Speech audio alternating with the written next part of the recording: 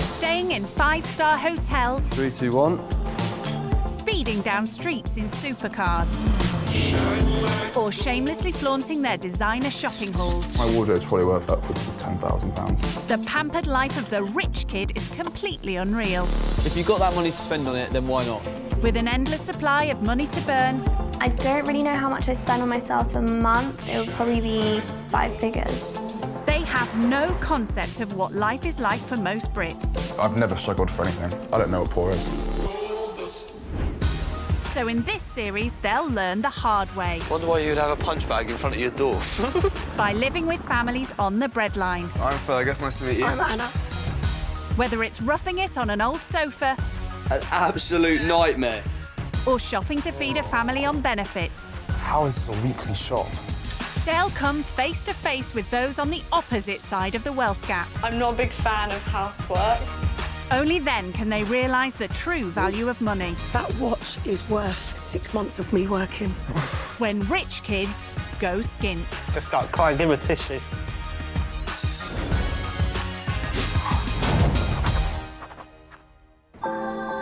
Today's rich kid going skint is the daughter of an Iranian multi-millionaire from North London. Is my hair okay? My name's Sepy, I'm 21 and I'm a student. So I study medicine, it's quite difficult, long hours, but I make it happen. In between my studies, I also do fashion blogging on my Instagram. I have around 35,000 followers. My most liked photo, this one, it's got 24,035 likes. I think that it was a really cute outfit, and I guess so did 24,000 other people. Home for Sepy is her parents' palatial mansion in a posh North London neighbourhood. So this is my living room. It's extremely Persian. It's got the Persian rugs, the furniture imported straight from Iran, and it's really cozy. And in this house, cosy comes at a cost. These carpets are about 40 to 50,000 pounds each, and there's about 7 carpets in our whole living room. I would say my family's like the Persian version of the Kardashians. And when it comes to her wardrobe, Sepy certainly likes keeping up with the Kardashians. So this is my shoe cupboard. I keep all my lubes here. There's a space empty for the one that I'm wearing. This cupboard's got more of like my designer handbags and stuff like that.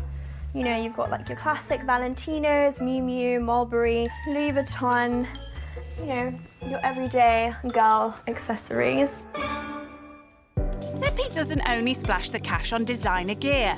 When I go out to dinner, I probably spend around 100 to 120 pounds, and if I drink alcohol, the bill will be significantly more.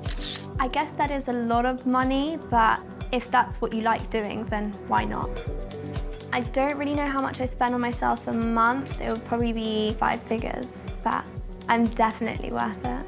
So how does a medical student manage to keep herself surrounded in such opulence? The bank of dad, of course. The most extravagant thing I own is probably my car. I chose it myself, and then I told my dad about it after I got it. He lets me get away with a lot of things. I think I'm his favourite, but I wouldn't tell my other sisters that. But now it's time for Sepy to leave her lavish London lifestyle and get a taste of what life is like for those just scraping by. I don't think I've personally had any financial struggles, so I think that the experience that I'm going to have will be a real eye-opener for me. Yeah, I would say I'm overall willing to get my hands dirty, but not literally like cleaning someone's house. Sepy will be spending time with a family struggling to make ends meet.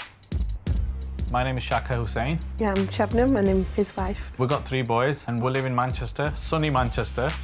I work in a pharmacy. I work there for 3 days. When he is at work, I have a busy life as well, looking after the boys. Come on, boys, dinner's ready, come downstairs. So the wage I bring home after all the deduction is £750 every 4 weeks, and then we got a top up from the benefits help that we get. We never have any spare money left. Yeah, I think thank God for overdraft. That's all I'm going to say. Yes, yeah. We've got 3 fantastic boys who... And they always get involved, don't they, with the housework as well, all the housework that we do, and that keeps them busy as well. We've got to make them realise that they have to chip in. Shaka and Shabnam are keen to teach Sepy all about living life skint.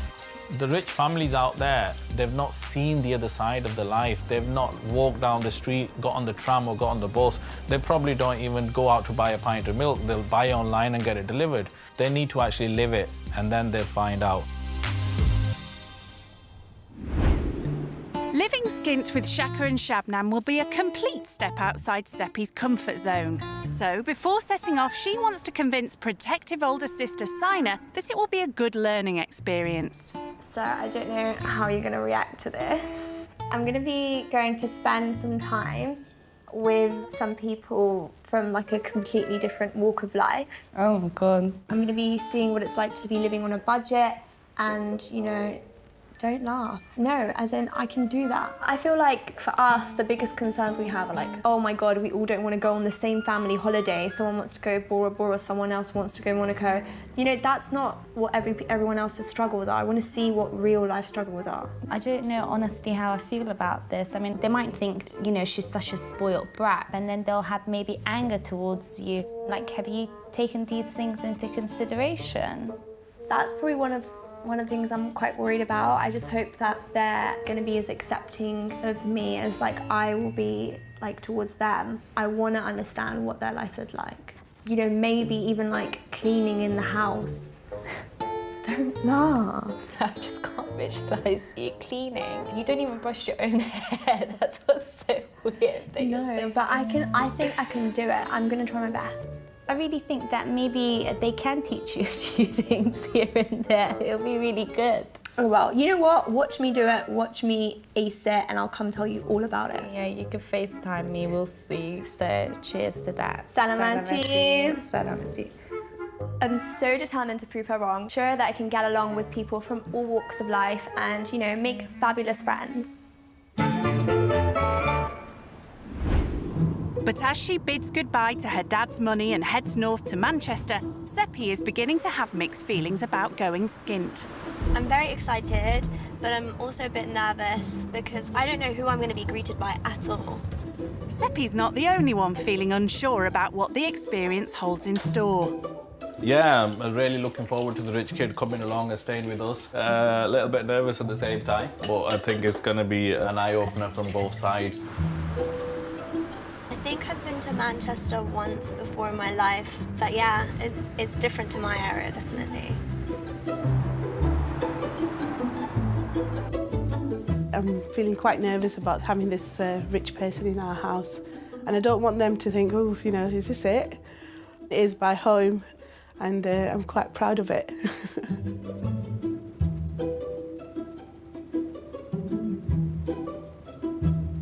Okay.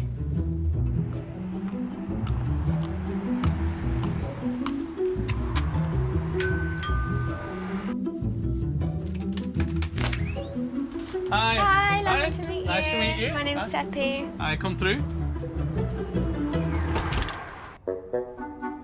So this is our living room. That's Shabnam, my lovely wife here. Lovely to meet you. Nice to meet you. My name's Sepy. So yeah, this is our hub of our house. Everything happens in this room. It's lovely. Pink's my favourite colour. So. Okay. Well, that wasn't my choice. Shabnam's. I love it. Yeah. So I'll take you towards upstairs. Sure. Just like to follow me. Also living with Shaka and Shabnam in the small semi are their 3 sons. Hi, nice to meet you. So this is my middle son, Farhan. And then we've got Adil, he's the youngest. Lovely to meet you guys. So this is our box room, Hamza's room. Oh, hi. He's my oldest son. I'm Sepy. Lovely to meet you. Nice to meet you. Yeah, he's in second year college at the moment. Oh, wow. He's doing such difficult subjects I keep forgetting. Oh, wow. Yeah, biology, chemistry and psychology. Oh, A-levels. amazing. Very clever A-levels. Yeah. There's no sign of a spare bed for Sepy. Come through. So, this is where you'll be sleeping. Oh, wow, amazing. This is. I hope you're going to be comfortable on this. Yeah. First impression of the house, nothing like my house at all. I'll be honest, I don't think I've ever slept on a sofa before, but the fact that they've been so nice to let me stay here anyway, I'm not going to come and complain about where I'm sleeping. I think they're just as excited as me to get to know each other and see what we can learn from each other and experience. And what's the family's first impression of Sepy? I don't know what she was expecting, but I think she is dressed like she's going to go out. She probably went out and did special shopping for this experience. I agree with that. And that's Most because she can probably, afford it. Yeah. She's got the money. Yeah. As a father, Shaka struggles to provide for his family, and he suspects Sepy's never had to stand on her own 2 feet. So He gets straight to it by showing her how hard life can be when you don't have your dad's bank account to dip into. So we start off with my salary. I work as a pharmacy dispenser, so my salary a month is £750 a month. Then we get a top up from family tax credit. Yeah. So totaling that up, that gives us £1,490 a month that we get. Okay, so that's a lot of money, yeah? Yeah. Okay. Wait till you see the outgoing. Yeah. So we start off with the rent Yeah. every month. So we It know may exactly sound a what lot, but with 3 sons to support and bills to pay, there's little left in the pot at the end of every month. So that's £1,000 outgoing. Oh, wow. That leaves us with £490 for our food, our clothes, our petrol, the car wear and tear, or anything that might occur. So that's approximately £100 per person per month. Exactly. Wow. I can Exactly. imagine. I can imagine that can be really, like, I mean, tight. can you really, to be honest with you, can you really imagine what it will be like to live like this and with this kind of money? I think I can understand that it can be tough, but I think I'm here to kind of see it for myself. Do you feel like this is something that is on your mind, like every day, or? Every day, every minute of the day. You know, something else is, we're not getting any younger. And if anything was to happen to one of us, what would the kids do? Can we leave them something? And I honestly can say to you with open heart that I do not have £50 worth of saving in my account to leave them to our kids. That's our life, and I can't be any more open and honest about that. So what's your financial situation? So, I don't work. I'm a student full-time. Okay. And my dad basically pays for my life. I don't have a budget where I've sat down and I've get like a certain amount of money a month. So I mean, do you have any idea how much you spend in a month just on food? And I would say I probably eat out on average 2 meals a day. You could easily just on breakfast and lunch end up spending £30–40. If we decide to go out, that would be our whole meal for all 5 of us. Yeah. The figures have already given Sepy food for thought, and Shaka's keen to hear how she spends her dad's money. What's the biggest you asked your parents a month and you've spent it? I went to Monaco for a week. Whilst I was there, I probably spent about £5,000, and that's not my hotel or my flights. Wow. But that's a one-off. It's not like a. It's You know not that like right now could take us out of our overdraft and our credit card bills, couldn't it? yeah. Okay. That was quite difficult because when they started asking me questions about my life, I felt a bit uneasy at their reactions. I understand that it might be a shock for them, the kind of things that I do, but I hope that they don't judge me based on those things. For people like that to go out and spend money just like water, that's what's just upset me. And she keeps saying, you know, she does think about it, she knows the value of money, but I don't think she does really. Sepy may be able to afford to eat out twice a day, but with just £50 a month to feed their family, Shaka and Shabnam have to be content with dining at home. Thank you. Wow, so much effort. Dinner's a chance for the family to find out more about their guests' rich kid life in London. Other than studying, what else do you do? I also love fashion, and I do a lot of fashion blogging. People send me clothes and I'll just advertise what I'm wearing. So model them out? Yeah. Oh, wow. Okay. Very nice. But it's not Sepy's designer gear that's caught Shaka and Shabnam's eye. Your house looks really nice in the picture. I am grateful for it. I think it's very Persian furniture and my dad's really into Persian rugs and stuff like that, so. They can be really expensive. How much would a typical rug that you have? The big ones can be around £50,000. So you actually have a rug in your house that potentially is £50,000? So how many rugs does your dad have in his collection? I would say in our living room there's about 6 rugs, but only 4 of them are large rugs. Okay, so let's say 4 large ones, £50,000 each. That's 200 grand. But my dad didn't have everything easy and handed to him. He worked hard to get to where he is, and if he wants to go out and buy himself 100 grand rugs, then I feel like he's worthy of that, because he didn't wake up one morning and money fell into his lap. But you're fortunate enough to be in that situation where you can go and back and ask your dad, oh look, can I have this X amount, can I have this amount? So does that ever make you think and stop and think, say, look, should I ask my dad for this amount of money because he's worked really hard for that money? Or should I maybe step back a little bit? But I actively go to university to get a degree to, in two years' time, work as a doctor and earn my own money so that I don't have to rely on him. But if for the time being he's supporting me and he's okay with it, then I think that's okay. Her father may have worked hard, but is Sepy as keen to get her hands dirty? Do you help at home? We do have a cleaner at home. So really, yeah, you don't do any housework at all then because you got a cleaner at home. Not only that, obviously I've got like quite a long lifestyle with university and all those stuff, so...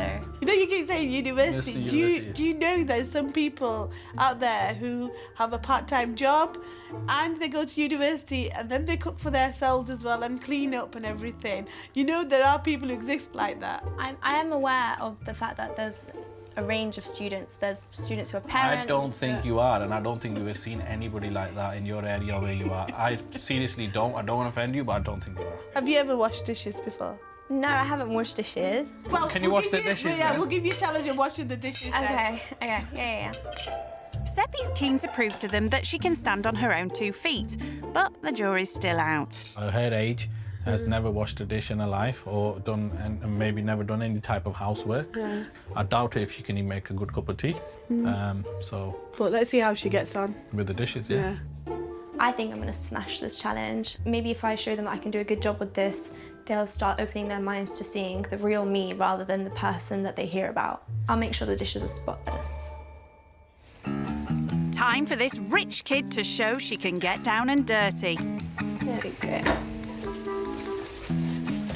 And it seems getting dishes shiny clean requires an ample dose of washing up liquid. And still a bit more.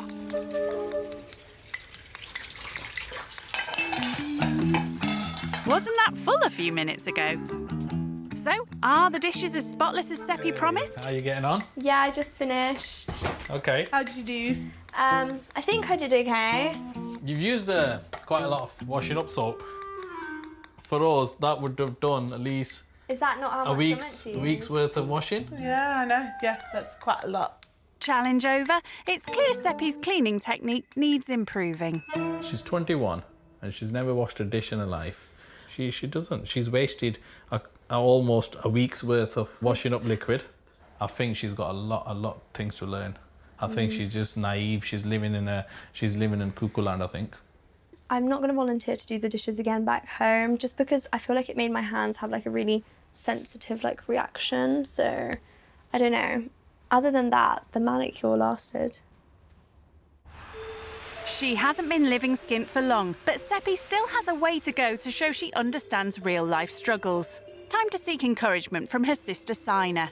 Hello. Hey! Hey, how are you? Good, how are you? I'm alright. How's it going? It's a bit interesting. Some things I've received like a bit of grilling for. It's just a bit sad because I feel like they think that I live in a bubble and that I'm spoiled and I don't really know anything. Should I tell you something? Don't get upset by this because they're still getting to know you, you know? I don't know, like, if you remember, but these were things that I was initially worried about how they might be towards you. And for you to be where you are in life in the sense of your studies in particular, money didn't buy that for you, your hard work did. I just think from this experience, don't take anything personal. So when they have these questions, they're just curious. Yeah. Listen, I really want to sit down and listen what's going on, but I'm going to a party. All right. I love you. I can't wait till you come back. Love you more. Bye. Bye. Following her sister's words of reassurance, Sepy receives a message from Shaka. Hey Sepy, come and meet me at Piccadilly Gardens. There's a story I'd like to tell you. Shaka. I'm not sure what it is that he'd want to tell me, but I'm excited to find out. Shaka wants to show Sepy what life can be like without supportive parents. Hiya!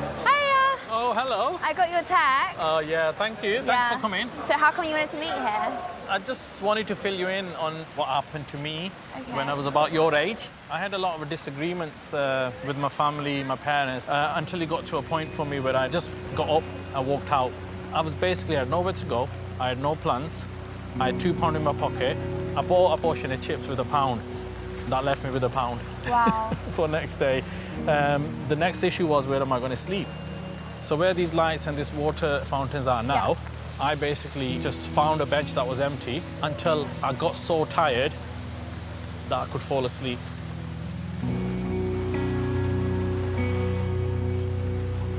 This will give you an idea of what it's like to be homeless and to lie.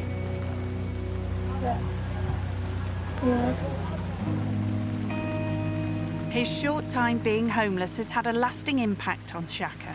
Overall, I was homeless for about 11 days. Wow. And I was just lost. Yeah. I was totally lost. I haven't spoken about that time for a long time with anybody. Yeah. It's because I wanted you to see what people go through and show you the actual place. Yeah. That this is where I spent 10 nights of my life. I'm sorry. Yeah. Sorry. Hearing Shaka's experience of having £2 to live off of, you know, when I put that into perspective of what £2 does for me in a day, it probably doesn't even get me a coffee. Honestly, I respected him a lot, but now I have another level of respect for him, definitely. Over dinner, Sepy's learning how that experience shaped the couple's life. Do you know what? I'm a big believer of things happen for a reason. Yeah. And I think, you know, he was put in that situation because we was going to meet up. I mean, if it wasn't for that, I don't think we would be together today. Oh, really? Yeah. How did you meet? Wow. But what happened was, one of the days while he was homeless, he got offered a flat. So when he came to view that on the way back, when he got on the bus, I was already on the bus. And I recognised her from the school days because we used to go to high school together. Oh! Yeah. And then when he actually told me, I just could not even believe that a person who I knew from school has ended up like in this situation. Yeah. All night I couldn't sleep, and the next day I made him some kebabs and took him down to him. And and then from there we just kind of 21 years down the line, we're married, we've got 3 kids, and we've got a lovely home. Everything what you see in our house, it's what we bought, what we've made, or you know, put together. Yeah. The fact that Shabnam didn't let Shaka's life situation at the time get in the way of her wanting to be with him, I think was really inspirational. As her first day living skint ends, Sepy prepares for a night on the sofa. Oh, there you go, my darling. Your bed for the night. Thank you. Do you know what? Your hair's so nice, but it takes you ages to brush it. Oh, yeah. My dad usually brushes my hair every night on my mum. Oh, really? Yeah, I was just practising brushing it now. Yeah. Well, I wasn't expecting that then. Hope you sleep okay. Thank you. All right. See you in the morning. Bye. Bye. Guess what she said? Her mum or dad brushes her hair because she can't brush it herself. What? Yeah. That's ridiculous. She's 21. Exactly. How can a 21-year-old not know how to brush her hair? Right. All right. Good night. Good night.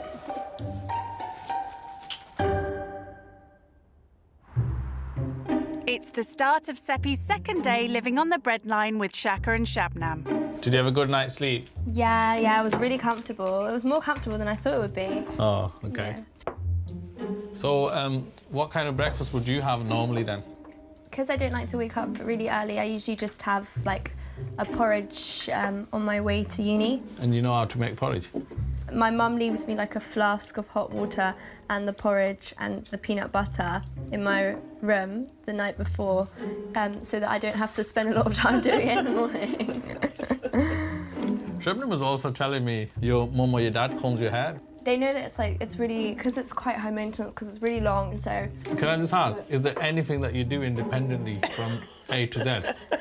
Of course. Personally, for a 21-year-old, I'm just a bit surprised that, you know, for your breakfast, your mum's leaving you a flask of hot water, so you don't even have to get up and boil the kettle. I think you're a bit of a daddy's girl, so... You haven't really seen me, you're just judging it based on what you hear. Yeah, but you're telling me what is around happening in your life.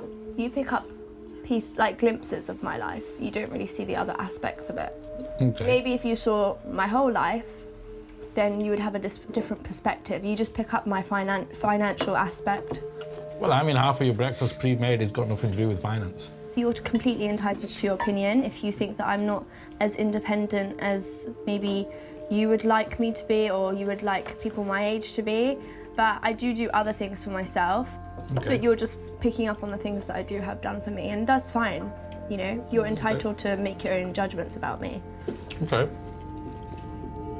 I do feel like Shabnam and Shaka still do have a lot of preconceived ideas about me because of the background that I've come from, and I just wish that, you know, they'd kind of look beyond that. There's way more to me than that, and I just wish they would want to see that. I could tell just there, we're having breakfast now, that she was getting a bit agitated. I'm not hating her for what she has. What I'm saying is that I think she needs to do a bit more stuff for herself to be a bit more independent. Next, Shaka and Shabnam have a challenge to see how Sepy could cope shopping for a family herself. So we thought you could go out and get us some weekly shopping for us. So the kind of budget I like to stick to is £50. How long would you stretch that £50? Probably like less than a day. Yeah. It might be a challenge for you. Yeah. I've got this. Good. Should be interesting. I feel like I want to do really well in this task so that Shabnam and Shaka can see that I'm actually much more responsible than they think.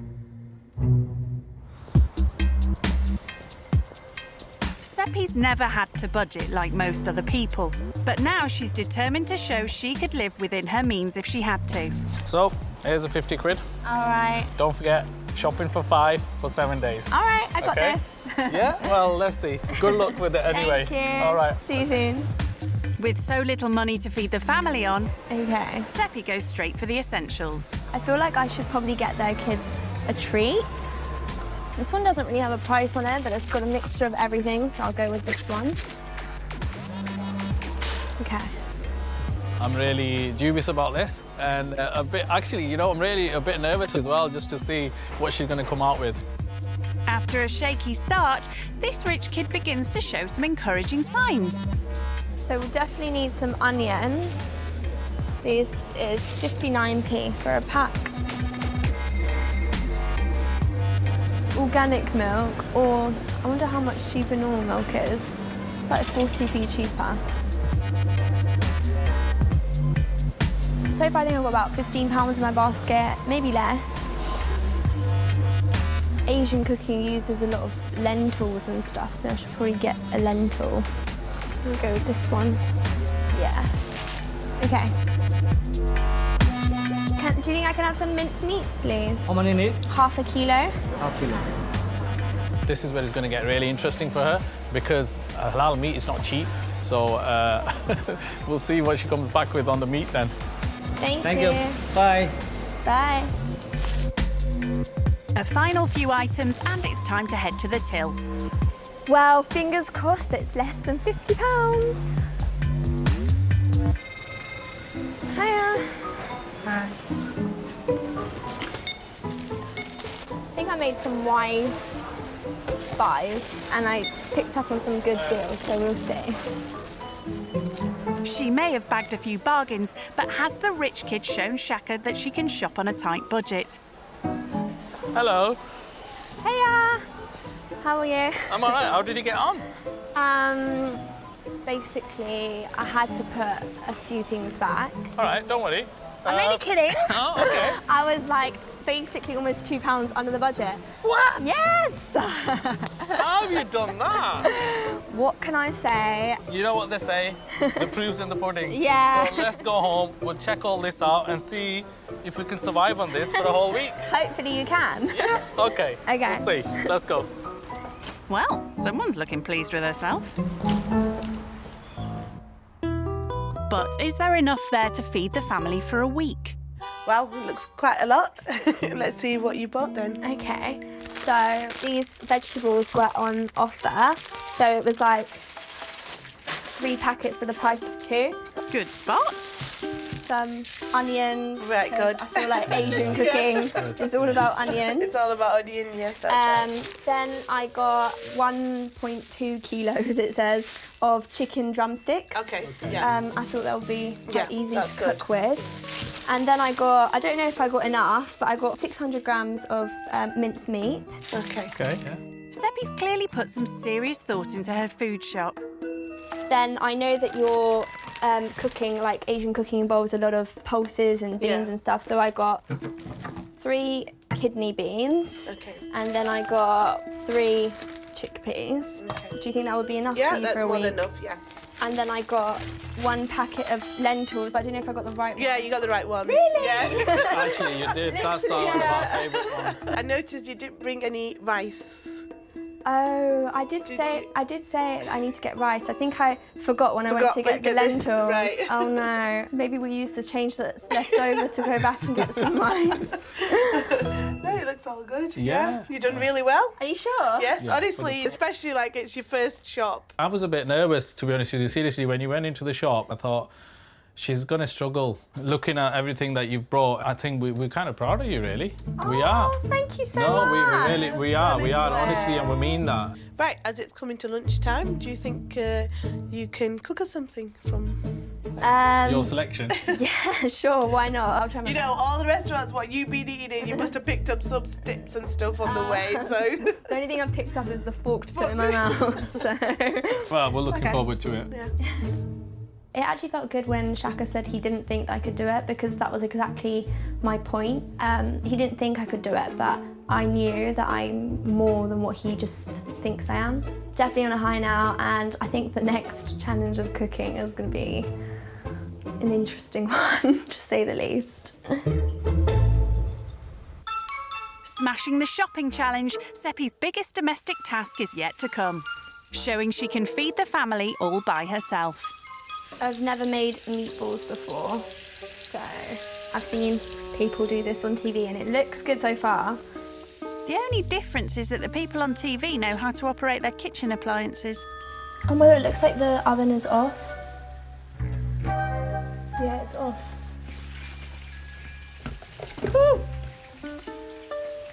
We've lost 10 pastas. No, I think more. I think we've lost about 15. Mix it all up. I really hope the family like it. Obviously, I've put like a lot of effort into it. So yeah, I hope it tastes good. Well, as they say, the proof is in the eating. I really hope that you guys like this. Wow, it looks really nice. But yeah, I've made some meatball pasta with mushrooms, cherry tomatoes. It's my first time making meatballs, so I hope that they're okay. Does it taste okay? It is really nice, actually. Yeah, really nice. Good. What do you think, Buzz? Good? Great. Good. You've definitely surprised me there, girl. Thank you, it means a lot. I'm glad you could see that there's more to me than just... Money and a pretty face. Buoyed by her successes today, Sepy's catching up with her older sister Sol. I had like a really good time like getting to know them and like, but I felt like they had some judgments towards me and some preconceptions towards me. And then today, I had comments like, because Daddy like pays for things that I wouldn't appreciate the value of it because it just is done for me. And I can't lie, I was a bit like upset like in the morning when he made these comments. Of course, you're human, you know, you have feelings. Yeah, but I still wanted to change their mind towards me, and they set me a task to do their food shopping for the whole family of 5 for a week and I had £50. They all thought, oh, she spent so much, but actually I was £2 under the budget. I was £48. When I got home and I showed them all of that, they were like, can you cook for us now? Yeah, it tasted really good. I liked it. Well done, I'm so proud of you. Continue being yourself. Yeah, I'm gonna go now. Baby. Love you. Love you. To help her learn about the challenges faced by those on the breadline, Shaka and Shabnam have asked rich kids Sepy to join them on a charity food drop. Hi, Kim. Hi. How are you? You okay? 4 times a week, the couple collect unsold produce from local supermarkets to donate to underprivileged families. Hello. Hi, Keely. How are you? You okay? I'm okay, you? Not too bad. Right, you want to help yourself to bread first? Yeah. See whatever you want. Do you want some help? Yes, please. With little money and a family to feed, Keely's life couldn't be further apart from Sepy's privileged upbringing. How many children do you have? I have 3 children. Oh wow, it must be really helpful for you to be receiving these things. Yeah. Take care. You We'll take see you care. next week. Bye-bye. See ya. One of the locals is upset he's not benefiting from Shabnam and Shaka's generosity on this occasion. Right, okay, What's can you just move what's away? going on? Look, we'll we're give you. not here We'll give for you. What's going on is we'll give you our charity details. Yeah. Listen. Just move away. We'll give you our charity details, and then why don't you get the family who's their Look, this parents? little boy just said who's he's their got no parents. food in his fridge. He's Right, just so been we at need the his boot with parents. your car. We need his He's just parents. been at the They have to go through a procedure. We can just register you guys, and we can help you guys. Okay? I feel so upset that people would be so rude to Shabnam and Shaka like that. The family that I see spending their free time going to collect food and giving it to people who need it. You don't deserve disrespect for that. You deserve respect. Coming face to face with the hostility has left Sepy shaken. But there are many needy people round here for whom the regular food drops are a lifeline. People like single mum of 2, Shavana. You got any brown? Yes, there should be some brown underneath. Shabana, you and Sepy have something in common because Sepy's in university and so are... I'm in uni. Wow. And I'm a single mum of 2 children and full-time at university. Wow. Yeah. Thank you. Is that it? Is that all you got? Yeah, that's all we got today. No Sorry, fruit yeah. or veg? No fruit and veg, I'm That's fine. afraid. We did ask, but there was nothing available, so I'm afraid that's it today. That's fine. Thank you. It's not just their university studies that the two have in common. Once upon a time, Shavana lived a privileged life similar to Sepy's. I was married to a property developer. So at one point we had 15 properties, earning £7,000, £8,000 a month, 5 cars on the driveway. We had difficulties in our marriage. He sold a lot, took the money, invested it abroad, left me with nothing. And this is my situation today. So this is the reality of where I've come from, having everything. You know, I was spending, I didn't even have to look at what I was spending. I'd just go into any supermarket, pick up anything I want. And now they're asking me, they'll say to me, "Mummy, have you got money that I can buy this?" And I'll just say no. Yeah. It's so you know, it's not easy, and I'm still fighting. Well, yeah. I wish you all the best with Thank you. everything. I'm really grateful that you have people like Shabnam Oh and yeah, Shaka to without a help doubt, you out. we do appreciate that. Yeah. Thank you. Thanks Take so care. much. Thank Bye. you for sharing your story with us. Oh, you're welcome. You're welcome. Seeing how easily privilege could all disappear and realising the importance of the generosity of others has brought it all home for Sepy. Wow. Shabnam, I just want to say, I do really appreciate what you guys do. Oh, it's for okay. everyone. I just feel like Oh. it is Wasn't that a nice surprise about the university? Oh, yeah. Oh, Sepy. Oh, no, Sepy, no. Oh my God, what's brought this on? I just think what you do is so nice. Yeah. That was so unexpected. I know. To see her be so emotional at the end. I know over the past few days that we were talking and we were asking questions, and I could see there was bits that get into her, but I think it's just kind of hit it home properly, didn't it? I have a different respect for her now after seeing that. I do. Yeah. It's been an emotional couple of days. But as Sepy joins the family for a rare meal out before returning home, they've both learnt a lot from one another. cheers to the amazing experience we've had together. Yeah, of course, definitely. Oh, do you know, I can't believe it. I know. Do you know you got going now? I honestly feel like I've made a second family here in Manchester. Manchester. Of course, I definitely learned that I probably could make more time to do things like making myself food and cleaning up after myself. Yeah. Do you think there's anything that you've learned from me? I think what I've learnt is that sometimes we do judge people from their looks or their lifestyle, then actually try to know the people.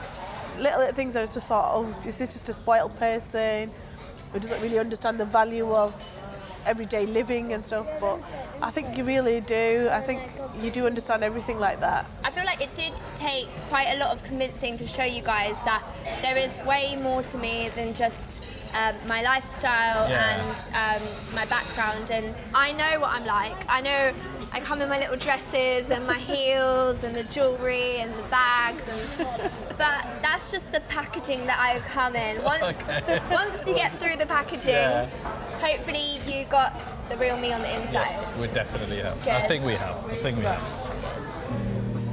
Sepy's willingness to embrace and experience life from all sides has impressed the family.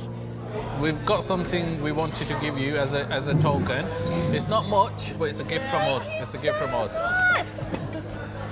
Oh, wow! You know what? In a way, I don't want to use them because they're sentimental. Or every time I do use them, I'll think of our experience together. Thank you so much. I did spot in your kitchen that you guys like orchids, and I saw that you had a purple one and a white one. So I thought I'd get you a different coloured one. This is for you guys. Oh, thank you. And Thank you. That will go on our window in the kitchen. Definitely. And you can think of me while you're washing the dishes. Living Skint has given Sepy a new appreciation for the hardships that people like Shaka and Shabnam face. Just have a big group hug. I've honestly had the best time, and I can't thank you guys enough for letting me experience this with you guys, and it's been amazing. Thank you for coming. Thank you so much. You better stay in touch. I will. And you are welcome back anytime. Anytime. Honestly. Yeah. Bye. Bye. Take care.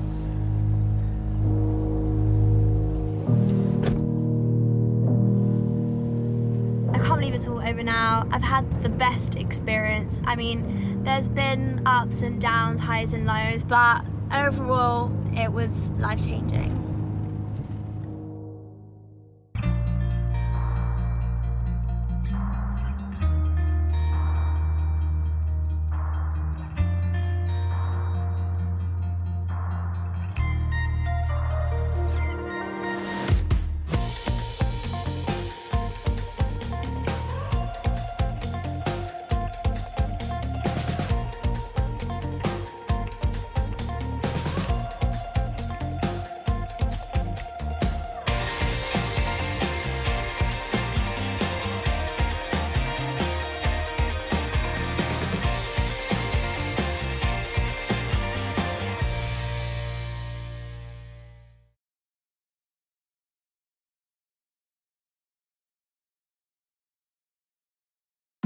In this series, 6 rich kids are giving up the flashy supercars, the luxury 5-star hotels, 3, 2, 1. and expensive designer shopping halls. This is my shoe cupboard. I keep all my lubes here. To go skint with desperate families living on the breadline. I'm Phil, I guess nice to meet you. Sparks will fly. I think you're a bit of a daddy's girl. And tears will fall. Just start crying, give her a tissue. As they face the most challenging experience of their entire lives. Oh my God, what's brought this on?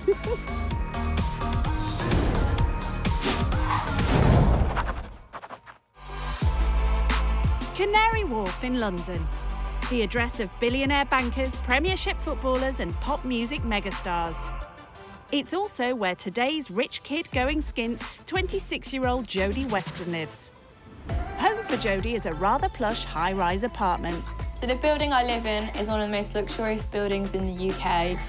All paid for by her mum and dad. This is my boudoir. This is the Princess Palace where I reside.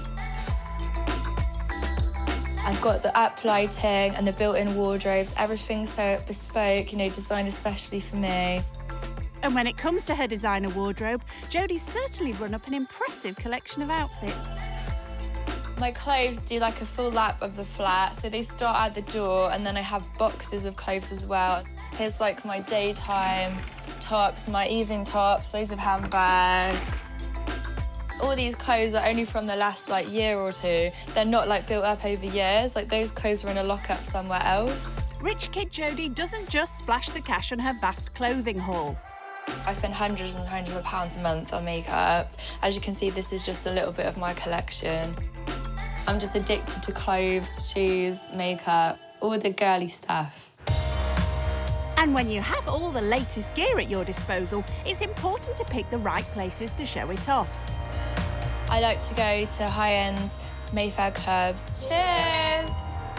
Glamorous, cleavage out, good vibes. They look pretty inside, they're good selfie backdrop, good for the social media hashtag. And Jodie's a seasoned pro in the art of the selfie. Well, the selfie is all about finding your light and then angling it right to get the cleavage in as well. Something like...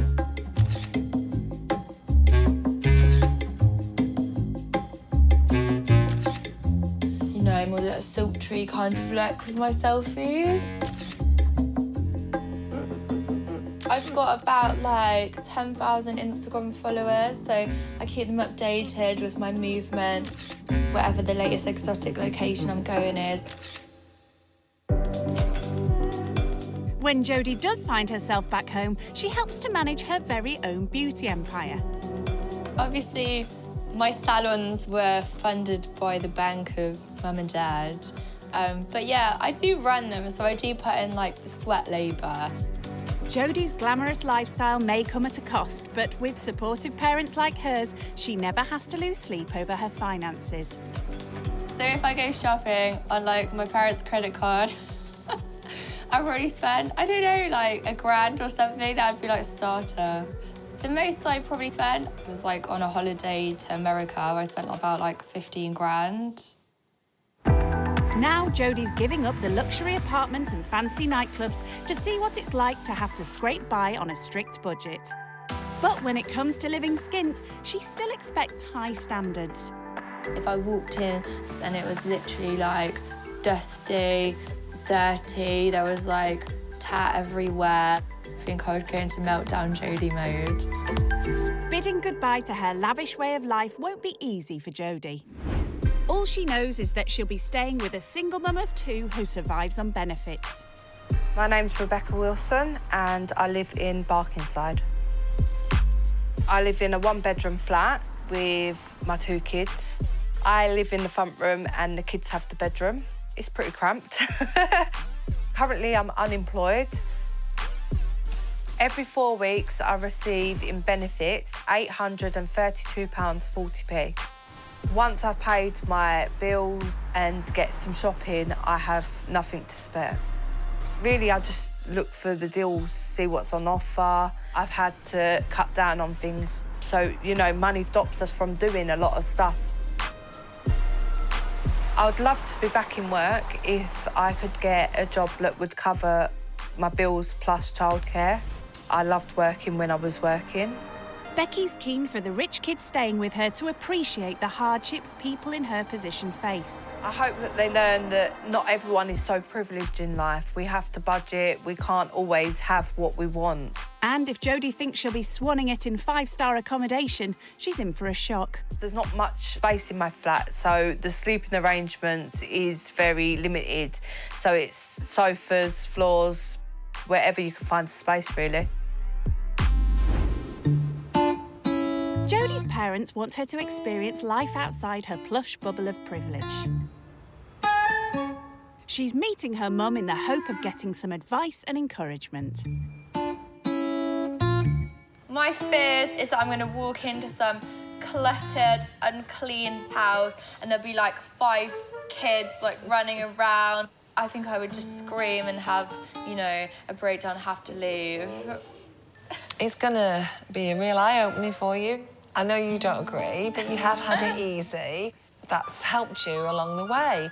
But it's also cushioned you from the reality outside of Canary Wharf. It'd be interesting to know, like, why the person may be on benefits or if they're just poor, like, the struggles they've been through in their life. Definitely. Good for you to see how people struggle.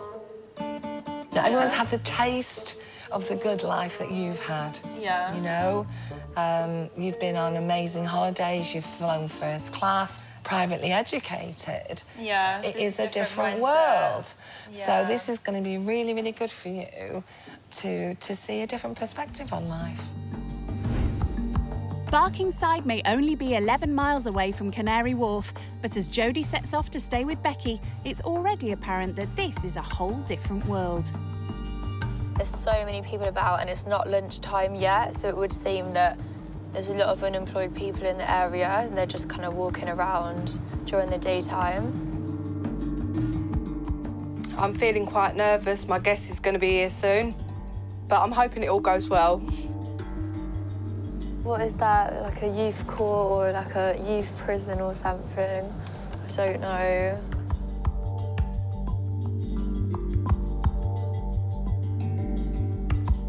Guess this is it.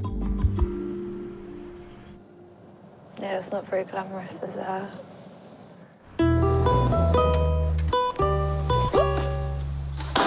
What the hell? How am I supposed to get this up the bloody stairs? I'm used to having my concierge help me with everything. I can't literally. Oh my God.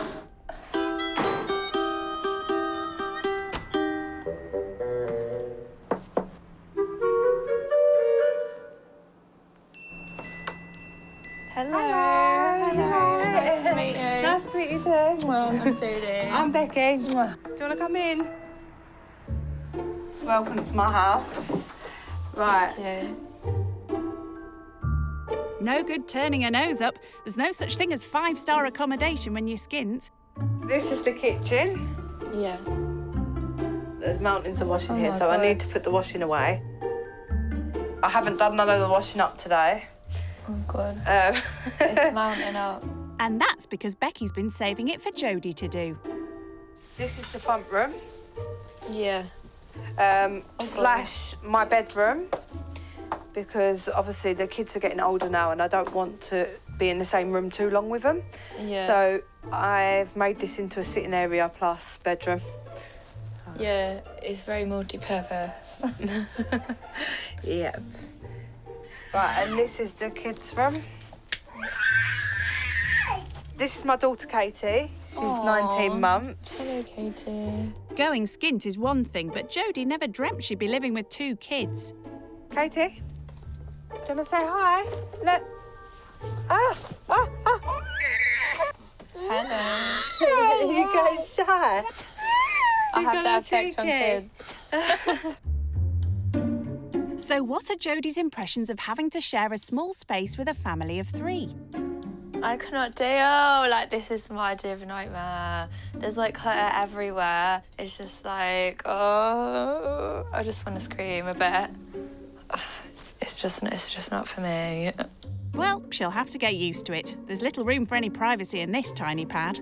Eddie sleeps up there, and this is Katie's bed. Oh my God, you got so much stuff in here as well. It's a tiny flat, so it is hard to squeeze everything in as well. You've got to think with 2 kids and me, trying to find places to put everywhere in a 1-bedroom flat. Yeah. With all their toys and everything like that, it's hard. She's only just arrived, but this pampered princess is finding her new accommodation quite a come down. It's literally like a double bed in the living room with the kids' toys, the TV. There's literally like less than a stride between like the bed and the sofa area. House tour over, Becky's keen to find out all about Jodie's rich kid lifestyle. What's your finance situation like? I I am quite lucky because, like, my parents did give me, like, half of my rent. And then, obviously, I get, like, a bit of an allowance to go out with my friends. I like going to nice places, like Mayfair. Around Canary Wharf, there's a lot of rooftop bars. So my life does revolve around socialising and having fun and having the means to obviously do that quite regularly. But I also do like to get guys to buy me drinks. I actually haven't been out for years. The last time I went into a club was when I was working at a club. Oh my God. So, can I ask, what's the most expensive thing you've bought? When I was 18, I had a Dior handbag, which cost like 5-6 grand, and I used to take it to school every day as my school bag. Did people think it was fake? There was like a lot of people that like had fakes, but you know, I only buy the real. If you can't afford it, don't buy it. Forget expensive handbags. Becky struggles to find the money to feed her family, so she's keen to tell Jodie how hard it is. It can be pretty tough. With shopping, I have to try and budget as much as I can, like, to get past and to make it last. How much is like your average weekly shop, like food shop? I try and do a shop every 2 weeks of like about £50. So the £50 will last you 2 weeks? It has to. So you have like £3 a day then for food? Yeah, it's hard. It's hard. I have £7.49 available. Oh, that's not good, is it? Yeah, I think her nappy needs changing. She's getting a bit smelly. Do you smell? No. Yes, you have. Right, I'm just going to go and change her nappy quick. Right, OK.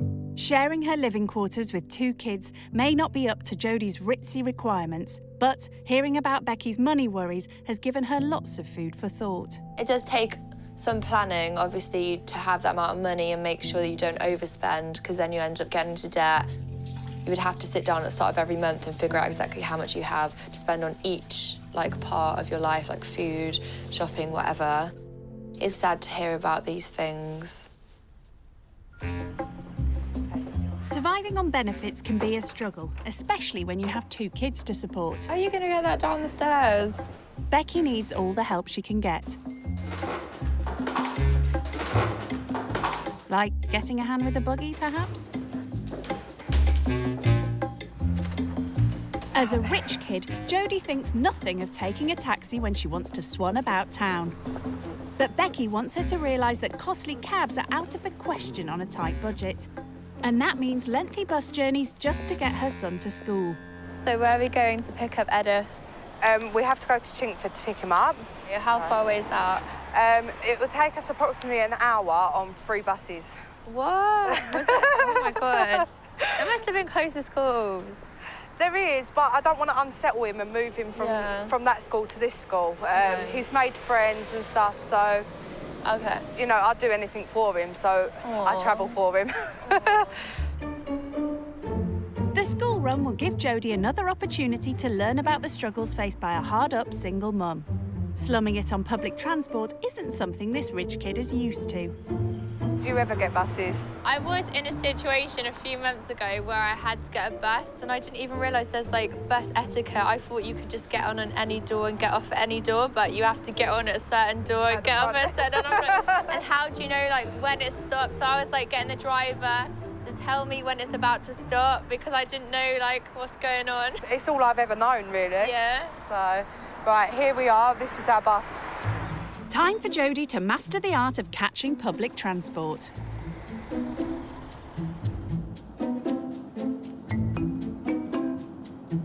One ride down, 2 to go. But already, Jodie's struggling. So we've got to walk about 5 minutes to the next bus stop now. Oh. So we've got to do 3 buses and walks in between the buses as well. Yep. It's not just one of them where you get off at the bus stop and then get on a different bus. You have to walk. It's not very glam. I want to be like in the jacuzzi, like chilling.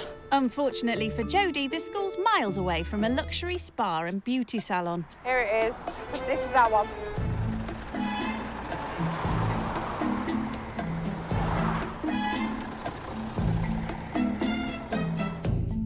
just so long and boring, and the bus is so dirty, and everyone's miserable on the bus, and it's just like, it's just not happy times, is it?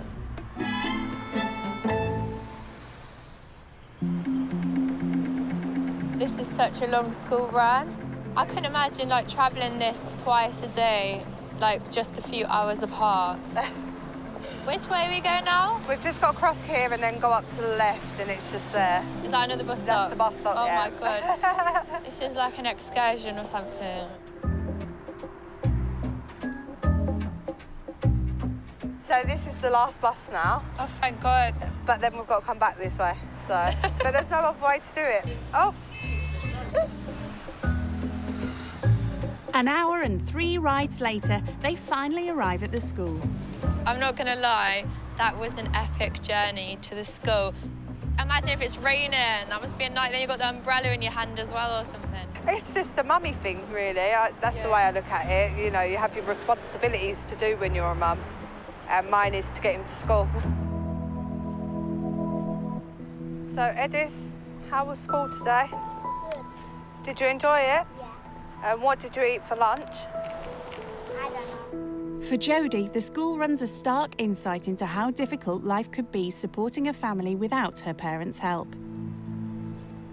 Me and Becky are basically the same age, but our lives are completely a million miles apart. I live to have fun, and her life seems dedicated to her children, and she has like schedules and all sorts of stuff that she needs to follow.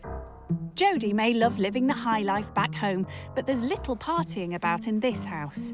Becky wants her to realise that with 2 kids, there are always jobs to be done. You can do some washing up if you want to have a go. Do you not have a dishwasher? No, I hate them. What? Why? It's lazy. I've never washed dishes with a sponge before. Really? In your whole life? Yeah, I've probably only washed about 3 dishes in my life. This will be a chance for Jodie to show she's not shy of cleaning up after the kids. But with few maternal instincts, she's conveniently developed a case of OCD. I hate this. I'm such a clean freak. I have a thing about stuff being dirty, like I can't deal with it. If like something dirty touches my finger, it just like freaks me out. So how do you do all your cleaning and stuff? Well, my mum still does my washing for me. And then I've got a dishwasher. No such luxuries in this house. The bottles, you have to get your fingers right in and just make sure you've washed every bit of a bottle. Although Jodie actually manages to get her hands wet, it's not long before she bottles it. Had enough of washing. Get on. Yeah, I need time out. But Becky's not letting Jodie off that easily. It's dinner time, and on the menu tonight, homemade spaghetti bolognese. Have a go at chopping the onion. Okay. I need little squares. Like... Okay. But once again, it seems Jodie needs to sharpen up her kitchen skills. This is not fair. I'm not domesticated. I think that's all right now. Perhaps using 2 hands would help? If you hold it together while you chop it, it's a bit better. What the hell? Where cat? Can I retire? Chop it up a little bit more. A couple of minutes in, Jodie decides she simply can't stand the heat and has to get out of the kitchen. Oh my God, the onions are like trying to kill me off. Like I can't even breathe. I had to like leave the room. It's just giving me a cough attack. It's just disgusting. I can't believe she's never cut an onion. Like, who's never cut an onion? Seriously? Hopefully she'll rejoin us soon and maybe stick around in a bit more and get the dinner finished for me. Determined Jodie pulls her weight, and with the 2 kids' bath times to sort, Becky summons her back to dinner duty. Do you find it like better for your budget to order takeaways or to cook yourself? Definitely not takeaways. I wouldn't be able to afford a takeaway. I just think when it comes to the kitchen, it's like the less time I'm spending in there, the better for me. So even the pasta, I'd buy it like already pre-cooked and I'd just whack it in the hot water for a little bit just to get Oh, really? You won't involved cook it from of... this? No, it's too long. Like, you can buy it, like, the nice linguine, it's already half made. Pop it in, it's good to go. There's no such thing as posh pasta or takeaways when you're surviving on a pittance. It's do it yourself when you skint, and Becky's keen for Jodie to get stuck in. Cook it till it's browned off and then empty the oil out without losing the meat. Do you have a sieve? No. You hold it in with the spatula. What the hell? Right, I'll see you in a minute. So, will Jodie be able to master the art of bolognese, or will she bottle it once again? Oh my God, it's going to take ages till they're bloody soft. I don't think she's been in the kitchen much, to be honest, so I'm hoping that she cooks the dinner all right and doesn't burn it too much, because otherwise we'll end up with no dinner. It's no laughing matter, Becky. Looks like pasta bolognese isn't quite going to plan. Oh, that's not right, is it? Am I going to put it in the pasta? Now it's just looking like a bit tragic. I've never done one of these like meals from scratch type scenarios. I wouldn't be doing like the chopping up of the onions and all that palaver. I'd just buy some sauce and mix it and then grate some cheese on the top. I think she needs to get in that kitchen a bit more or do a little course or something. A half hour later, the reluctant cook's finally plated up. Right, look, say thank you.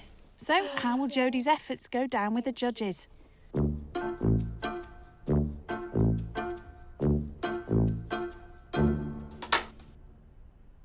Babe, your child is like throwing pasta at me. Oh, okay. Hey.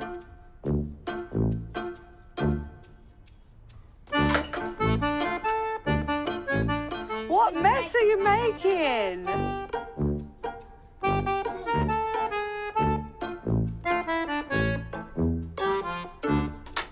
All right, that's enough. Time out. Time out. She doesn't like mess. Oh my God, it's just chaos. I can't do pasta frying around, baby screaming. Katie even threw some pasta and spaghetti bolognese at me and like hit my coat, and then I'm sitting eating my food. All I was thinking was, this is the bed where the baby's nappy gets changed on, and I cannot deal with this. I need a timeout. Experiencing the daily battles faced by a single mum on benefits has been a big shock for this rich kid. Hiya. Hiya. Time to seek some encouragement from her mum. My first impressions is not the best. Like, one room's just floor to ceiling of just stuff, like just clothes, toys, like nappies, just floor to ceiling in one room. Come on now, you can do this. And then I had to go on a school run, and her kid goes to school over an hour away. So she takes like 3 buses every morning. She wakes up at like 6 a.m. or 5:50 or something and goes on this like trek to the school like 1 hour away. Just think if you had to go with her every day. I know, hell no, I'll be checking out on that. She's putting herself through all that, you can put yourself through it as well. Yeah. Come on now.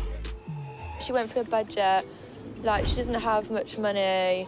Yeah, it sounds like money's really tight. She's only got like £7 in a bank account, and it's just, yeah, it's not good. At least she's got something. Yeah, like I cooked spaghetti bolognese for the kids. That was an experience. You actually cooked it from scratch? Yeah, literally, I chopped the onion up, put the beef in, God. and her kid threw pasta on my coat, like, imagine.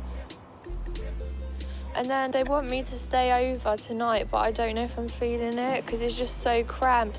Like the bed is in the living room and there's just like kids' toys everywhere and it's all got pasta on it. So it's like, where am I going to sleep? Do you know what I mean?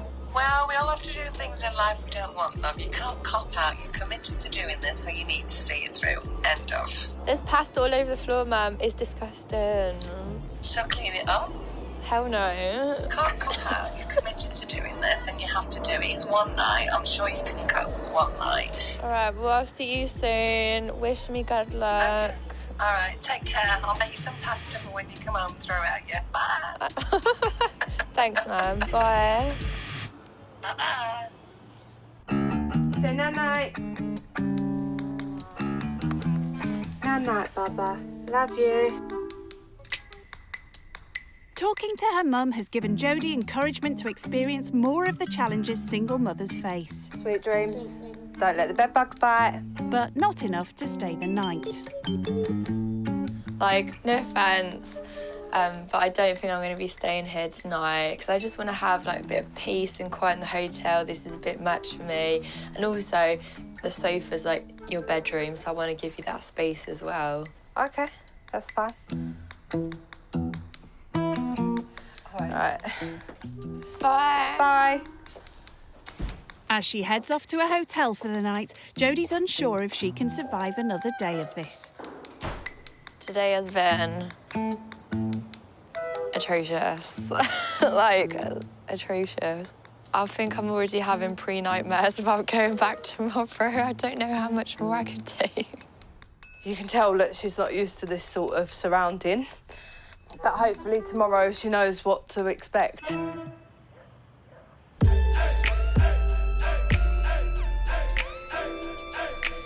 It's the start of Jodie's second day living skint. But despite promising to return early to help Becky take her son to school, she's nowhere to be seen.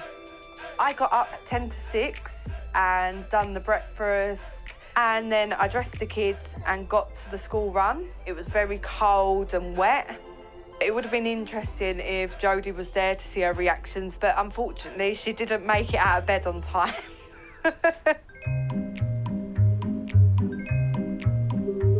So, what's the rich kid's excuse for the no-show? I decided to skip the school run because it's just, I can't be dealing with that right now.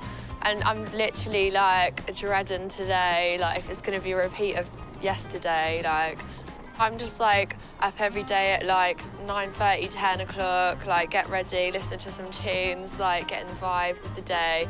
And then I go to work when I feel like I'm going to go. Do you know what I mean? So it's just, her life's just mental. Only 2.5 hours late, Hello, morning. Jodie eventually pitches up. Oh, it's a shame you couldn't make the school run this morning. I've done the school run. I know, I'm sorry, I just couldn't handle it. I just couldn't. Jodie's taken time out in a hotel, so Becky wants her to learn that as a single mum, she's never off duty. At about 1 o'clock in the morning, Katie was coughing really bad. She's had a little cough. And she puked everywhere, all over her bed, all in her hair. Oh, my God. So I had to get her up and bath her at 1 o'clock in the morning. And I had to change all the bed for her. Oh, my God. And then I was up at 10 to 6 this morning. So, can Jodie sympathise with the struggles of a mum dealing with a sick child? How was it in the hotel? It was nice and warm and I had a bath, really quiet, just watched some TV and it was just good, chilled vibes. Perhaps not. Well, I had an eventful night, so... It sounds it. Mummy's job don't finish there. Yeah, I'm not ready to have kids anytime soon. It still runs once you go to bed. It's a 24-hour job, really. Being on call 24 hours a day gives Becky little chance for a break, but today's a rare exception. I'm just getting ready to go out for a coffee with one of my friends. Okay. If you want, you can come along with us. All right then, yeah, I'll come with you. Okay, well, if you don't mind waiting a second, I'm just going to get some bits together and then I'll be ready. Jodie's fast learning that life's never simple when you're a single mum. Even getting ready is a bit too stressful for me. Even getting the baby out the door is just like a half-an-hour job. I just can't be dealing with it.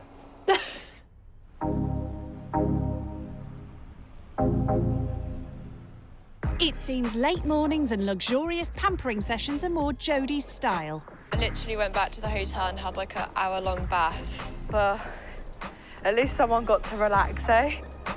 For flat-broke Becky, coffee with friends is one of the few cheap ways of taking precious time off. So what do you do for fun then? Go to the parks, sometimes we go swimming. Yeah. Is that always involving, like, KT? Yeah, everything I do is involving the kids. I don't have any other life, you know.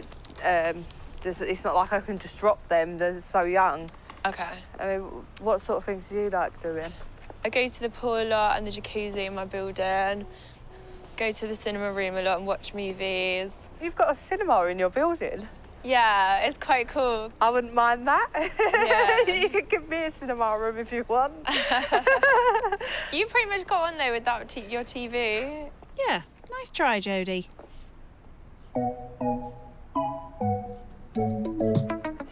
Becky's friend Hina has invited her round for coffee. Hello, how are you? Nice to meet you. I'm Jodie. It's a chance to show Jodie how lucky she is compared to lots of others on the opposite side of the wealth gap. So, can I just ask you how you got your business started? So when I was 22, I was really into beauty, and my dad's always been like a finance director, and so he invested in my first salon. I started that, managing that when I was like 22 and running it. Do you feel quite fortunate that you've had that help to get started and stuff? Yeah, I am grateful for the opportunity, definitely. Like, you do everything for your kids, so I feel like if you have the means to obviously help your children, I do feel like, you know, that's a good thing. So do you pay all your own bills? No, I don't. I do contribute to my bills quite a bit, but then I get them like topped up. Maybe we should go and bunk in with her for a little while, eh? So, do you go away a lot? This year I've been going away once every month or 2 months. I've just been in this vibe at the moment where I just want to travel all the time. So I've been to like Dubai, going to Mexico, I'm going to go to Vegas again next year. I've been to Marbella quite a few times, and Morocco. The hotels are beautiful there. Oh, really? Yeah. Do you guys ever get a break, like get to go on holiday? Well, flights are really expensive. It's just not affordable for people that haven't got a lot of budget, so... We've both had it pretty tough, haven't we? We have, but life goes on, especially when you have children, definitely. Yeah. Do you ever find it hard to communicate with your children that obviously money might be a bit tight, so you can't get them everything they want? Oh, yes, because kids, they don't understand it. You just have to stick your guns and just, like, put your foot down and just say no. So, yeah, it's hard. It can sometimes, like, be like, oh, God, like, I wish I could say yeah, but, you know, I can't. Today's chat has begun to make Jodie realise just how hard it is for a single mum bringing up kids on her own. She thinks nothing of extravagant nights out, but for Becky, family entertainment usually has to be free. So whenever I get any, like, free time and family time, this is where we like to go. So we go to this farm because it's free to go in there. Here we are, Katie. You're going to go and see the animals? Yeah, I don't really think I've got the most suitable footwear on today. But, you know, you've got to be glam, haven't you? I'm just used to being a mummy. I tucked the heels a long time ago.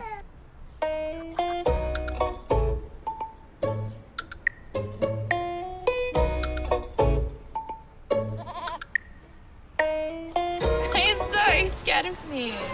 He ran away. His wool would make a very nice jacket, wouldn't it? She's struggled to cope with the demands of living skint, but Jodie has a newfound appreciation for the daily battles that Becky faces.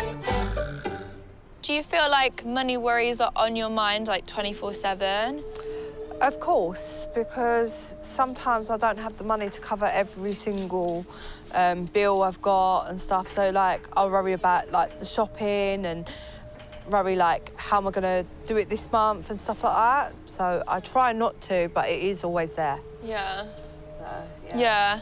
I got the impression that it is something that's on your mind quite a lot. You know, like, it can cause, like, depression and this type of thing. So I feel like mentality-wise, that is the main, like, difference I see. Yeah. I think, like, with, like, someone that's more wealthier, I think that they don't have all the money stress. They can just get up and do what they want, really. I was kind of raised in this, like, jet-set lifestyle, but both my parents do come from, like, very poor backgrounds. So how did your mum, like, sort of pick herself up? She literally just worked her way up from, like, basic secretary work. She just kind of was so determined to get out of it and really make something of her life. I do want to go back to college and learn something different and maybe get back out there. Yeah. Because I do like working. But I mean, a bit that holds me back is I'm dyslexic. Oh, so are you? like that holds me back a little bit. I try not to let it get in my way, but sometimes it does, you know. Yeah, of course. Where's the cow? I think that she realised that everyone has to face different challenges in life, like, because obviously she didn't know that I was dyslexic and stuff, so I think that kind of opened her eyes to that. I hope she's learned some bits from, like, doing this, you know.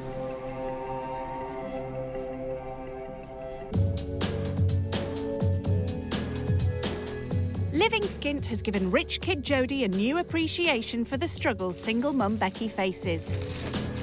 She may have been shy of kitchen duties earlier, but to give Becky a well-deserved break, Jodie's offered to make a farewell dinner. It's chicken dippers and curly fries. Oh, I love a curly fry. Thank you, and I'll leave you to it. Luckily, it's just curly fries and some sort of chicken nugget thing, so I won't be having to make it from scratch. With such an easy meal to prepare, what could possibly go wrong? Well, failing to turn on the oven for a start. I don't know what's going on with this, because like I'm used to putting it on like 200 or something, and this is like 1 to 9. Having promised to make dinner herself, Jodie's determined not to ask for help. Oh my God, that is a lot of curly fries. I don't know what number to put it on. I'll put it on the top, then it'll be made quicker.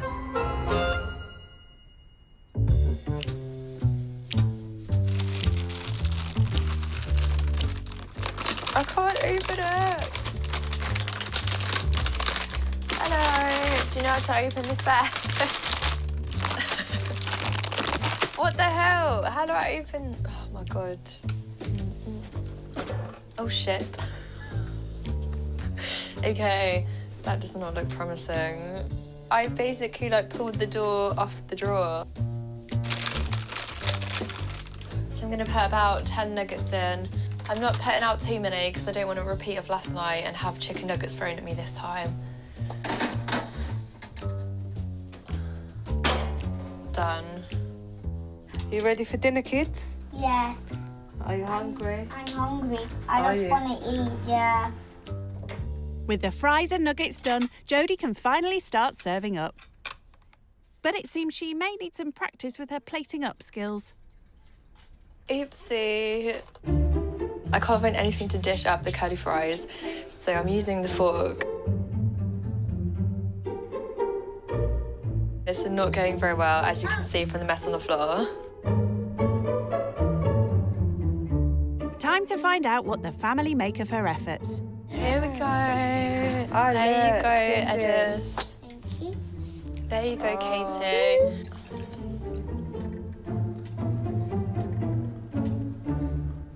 I can't help notice, but they're a bit burnt, the nuggets. I know, I'm sorry, babe. Chips ain't burnt like the... I know, the chips are like undercooked and the chicken nuggets are overcooked. So it's kind of complements each other, and then we meet in the middle and it's just cooked. That's not quite how cooking works, Jodie. Yeah. I don't think the kids like it. Oh, sorry. But at least, let's look on the bright side. At least Katie's not throwing it today. No, she's just pushing it away and spitting it on the plate. It's clear Jodie won't be taking home any new kitchen skills from her time living skint. But the experience has given her an insight into the challenges she'd face raising kids on her own. What have you learnt from this? I've learned quite a bit from the experience. I feel like mine and your lives are so polar opposite. They're just so different. I've learned about, you know, how hard the struggle is for you. So that's really eye-opening for me. Yeah, it is hard. It is a struggle. Every day you face is a different struggle, you know? Yeah. I'm hoping that my situation improves in the near future. I'm hoping maybe, like, I can start work once Katie starts school, so... Yeah. Bearing in mind the struggles Becky faces as a single mother, Jodie has a special treat for her. I know how chaotic your life is and you don't get any me time. So I've got you a little gift, which is a voucher to spend at one of my salons. So if you want to relax with a massage or a facial, you can spend the gift voucher on whatever treatment that you would like. Oh, maybe I can go and treat myself to a massage. I don't think I've ever had a massage, actually. Aww. Like, a proper one. Thank you so much for that. Problem. Thank you. As she says her goodbyes, Jodie knows she's returning home with an appreciation of the privileged life she leads. Thank you for coming. No problem. Thanks for having me. All right, thanks a lot. Take care. That's all right. Bye. Bye. Her experience of living on the breadline has tested her to the very limit. No kids for me anytime in the near future. I feel like the whole experience for me, it was kind of eye-opening, but at the same time it was very draining for me because it was being in a completely different environment, completely different mentality, and just living someone else's life that is just very chaotic. Thank God I'm on my way home now and I'm not looking back.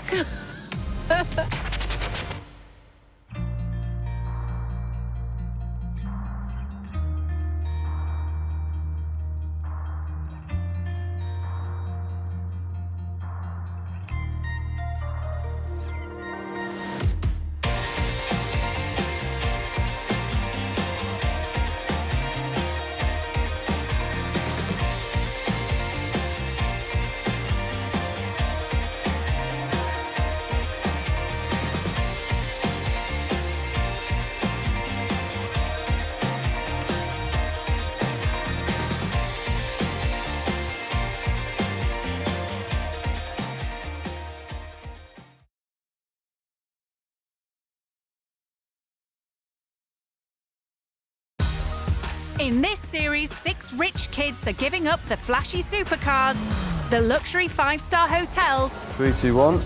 and expensive designer shopping halls This is the biggest chandelier in the house.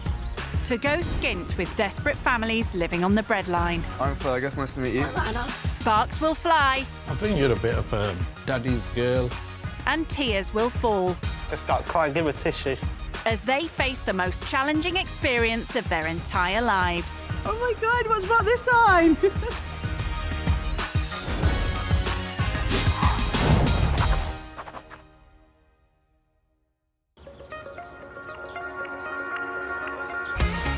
This is the London borough of Kensington and Chelsea. It's a neighbourhood known for its cafe culture, designer boutiques and millionaire mansions. It's also where 16-year-old rich kid Angelina grew up. I do get given a lot of money from family, and that allows me to go and have nice, luxurious things. I like designer brands because I think that they stand out a lot more, and it does offer a sense of uniqueness to your clothes. And when she's not spending her parents' money on uniquely expensive clothes and jewellery, Angelina loves a bit of jet setting. My favourite places are Italy, Madeira, Goa, the south of France and Monaco. She also enjoys fine dining and thinks nothing of spending hundreds of pounds on meals. Me and my mum always go to this really nice sushi bar, and with my dad, he takes me to my favourite restaurant in Notting Hill. You're going to play well today? Yeah. Dad Sash also plays tennis with her at an exclusive sports club. So I really enjoy sport, and I play netball, tennis and hockey on the top teams in my school. I hate playing on clay because it ruins my white shoes all the time. But replacing ruined trainers with a new pair isn't a problem. If I want money from my parents, most of the time I just have to ask for it. My mum won't give me money that easily, and I usually have to fight for it. With my dad, it's a lot easier. He kind of gives in. She's very clever, she knows how to get something out, especially from me. Angelina, you're 16 years old now, and you still don't know how to iron. It's fine, you can do it for me. I'm not spoiled, but I can be quite greedy and quite demanding. How's that, princess? And Mum Marina agrees with Sash that Angelina needs to learn to stand on her own 2 feet. I really want Angelina to do this so that she can see for herself firsthand how less fortunate people are. Can you just trim my cuticles as well? Sure. I'm finding that she's very quick to spend money, and I'm hoping that she's going to come away from this really appreciating everything that she does have. Thank you, they look amazing. So smooth and shiny. To learn just how lucky she is, Angelina will be sent north to Hertford, a few miles from Manchester. Here she'll be staying with 19-year-old Amy, who has to look after her 3-year-old son Mason, even though she's only a little older than Angelina. Mason is half angel, half demon, depending on who's around. He can be really, really good, or he can show everyone up. It's just who he is. Mason, in please. You know what the grass is like. As a teenage mum, Amy has had to take on a huge amount of responsibility, as she also cares for her disabled mum, who preferred not to take part in the programme. My mum does try to do her best, but she can't stand up for longer than 5 or 10 minutes, so obviously she can't do the tea. To support her mum and Mason, Amy plans to get a part-time job, but for now, she depends on government benefits. I get about just under £150 a week for bills and for food, and 120 of that is supposed to go on bills. Yeah, whenever I get a letter, it is quite worrying. Birthdays, Christmases, anything like that, they are not a priority, and they never have been, because we first of all need money to live rather than extras. It's choosing whether to eat or pay the bills. Amy's biggest problem has been finding somewhere to live. The last property that we lived in, my mum got in rent arrears and we got forced out of the property. We were then in homeless accommodation. There was glass on the pavement, the door had been broken, so there was a board over it, and it really scared me. I had a couple of mental breakdowns and the whole family had reached rock bottom. Last year, Amy fought to get her current home, but she continues to struggle from a lack of money. Since we moved here, we have had to go to the food bank about 6 times, and the first time I went, I found it really, really embarrassing that I nearly started crying. It only really hit me when we got there that times are hard for us, but if it wasn't for them, then we wouldn't have been eating through them weeks. That's not nice. Oh, well, you won't be getting any ice cream then, will you? No. I really try and stay positive, but at the end of the day, when everything's done, it does enter my head that if the debts get any bigger, we could possibly be evicted from here as well.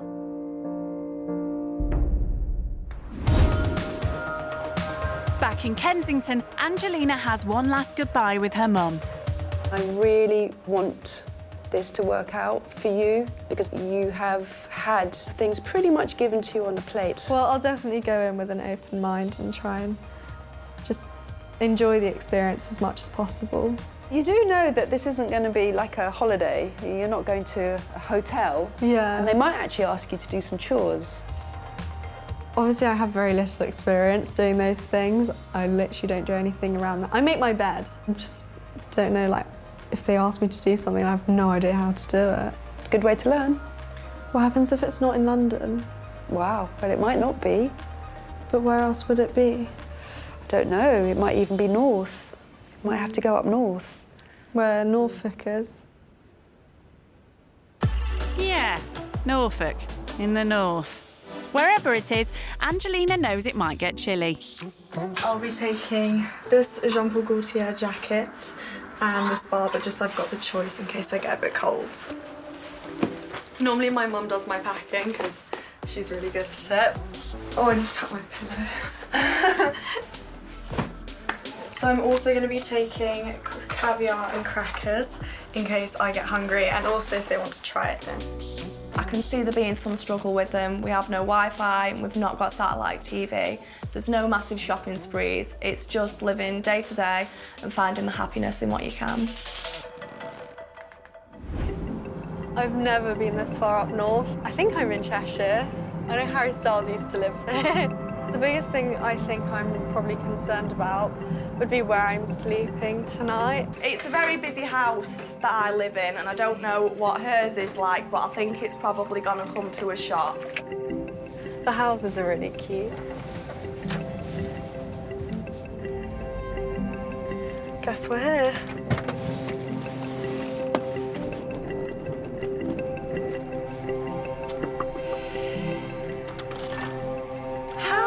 Nice to meet you, I'm Angelina. Hi, are you coming in? Thank you. Sorry for my big suitcase. After being evicted from her last house, Amy now rents from her local housing association. It's a new build, but Amy's a bit embarrassed by it. It doesn't really look much like a home. Like, you know, usually you see loads of pictures, loads of like cushions and stuff like that. It's about kind of making it as nice as I can without getting too attached. Don't know how long we're gonna be here because debts are already mounting up. If I get too attached to it and something happens, it'll be really upsetting. So it's now like treating it a bit like a train station. So you stay there for a little bit, but you know that the possibility is your train's gonna come at some point. The couches are actually donated from what's called the help scheme, so it's for people that haven't got enough money for furniture and stuff. The TV, that was from a charity shop, that was £23. That's good. How good's that? Angelina is suddenly shocked when Nancy, Amy's hyperactive puppy, appears. Yeah, I was so scared when I saw that dog. I'm not used to dogs at all. And, like, her dog's so crazy as well. It really freaked me out. Right, I'll show you the rest of the house, should I? Cool, after you. Tiniest kitchen in the world. The vinyl in the kitchen came built in, so we're lucky about that. That's lucky, yeah. But a carpet, even for this hallway, would probably be like £85. So it's like, that probably takes about a year to save up for. I thought it was really upsetting. Yeah, I didn't really expect that to be her, you know, her year's savings. So this is Mason's room. There's literally enough room for the bed. Will you leave your bum alone? So this is my room. The bed was from the help scheme as well, including the mattress. I feel like some sort of charity case. Angelina relies on handouts too, but hers are huge compared to what Amy has to live on. So, do you have a budget? If it is my parents who are going to get me stuff, then maybe 2,000. Wow. Is that when you've been a really good girl, or is that just any time? Daddy, you know, 'cause you love me. What would you say that the most expensive thing that you've got on is? I think the most expensive thing I brought with me is probably my £800 Jean-Paul Gaultier jacket. Wow. Can't believe how much a jacket can be these days. My jacket was only £3. Really? Yeah. From where? From the charity shop down the road. But the black and white one that I've got, that was £15, and I've had that since I was in year 7. So, 8 years. For £15, I've got me 1 year worth out of that. So do you have any idea of what I get weekly? I actually have no idea. Really? Yeah. I get, before anything's spent, £137 a week. When all the bills are covered, how much do you think we have to spend on luxuries and stuff? £5? Yeah, that's pretty close. But what do you spend that on? I get Mason some sweets or a new toy from the charity shop or something like that. When Amy told me her budget, I was really taken back.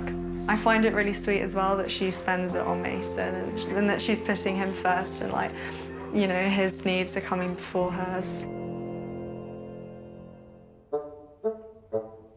Although Amy makes huge sacrifices, Angelina is worried about making even a tiny one. I'm not too sure where I'll sleep, probably on one of the sofas, but Nancy, like, sleeps on the sofas, so I'm not sure if I'm going to be sleeping with her tonight or not. Come in. That's a yes. It's time to collect Mason from the local nursery, and Angelina asks Amy about becoming a teenage mum. It was 3 days before my 16th birthday that we found out I was pregnant. Oh my God. It was like an early birthday present. Yeah. I was so happy with myself. That's nice. And he saved my life. What do you mean? Well, I was a bit of a rough teenager. I didn't really care much for school. I was underage drinking. I was just doing stupid things. When I found out that I was finally pregnant, something just clicked in me instantly, and I sorted myself out. I got all my grades, and yeah, just sorted my life out. So are you planning on kids eventually, or don't you know yet? Yeah, I'd like to have some, but not anytime soon. Yeah. Probably not. Live your life a bit more. Yeah, exactly. Living with Amy will give Angelina a chance to see what it's like looking after a 3-year-old like Mason. So what have you done at nursery today, Papa? Eating orange. Eating orange. That sounds nice. And she also gets a chance to face up to her fear of dogs. Do you want to hold Nancy for a bit? Yeah, I'll try. She's quite strong, but you need to just be firm with her. No, Nancy. Nancy. When I was in Monaco, my friend had a King Charles, and it was like a small little puppy. It was really cute. It was really easy to walk. She's only been with Amy for a short time, but Angelina is keen to check in with her mum. Hi, Mum. Hi. So how is it? I met the girl who I'm staying with. Her name's Amy. She was evicted from her other house. Everything in their house now has been donated, like by charities, and that was really sad to hear. That must be really tough going. I'm presuming it's a young family then. She found out she was pregnant 3 weeks before she turned 16. You know, Angelina, that's kind of the age that you're at now. You've just turned 16. Can you imagine? Know. And she's really strong as well, considering everything she's been through. So now we're going to a soft play area with Mason, and then we'll head home and make some dinner. All right, well, I'll be thinking of you. Enjoy. Thank you. Bye. Bye.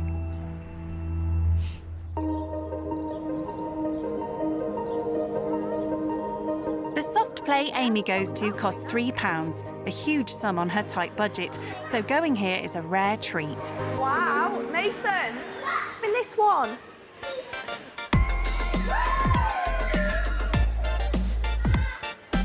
Oh, he loves it here, doesn't he? Yeah, he does. He would come every day if we could. I think it's really sad how this play area is only £3 to bring in Mason, and the fact that she's only been here once a year because of financial issues, and it makes me realise how much I take for granted. And like, for me, £3, like I'd spend on a Frappuccino or something. While Angelina has never had to worry about money, Amy has spent her whole life scrimping and saving. I remember when a £5 used to last me like 2 weeks. Wow, Them were the days. We'd like buy a pick and mix for £1 or something like that. That's good, yeah. And then I was very into making dens, so we didn't really need money. We'd like go down to the riverbank and like plant the willow trees and stuff like that. Mummy. So do you remember what you used to do for fun? We had something similar to this. We'd also ice skate a lot. Oh, did you? I'd love to go ice skating. Have you never been? No, I've never been. So do you play any sports then? At school I do. I play hockey, netball and tennis. So do you have like a tennis court at home? No, not at home. Oh, don't you? But at school we have loads. There's like 16 tennis courts. Amy dare not go over the hour of the soft play, so they all head home to get ready for dinner. So what are we having for dinner? I was thinking chicken Kievs with tomato and mascarpone pasta. Oh, that sounds good. Does that sound all right? Yeah. What can I help you with? Grating Parmesan cheese? Yeah. Is that all right? Yeah. Angelina appears keen to help, but she's completely unused to doing so. My arm started to hurt. So Amy just finished it off quickly for me. Unlike Angelina, Amy doesn't have the option of giving up. If she didn't cook, her family would go hungry. How long do the chicken Kievs need? Usually by the time I've done the pasta, the chicken Kievs are ready. This is where I usually burn myself, by the way. Pasta's probably one of the main things that we have in our house because it's dry, it stores easily, it lasts forever, and in my opinion, it goes with practically everything. What sauce is this? Tomato and mascarpone. How much did you pay for these? They were 85p each. Oh wow. So yeah, that's really good. What would you do if there's any left over? Either save it for lunch tomorrow, even though I don't really have lunch, but if there's pasta in, then I'll have lunch. What do you mean by you don't have lunch sometimes? If I was to buy lunch in, then that'd probably add an extra £5–10 onto my shopping bill, and I can't do that. So the first meal of the day is my tea, and then... So you don't even eat breakfast? No. It's usually one meal a day.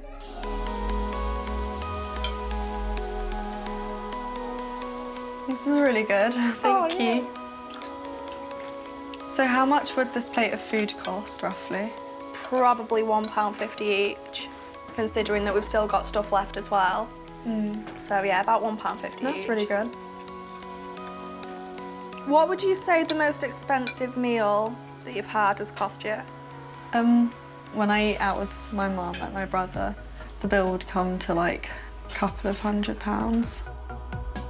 Well, like most recently, I was in Monaco, and like the restaurants there are really expensive, and like literally a bottle of water would be like €6.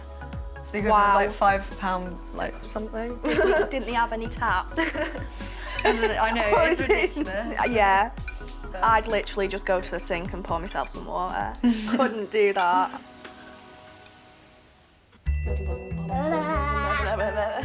want to say goodnight? Amy swiftly puts Mason to bed. Before telling Angelina how she copes when things get really tough. I deal with it by just taking it day by day. Like a couple of weeks ago, my bills went out when I wasn't expecting it, and I had £6 to live on for the whole week. But luckily we had a couple of meals like left in the freezer and what have you, so just literally got through the day, went to bed, got through the day again. So it's really stressful, but it's been that way since I was little. I think for a 19-year-old, I deal with it really well. Yeah, you definitely do. Like, it's insane how you're coping. Yeah, it's quite strange, really. Everyone's like said, oh, are you going for counselling or something like that? No, I'm just ignoring it. Have you ever heard of food bank? I've heard of it, but I don't think I know exactly what it is. Okay, what it is people would go around the supermarkets and obviously buy their shopping, and if they were feeling generous, they'd buy one extra thing, and then they put it in the food bank basket. Oh, I've heard of them. Yeah. They're in like Waitrose and stuff. And then when you've got no money, you go and tell like a help schemes, and they'd give you a voucher for the food bank. It's not massive quality, most of it's like supermarket basics and stuff like that, but it's enough to live on. When was the first time that you went? Just after we got moved into a homeless accommodation. And the woman came up to me and she went, are you hungry? Do you need anything to eat? And I just broke down crying. I was like, oh my God, I'm a charity case. And she was like, it's all right. We have people new here every single day. I think that's really, really brave of you to have to like put yourself through that, and it's shocking, but it's nice to know that there are things out there though that can help. People. Yeah, there is so much support out there these days. Now I know that if I need help, then I should ask for it rather than just struggling through times and kind of trying to make do. Yeah. While Amy has learned to graciously appreciate the kindness of strangers, Angelina isn't quite so accepting. What's the sleeping arrangement now? At the minute, are you all right sleeping on the couch? I don't really know. Nancy, stop nibbling. To be honest, I really struggle with spiders, and there's loads in this room as well. Yeah, there is a few. I don't really mind them though, they do eat the flies. I'm so scared of spiders, and I'm also scared of dogs, and even though I've overcome it, it's still going to keep me up at night, and I'd rather stay in a hotel. I'm really sorry, and I hope you're not offended. Oh no, it's all right. It makes life easier for both of us at the end. Yeah. What time would you like me to be back in the morning? I dropped Mason off at 9:15, so could you be here for 5 to 9? Yeah, that's Is that fine. all right? Thank you for everything today. It's been a really good day, actually, hasn't it? Yeah, I really enjoyed it. I'll see you in the morning. Bye. Bye.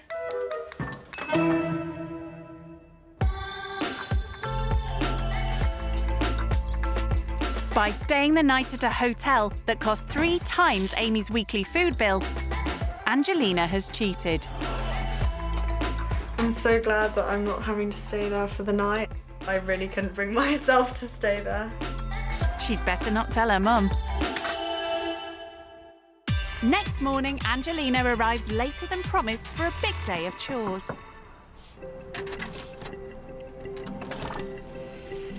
Hi, how are you? I'm good, thank you. How are you? I'm all right. We've got to go straight to nursery. Yeah. Morning, Mason. Come on then, baby. Close this. So how was the hotel? Yeah, it was good. Is it somewhere you'd usually stay? No, if I'm on holiday and then I'll stay in a hotel. Yeah. But not usually in England. Ah. After dropping Mason off, Amy explains how getting a job would affect her nursery benefit. I get 15 hours free.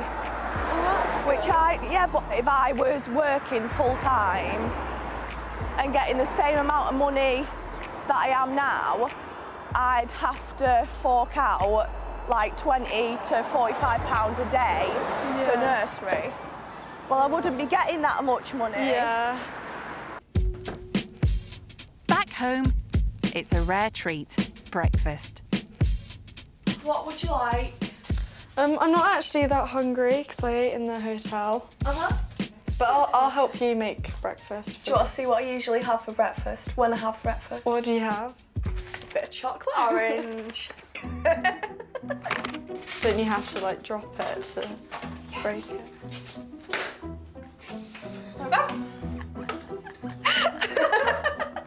Yeah, so if you see that dint in the wall there, yeah, that's from a chocolate orange as well. I just tend to sort of whack them anywhere I feel like it, and that day it was the wall. Do you want a piece? No, I'm okay. Are you sure? Yeah. All right, more for me anyway. So what would you usually eat for breakfast then? So my mum usually makes me and my brother pancakes, but she like adds loads of like flaxseed, banana, blueberries. Do you know goji berries? Mm-hmm. Yeah, so like things like that. Sounds nice. Are you sure you don't want any? Yeah, I'm fine, you can have it. Being a bit of a pig this morning. Should I show you something I do actually have for breakfast sometimes? Yeah, that'd be nice. What, have you got it with you? Yeah, I'll go grab it. Is it gonna be sushi? Not a fan of fish at all. I'll try whatever it is, obviously. Hey! So, I brought some crackers and caviar. Caviar? Isn't caviar fish eggs? Yeah, it is. Have you ever tried it before? No, never. Have a try.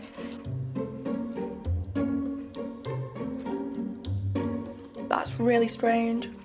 So how much would you usually pay for a jar that size then? Well, the jars I take to school are about half that size and they're like £35. Wow. Stick with me chocolate.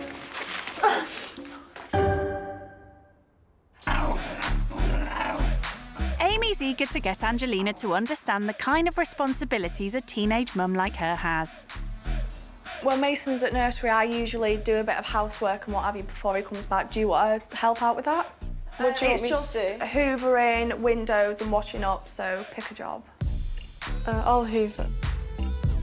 Angelina's never done housework in her life, so vacuuming carpets is going to be a real test. Like it rolls on its wheels, but it doesn't move. Yeah, I don't know what I'm doing with this. I don't know how to work it. So I turn it on.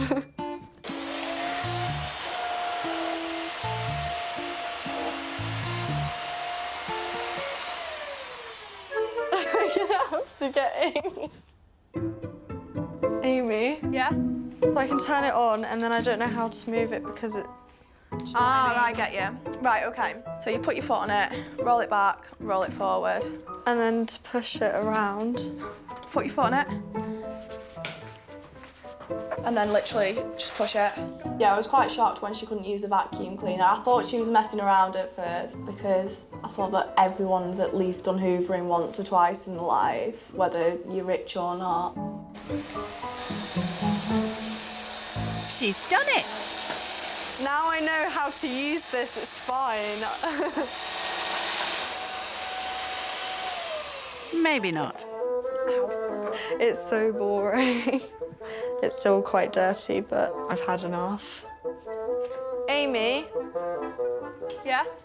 How much longer shall I vacuum for? She wouldn't mind just doing a really quick length of the haul, would you? Oh, yeah. It takes With like... the other setting? Yeah, it takes like 30 seconds. Yeah, if yeah, that, I'll and do then... that.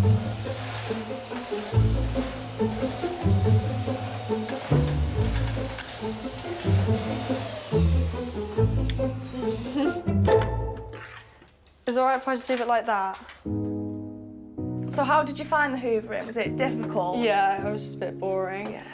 Luckily, I gave you the easy hoover to use. Can I ask you a quick question? Yeah, sure. If you get your own place, do you see yourself doing the housework by yourself or getting someone else to do it? I'll probably have like a cleaner or something. Maybe not every day, like occasionally. Amy has no choice but to clean everything herself. Hoovering up, I don't mind. Windows aren't too bad because they only take a minute or two, apart from the ones that I can't reach, as you can see. Do you want me to do them then? Are you sure? Yeah. Finally, Angelina is offering to help. Thanks, sweetheart. That's okay.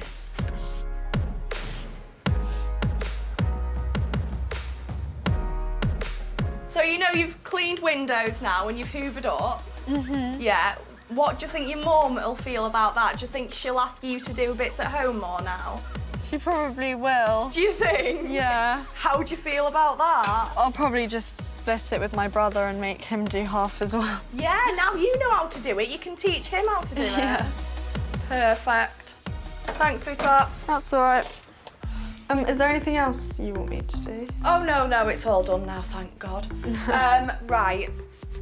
So what I usually do now is the weekly food shop, okay? I have a budget of £30, which has to last the house, so me, my mum, Mason, and the animals, a week of food. Would you mind trying to crack it for me? Yeah. Yeah? I won't get anything you don't like. No, like no sushi or caviar. Yeah. At 16, Angelina has never had to budget for a supermarket food shop. This is a big challenge. All I need is a week's food shopping. Do you think you're ready? Yeah, I can do it. There's 30. Okay. Thank you. Have fun with it. Good luck. Amy won't be offering any help with the shopping, but she will be listening in while Angelina goes round. So I get a trolley because I don't like carrying a basket. Okay, so she's inside. 45p white seeded farmhouse. Yes. Unicorn carrots, that is so cute. Buy 3, save 20%. Good girl, she's getting the offers. Sweet potatoes, £1. Do they do organic? Angelina's started well, but buying a whole week's worth of food for a family under £30 is very tough. Pasta. Okay, this is the one that we had for dinner. She's remembered that Amy loves pasta, but she needs to spend money on meat. Smoked salmon, let's grab some smoked salmon. Smoked salmon? That costs a fortune. No, we don't like salmon. Please don't get salmon. It'll just go to the cats. Okay, done. And I think she's finished. But has she kept within budget? 35, that's the whole budget. No, Angelina, that's £5 over. I wonder whether she's going to put some things back or not. What do we actually not need? Do we need chickpeas? What are they going to do with that? They can roast them. They're really nice to snack on. And they're cheap anyway. What was expensive? The smoked salmon? Total is £29.69. So price-wise, she's done really well, but I haven't seen what the end result is of what she's got. Here she comes, she's got 4 bags. Yes, she's done well. I hope it kicks her into gear about that she doesn't need to spend loads of money shopping all the time. That was so difficult, but I've got loads of stuff, so let's go home and have a look at what I've got. Okay. Guessing you've never carried bags before. These are heavy. Yeah, aren't they? There's all the potato. Come on then, pot. It's crunch time. Has Angelina managed to buy a week's worth of meals for £30? Do you guys eat sweet potato? Yes. Really? Yes. Cool. This was only £1. Bananas. Mason's favourite. Cool. I also got a mango. Just because it was. That is literally my really cheap. favourite. Do you like dried apricots? I've never actually had dried apricots. Angelina's bought loads of fruit, vegetables and things she likes to snack on, but there's precious little protein. Apart from the smoked salmon. I've got your change. Oh, you have change. 31p change. Well done. How did you find it? I thought it was really fun, actually. I enjoyed doing it. But I realised, like, once I got to about 15, 20 pounds, it was mainly a lot of fruit and veg. And that I had to, like, add in a few bits of meat. So I got the chicken and the salmon. And then I also got some pasta, because I know that's, like, a good base for your meals. Is there anything that I missed out, though, or what would you do differently? You concentrated more on healthy snacks and stuff. I concentrate more on your main nighttime meal, and we have meat with every meal, so you've only really got kind of 2 meals. But considering that you're only 16 and you've never done a food shop by yourself, you've done really, really well. And thank you. Having done all the chores and the shopping, Amy takes Angelina to the local horse riding centre. I started when I was about 11 and I'm not looking back, I'm not stopping, I love it. Amy can't afford to go very often, but she tries to put a couple of pounds away each month to save up for a lesson. Hands down. Much better. Ready? 1, 2, 3, and then land as gently as you can. Angelina's happy to pay for her own lesson, as it's a welcome break from chores. How does that feel? It's okay. And walking. Oh my God, I'm stuck. There you go. But at the end of the session, Angelina learns that they have to muck out the stables. Okay, so we're going to start off, we're going to remove all the droppings from the bedding. Over to you guys. I didn't expect to be mucking out, and I found that bit really disgusting. It stinks. It's better than dog poo. Yeah, that's true. Dog poo smells more. I've never had a problem with horse poo. That was just disgusting. I hated that bit. Is this how much crap a horse would make, like, Yes, overnight? Unfortunately. Yeah, this has just been the morning. Do you need mucking out like twice a day? Oh my gosh. I didn't like how I was asked to carry the wheelbarrow full of all of the horse's poo. And then I had to tip it into like a bigger pile of poo. Oh my God. It wasn't very fun.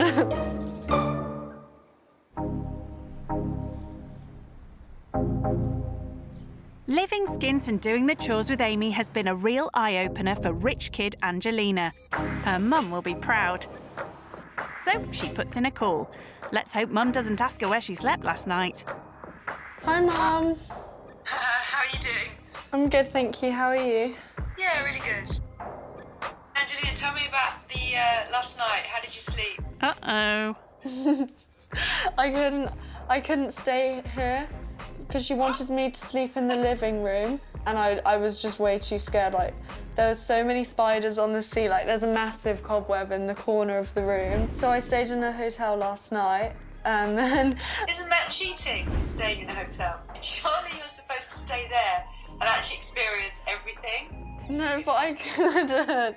No, I couldn't. Like, it was really bad. I think that's a little bit feeble. But Angelina is quick to talk about all her hard work.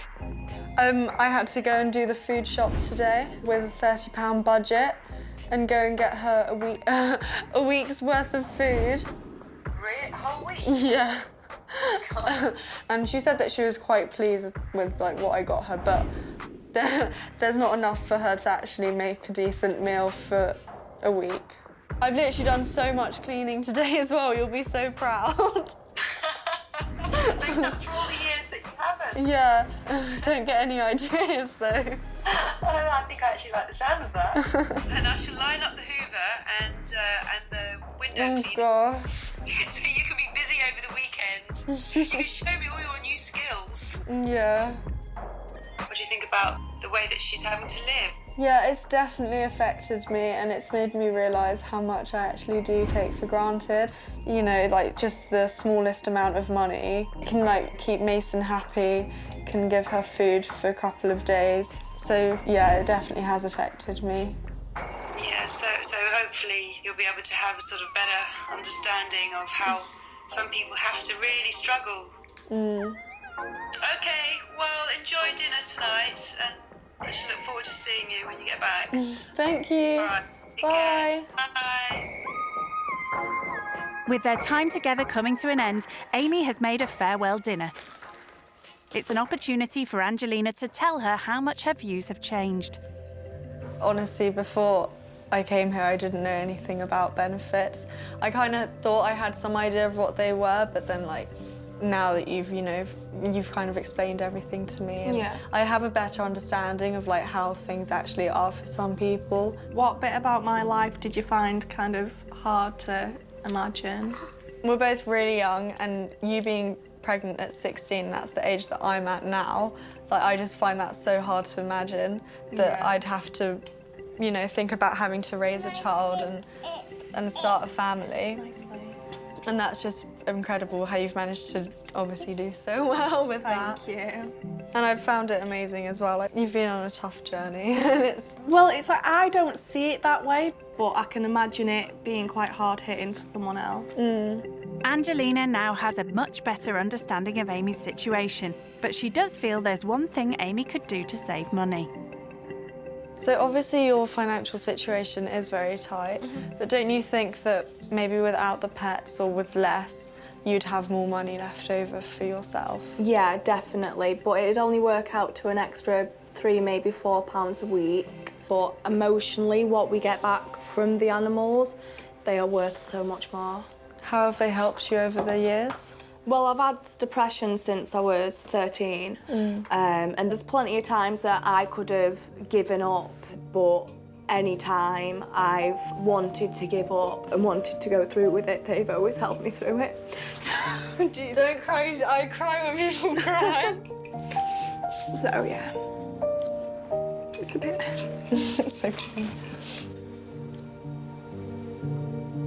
The fact that her animals mean so much to her, it just shows like how like little support she's had from people, and it's been like really hard with her mum as well. She's had to go through it all like at such a young age. I just hate to be put through that situation, and I'm really grateful that I have people that I can like, you know, rely on and who I know are there for me.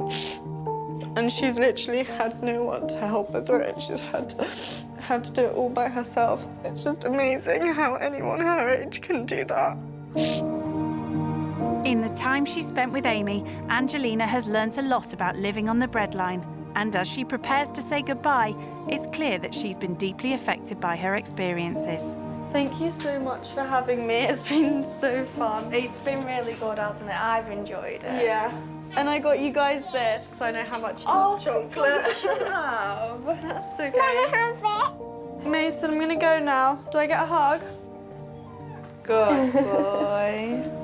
Oh, he wants to give you a kiss. Aww. Thank you. So cute. Bye. Right, honey, stay in touch, yeah? Yeah, definitely. Promise? Yeah. And I want to try and help as much as possible, so just let me know if there's anything that I can do. Just chatting to me would be helping off, honestly. No, because honestly, like, you deserve so much as well. Thank you. Give me a pup. See you guys. See you later. Message me when you get home safe, okay? I will, thank you. See you later. Bye. Bye.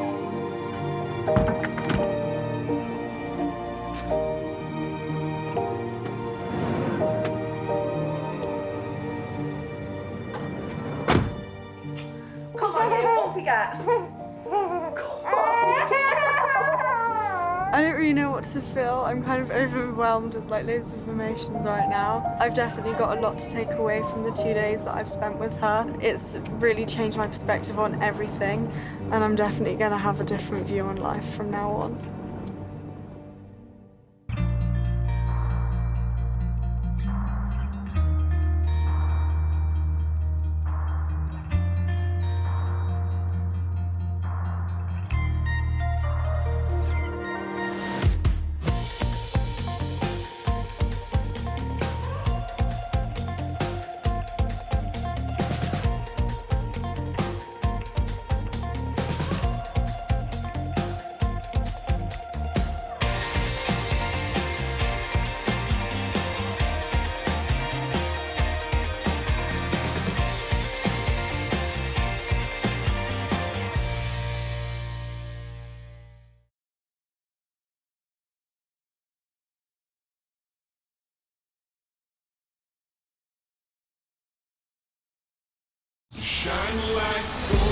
Staying in 5-star hotels. 3, 2, 1. Speeding down streets in supercars. Or shamelessly flaunting their designer shopping hauls. My wardrobe's probably worth upwards of £10,000. The pampered life of the rich kid is completely unreal. If you've got that money to spend on it, then why not? With an endless supply of money to burn. I don't really know how much I spend on myself a month. It would probably be 5 figures. They have no concept of what life is like for most Brits. I've never struggled for anything. I don't know what poor is. So in this series, they'll learn the hard way. Wonder why you'd have a punch bag in front of your door. By living with families on the breadline. I'm Fergus, nice to meet you. I'm Anna. Whether it's roughing it on an old sofa. An absolute nightmare. Or shopping to feed a family on benefits. How is this a weekly shop? They'll come face to face with those on the opposite side of the wealth gap. I'm not a big fan of housework. Only then can they realise the true value of money. That watch is worth 6 months of me working. When rich kids go skint. Just start crying, give him a tissue.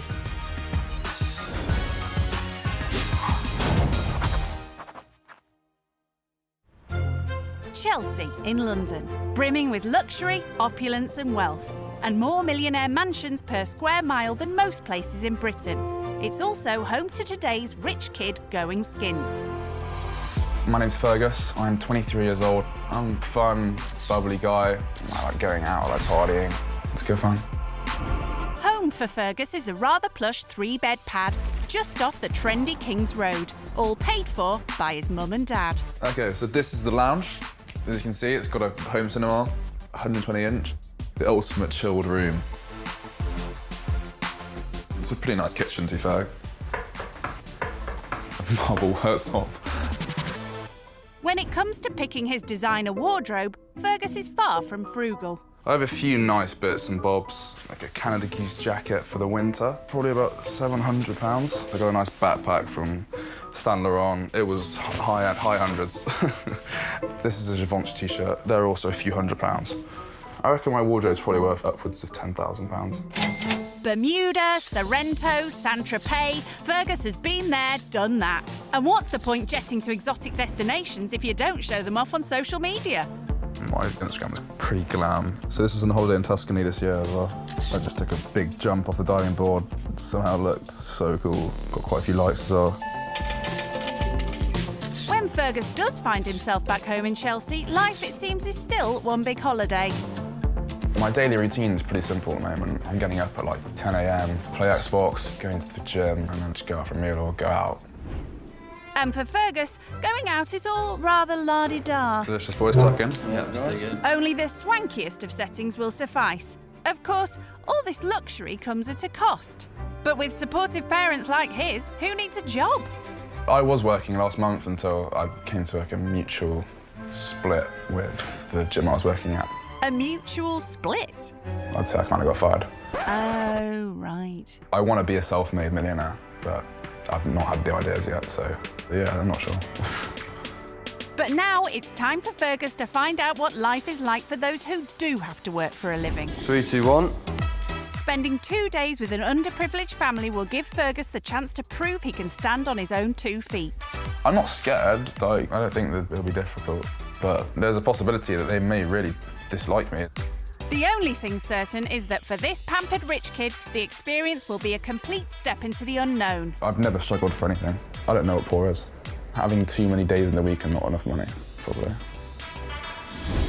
Fergus has just a couple of days to find out if he could cope being skint. But before bidding a reluctant goodbye to his life of luxury, he's meeting his best mate Oliver to break the news over drinks. Hello, mate. Hello, mate. How are you? Boy. Good. See you, man. Not seen you in a bit. Yeah, not bad. What's this you got to tell me then?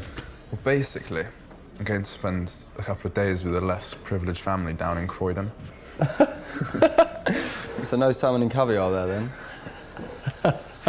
So have you ever been to South London before? I've driven through Croydon because obviously Gatwick's down there, isn't it? Yeah, So I know where it is, but. Are you going to take your Gucci jackets with you, mate, or not? No. Are you nervous at all, like, about going there, or? My only really concern about it is, you know, I've got an appetite like a hungry lion. You are the king of food. I'm going to be living with them on their budget, so All right, okay. It could be some hungry times for me. I'm not a massive fan of frozen food and all that stuff. You're used to the finer things in life, and that is a fact. You know, salmon and caviar, Dom Perignon, Rolexes, cars, you know, you name it, you've done it. And that's how I know you. And I'm super shocked, to be honest, at the whole situation, but maybe you'll pick up and learn something new from it. Let's see what happens. Chelsea boy to Croydon. He's literally just been to Cannes, so Cannes to Croydon is one hell of a diverse difference. Let's just say he's not going to be eating parma ham and melon for breakfast. He's going to get the shock of his life. Oliver's probably right. Fergus has literally no idea what to expect. All he's been told is that he'll be spending the weekend with a family in Croydon, South London. My name's Anna. I'm a single mum of 4 kids. I've been a childcare worker for about 20 years now. It's extremely difficult because obviously I sacrifice a lot of time with my own children. I can't remember the last time I managed to make it to one of their parents' evenings because of work. Because I get home so late from work, my daughter Cheyenne does everything for the boys. She's mum number 2. I think it's very difficult for my mum at times, but she doesn't show it. So the more help I can give her, the better, to be honest. My family income is about £1,000 a month. Any extra money or income that I have goes towards the children, whether it be their school uniforms or travel expenses, food, shopping. It does get so bad sometimes that I do have to borrow money from my dad. I have no luxuries really for me. Going out for dinner is a rare treat. I don't see the point in going out spending money on a burger that I can go and get from Tesco's for a couple of pounds. You ready? Yeah. Whereas people, normally summer holidays, they're jetting off. We have a holiday in the garden. I don't want my kids to see how hard I struggle, but then at the same time, I do because I want them to know the value of money. I knew it. I want this rich kid to learn that you need to work for what you want. You can't just get handed things on a plate. It's not that simple. I'm looking forward to them having a dose of real life, and the worst thing that can happen is I'll probably show them the door. The big day's arrived, and as Fergus leaves Chelsea and heads off to meet his host family living on the breadline in Croydon, how's the rich kid feeling? There's some nerves now. I'm not in my comfort zone. I'm staying with people I don't know in an area I have no idea about. So yeah, it's slightly nervous. I'm feeling a little bit anxious. I'd be lying if I said I wasn't. No one likes to be judged. So him coming from his situation into mine, it's a little bit daunting because obviously I'm not going to be offering him what he's used to. This area is very different to Chelsea. I googled the crime rate here last night. It's pretty high. But the area is not great.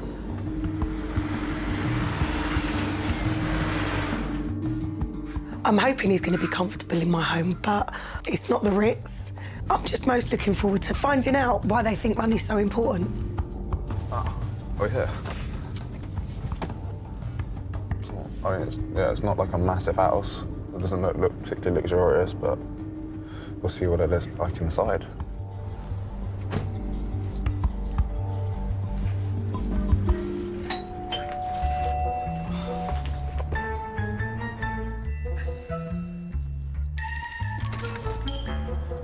Good morning. Good morning. I'm Fergus, nice to meet you. I'm Anna, nice to meet you, Anna. How are you doing? I'm fine, come in. Thank you. Introductions over, it's time to meet Anna's family. Right, boys, shake hands, say nice to meet you. Nice to meet you. Introduce yourself. Hello, I'm Cairo. Hi, Cairo. Cyrus. Hello, Cyrus. My name's Fergus. Well, that's awkward. Right, this is the boys' bedroom. 3-level bunk bed. There, for when my big son comes home to visit. Oh, yeah. Sweet. And this is my room. Nice. So you're a single mum? I am a single mum. I've been a single mum for the past 6 years. Oh, wow. That's a lot, isn't it? It is, but it's good. I get them all to myself. OK, you're going to go through to the front room, or the living room, the lounge. Yeah, the lounge. So the chilling happens. This is where the chilling happens. So this, my friend, is going to be your bed. Is it? It is. So what do you think of your accommodation for... Yeah, it's cosy. Very cosy. And so it begins. Right, sorry, excuse me. kitchen's a bit hectic. It's obviously it's a cosy place. It's not massive, is it? I think we'd be sticking to it. That's the worst thing about it. It's one of those like faux leather sofas. Do what I've asked and put it all away. And then if you can't play nicely together, I think you need to just do your homework and read a book. So, what's Anna's first impression of the rich kid? Very posh.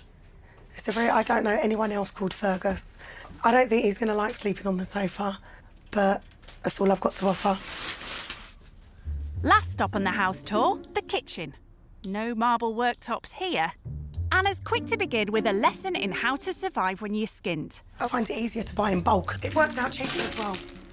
So you'd be surprised, this is probably only about £3. What? And when you think you buy one that's like less than half of that, and you're paying a couple of pounds. So buy in bulk and it stretches more. I'm learning already. There you go. I'm pleased. Anna's keen to find out all about Fergus's rich kid lifestyle.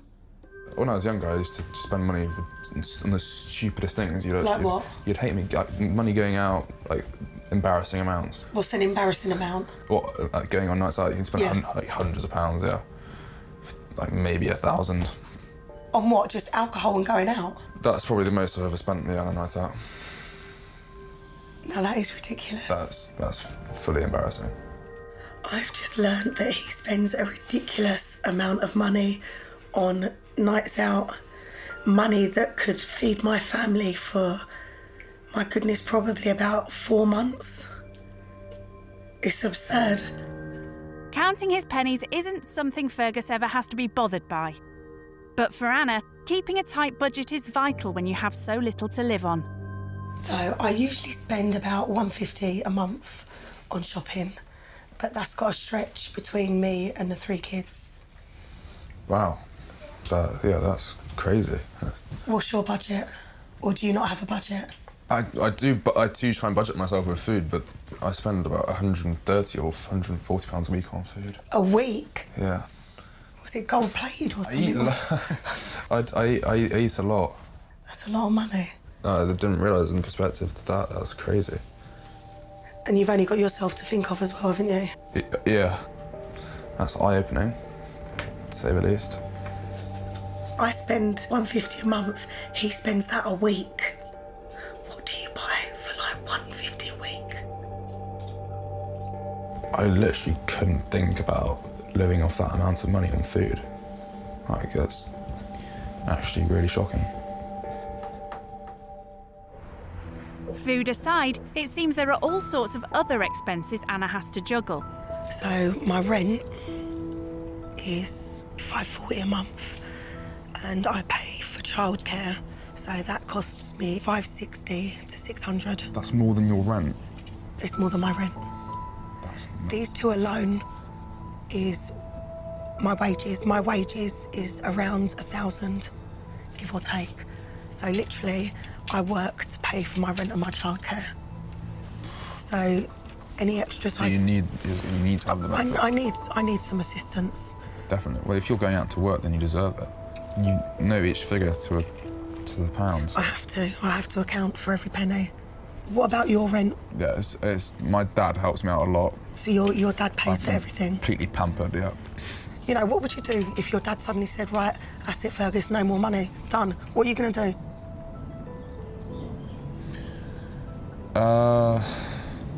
I'd have to, I don't know. I've just grown up in a bubble and where things are... So then pop it. It's easy. Pop it. It's not easier said than done. Stop making excuses. I got thrown out when I was 16. I've never been back home since. You know, my house may not be what you're used to, but everything in here I've worked and paid for. Which is embarrassing. So how does that make you feel now, then, that you've just seen how I have to live? It makes you feel really embarrassed. It's shameful that you should be working that hard and doing what I'm doing. It's really, really shameful. It's definitely hard for someone who's worked so hard and living, as she said, a hand-to-mouth lifestyle. It's hard for her to probably come and see me, who's been given everything on a plate and spoiled with things that Anna couldn't dream of having. What's the watch? I see a watch. Let's have a look. Stop hiding. a Rolex. So how much was this? It was my 21st birthday present from my dad. It's anywhere between £5,000 and £8,000 probably to have, yeah. Are you kidding me? Are you actually kidding me? No, no. That's a lot of money to tell the time. That watch is worth 6 months of me working. And you're just wearing it on your wrist. That's really crazy. Beyond this, him and I really have nothing in common. We're just completely different. I mean, I work hard for what I've got. He gets handed everything. If his dad was to stop his money, I think he'd be buggered, basically. Keen to prove to Anna that he can stand on his own 2 feet while staying here, Fergus learns the art of making a family lunch on a budget. How many slices of bread are we doing? Right, 2 for you, 2 for Cairo, and 2 for me. And then Cyrus will have white bread. Okay. Do you want cucumber in yours? Oh, yes, please. So how many slices should I put on mine? Cut about 6, 7 pieces. Yep. You're quite specific about, you know, the quantities of food. Do you measure what you're giving the kids? Usually, I only kind of cut what I know they'll eat as well. I hate wasting. Yeah, fair enough. Hate wasting. I wouldn't be wasting any of your food, don't worry. But do you want it, so I just like... Not loads, just squirt it on and then butter it in. Oh, yeah. That's too much? That's plenty. Lesson over. Time to see what the kids make of Fergus's efforts. OK, lunch is ready. You've got to be louder than that. Lunch. Bit of authority. Lunch.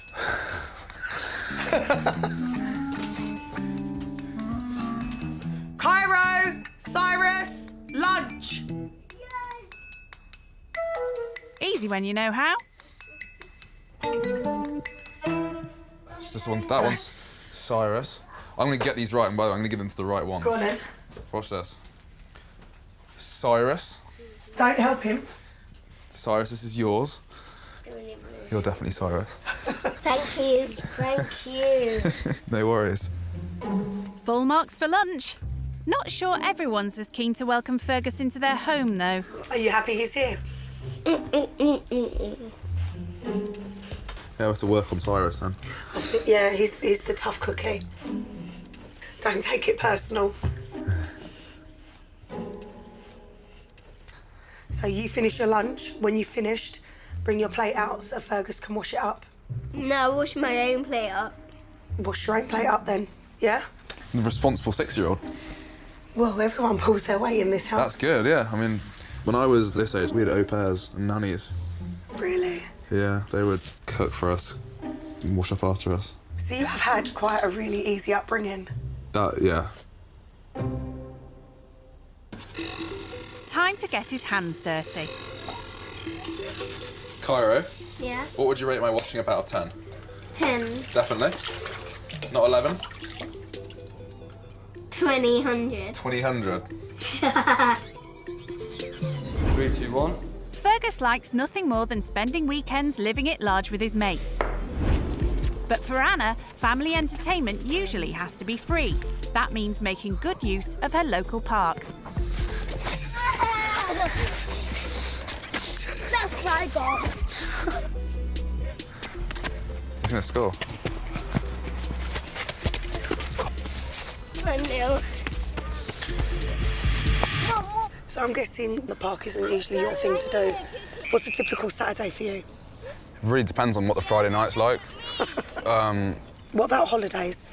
You been abroad? Yeah. I was abroad a few times this summer.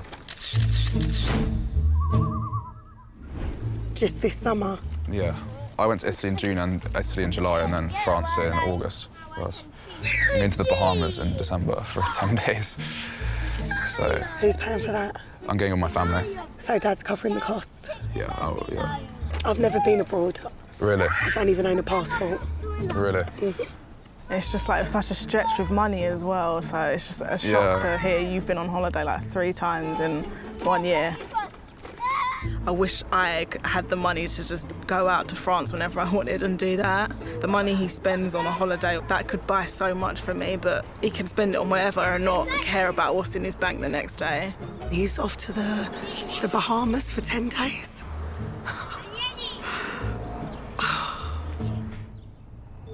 He hasn't been living with Anna for long, but Fergus is already sensing that he has a lot to learn about scraping by. Time for a catch-up with a familiar face. Hello. Hello, bro. Hello. How you doing, man? I'm good, bro. I'm just sat in a Caribbean cafe in Croydon. Yeah? How's stuff? Just, you can't really see it, but pesto salmon, broccoli and sweet potato. Mate, don't do that to me. I'm so hungry, man. I've not eaten. Good? Yeah, like they're from a different walk of life, you know. Anna, who's the mother I'm staying with, doesn't even have a passport. Like she's never left the UK. Really? It's crazy. How many people are you living with? She's got 2 little kids, a daughter, and a son who's moved out. So what are the kids like? One likes me and one doesn't. One asked me to leave. You should see my bed, man. I got the sofa bed. I got a sofa. It's like a faux leather sofa. She asked me what I would do if my dad were to ever just take everything away and say you can't have it.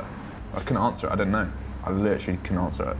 I'm sorry for eating this salmon in front of you. Mate, please don't. I am so hungry, man. What's the area like you're living in? Like, what's it like?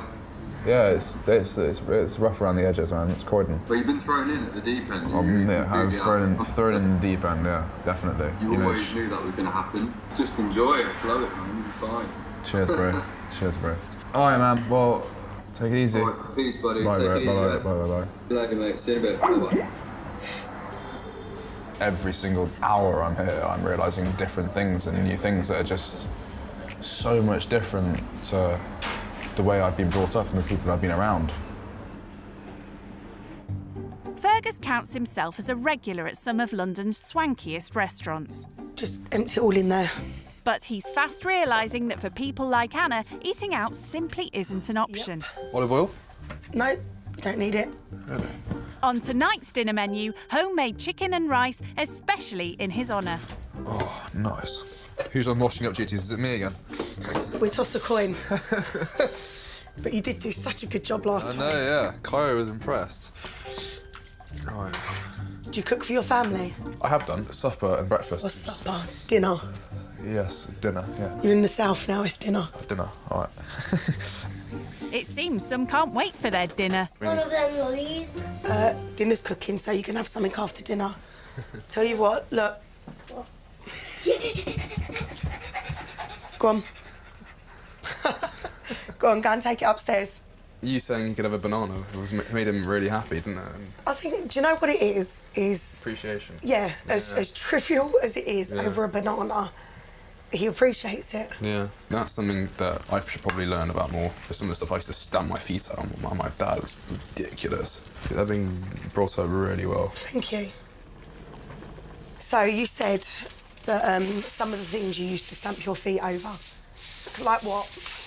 When I first learnt to drive, I think I asked for a car that was way too expensive. Which was? I can't remember what it was, but I think you can. I actually can't. There's probably about 6 cars I asked for. A lot of trust with cars stopped when I was 18 years old and I got a new car, and within 5 weeks I crashed it twice. No way. I almost killed myself and my brother.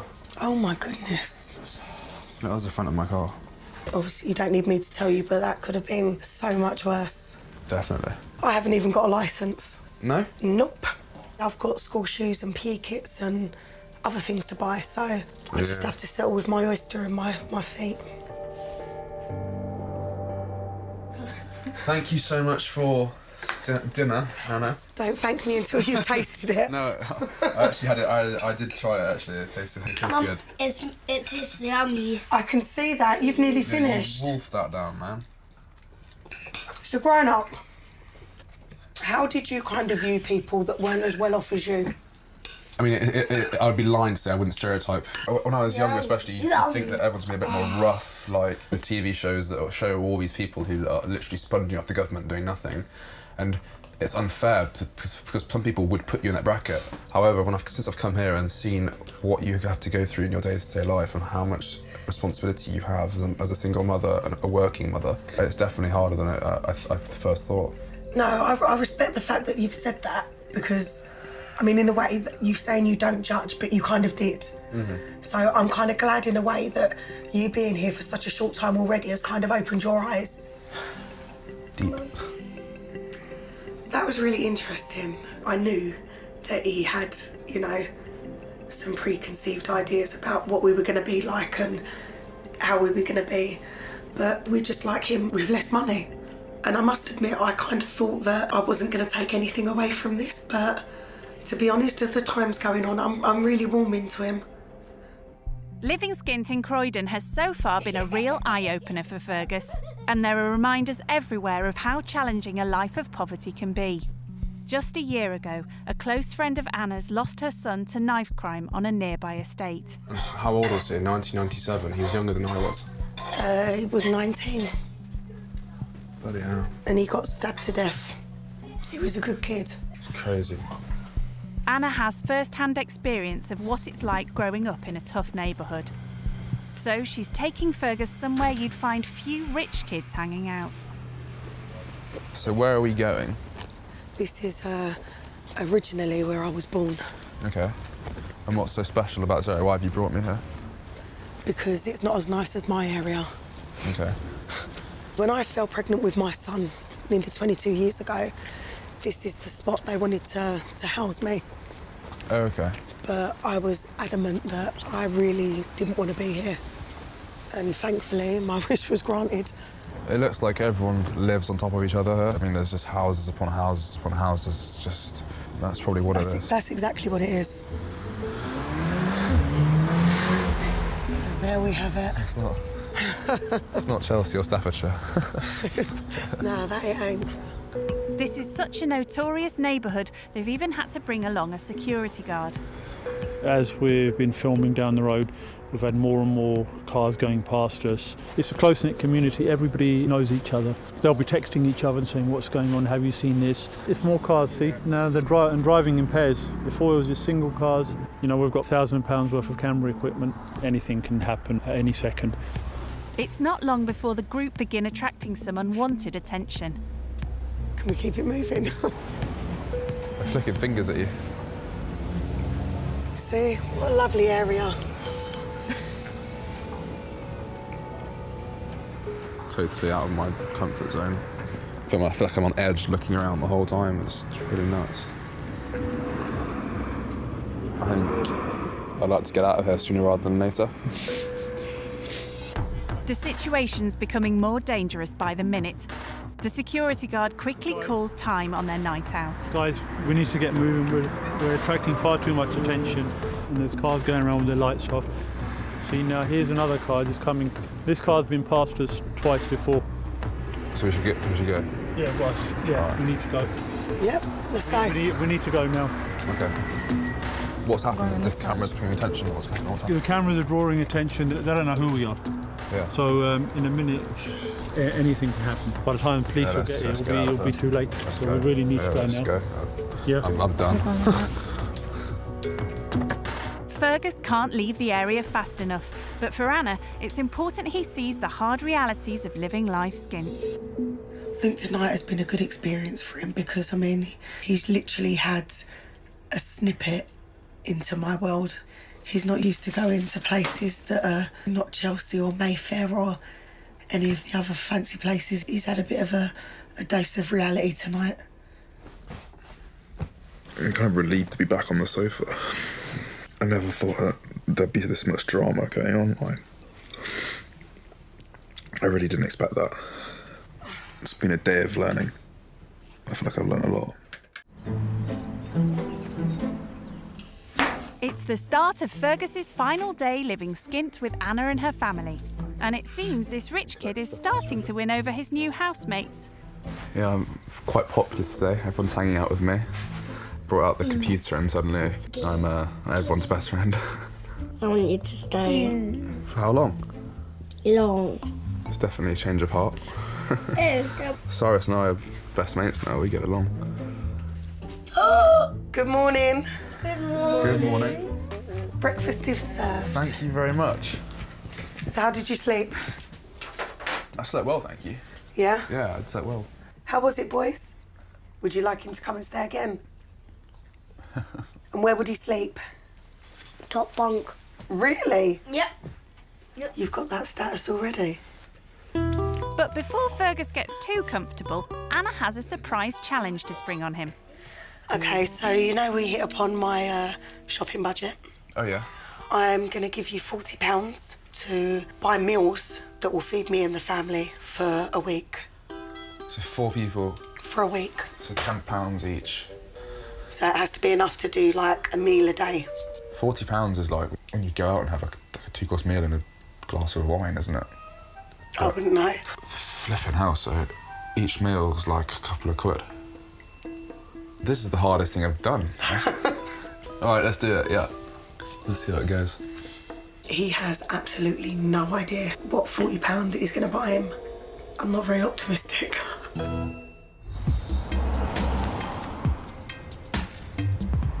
All right, are you ready? This is the shop. This is your budget. For the ones. Don't spend it all at once. This is going to be Fergus's biggest challenge yet, but if he's going to stand on his own 2 feet, budgeting is one of the most important things he needs to learn. Got sweet corn. This one's 75p and it's quite big. So I'm gonna get 2 of these. 89p. He looks so lost. Soft white bread for Cairo. Brown bread for everyone else. I might eat another basket, you know. That's a couple of meals. Sorted. 2 for £1. £3 for crisps. I think we can stretch to that. I'm not really seeing too much that he could possibly put into a meal. The boys will kill me if I don't buy any chocolate for them.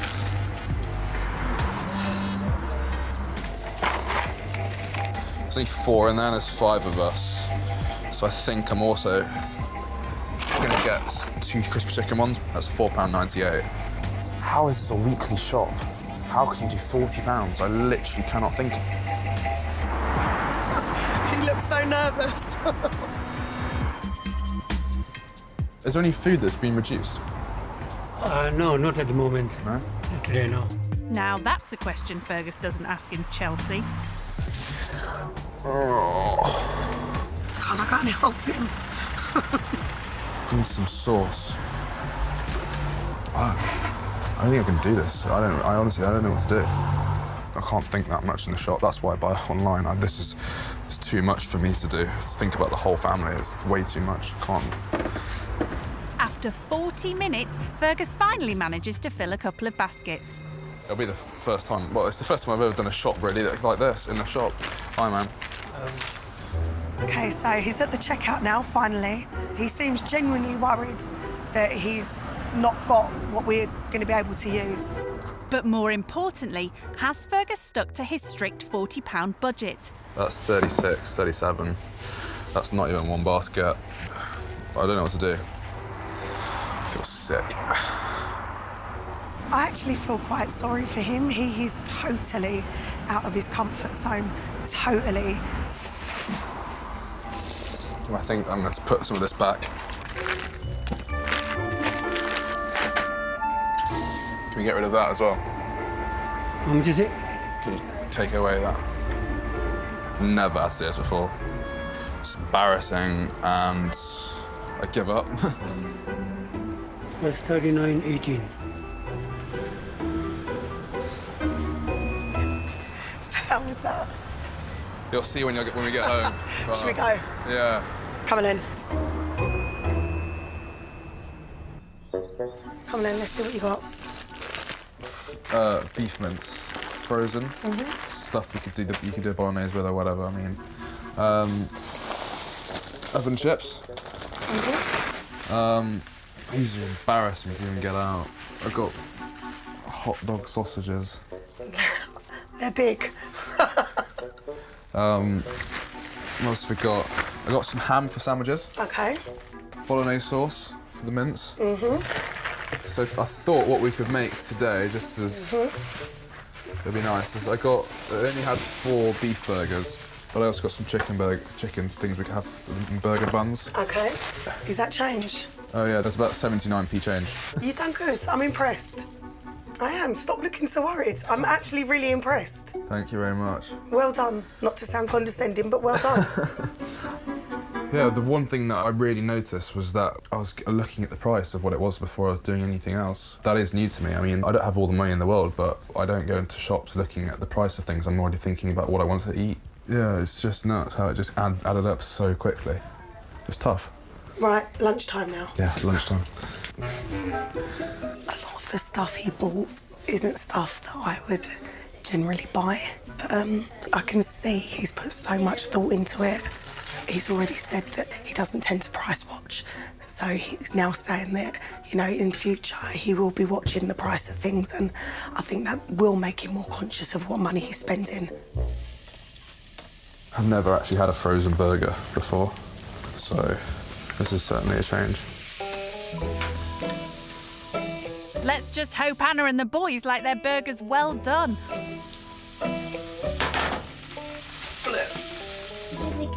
Wow. Cyrus?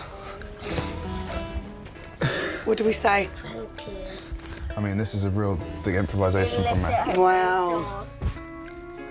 Slow down, Cyrus. And do you want to chew any louder? It's so yummy. Going down a treat. What would you like him to cook us next time? The same. Rich kid Fergus is at a cafe in Croydon where he's checking in with his best mate Oliver. Hey, buddy. Hey, man, how's it going?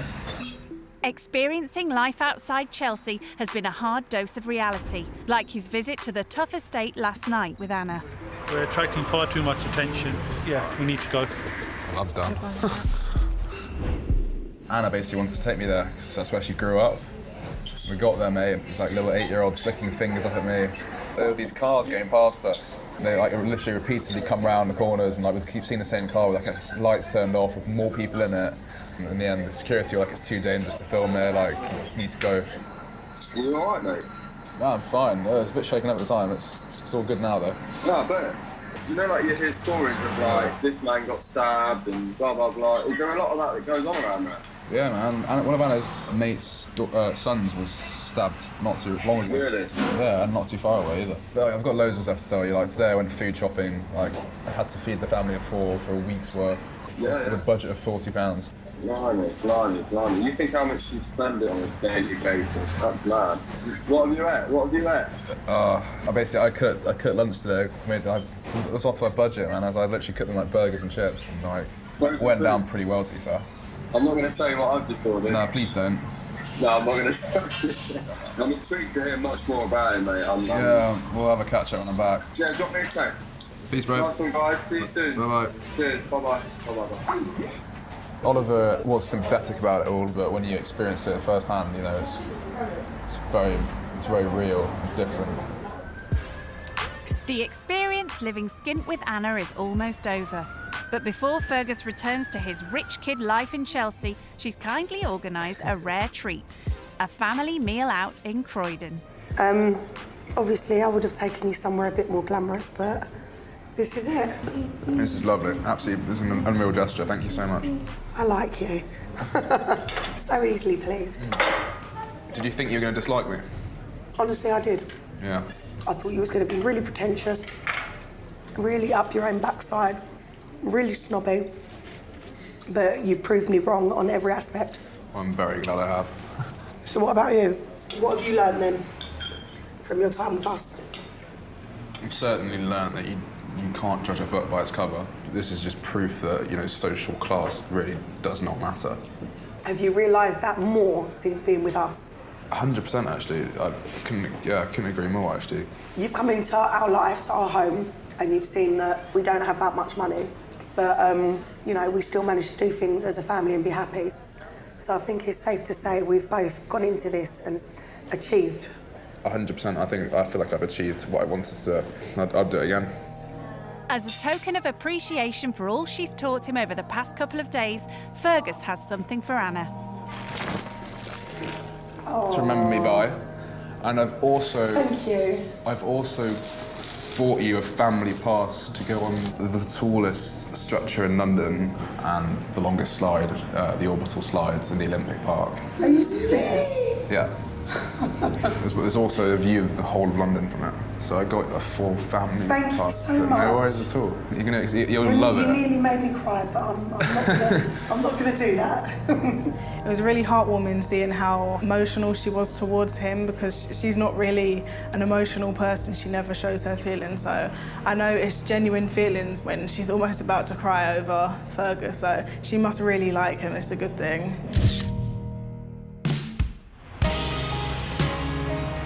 Living Skint's been a real revelation for Fergus. Anna's shown him what life would be like if he had to fend for himself. And as he packs his bags, he knows he'll be viewing money in a completely different way. What are you doing, Fergus? I'm packing my stuff up. I've got to go back. You okay, Cyrus? What's the matter, man? Yeah, I think he's playing up because you're leaving and he's going to be a bit sad. It's all right, bro. High five. It's been an absolute pleasure. Thank you so much for having me, honestly. I hope that everything in life goes really well for you, and I'm sure we'll see each other soon. Right, give hugs, because It's time for me to go. next time you see him, it'll be on FaceTime. Bye. Yeah, we'll FaceTime soon, boys. Bye.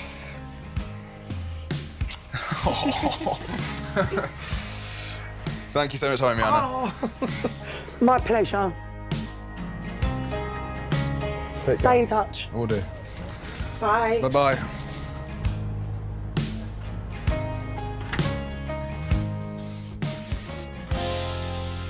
Wow. It's not been very long, but I've grown quite attached to him. And I think the boys have as well. I can hear Cyrus crying. That was unreal. So surreal.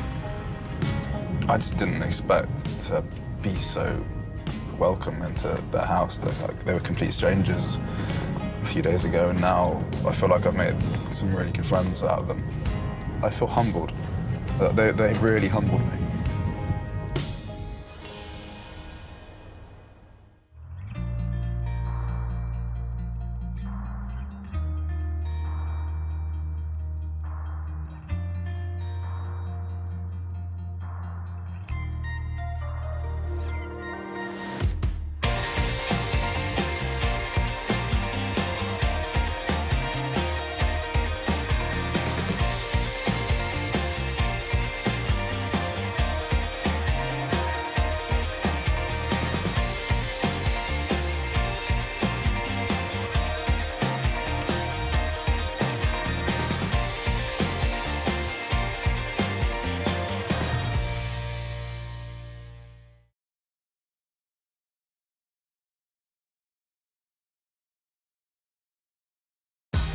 In this series, 6 rich kids are giving up the flashy supercars, the luxury 5-star hotels, 3, 2, 1. and expensive designer shopping halls This is the biggest chandelier in the house. to go skint with desperate families living on the breadline. I'm Fergus, nice to meet you. Anna. Sparks will fly I think you're a bit of a daddy's girl. and tears will fall Just start crying, give her a tissue. as they face the most challenging experience of their entire lives. Oh my God, what's brought this on?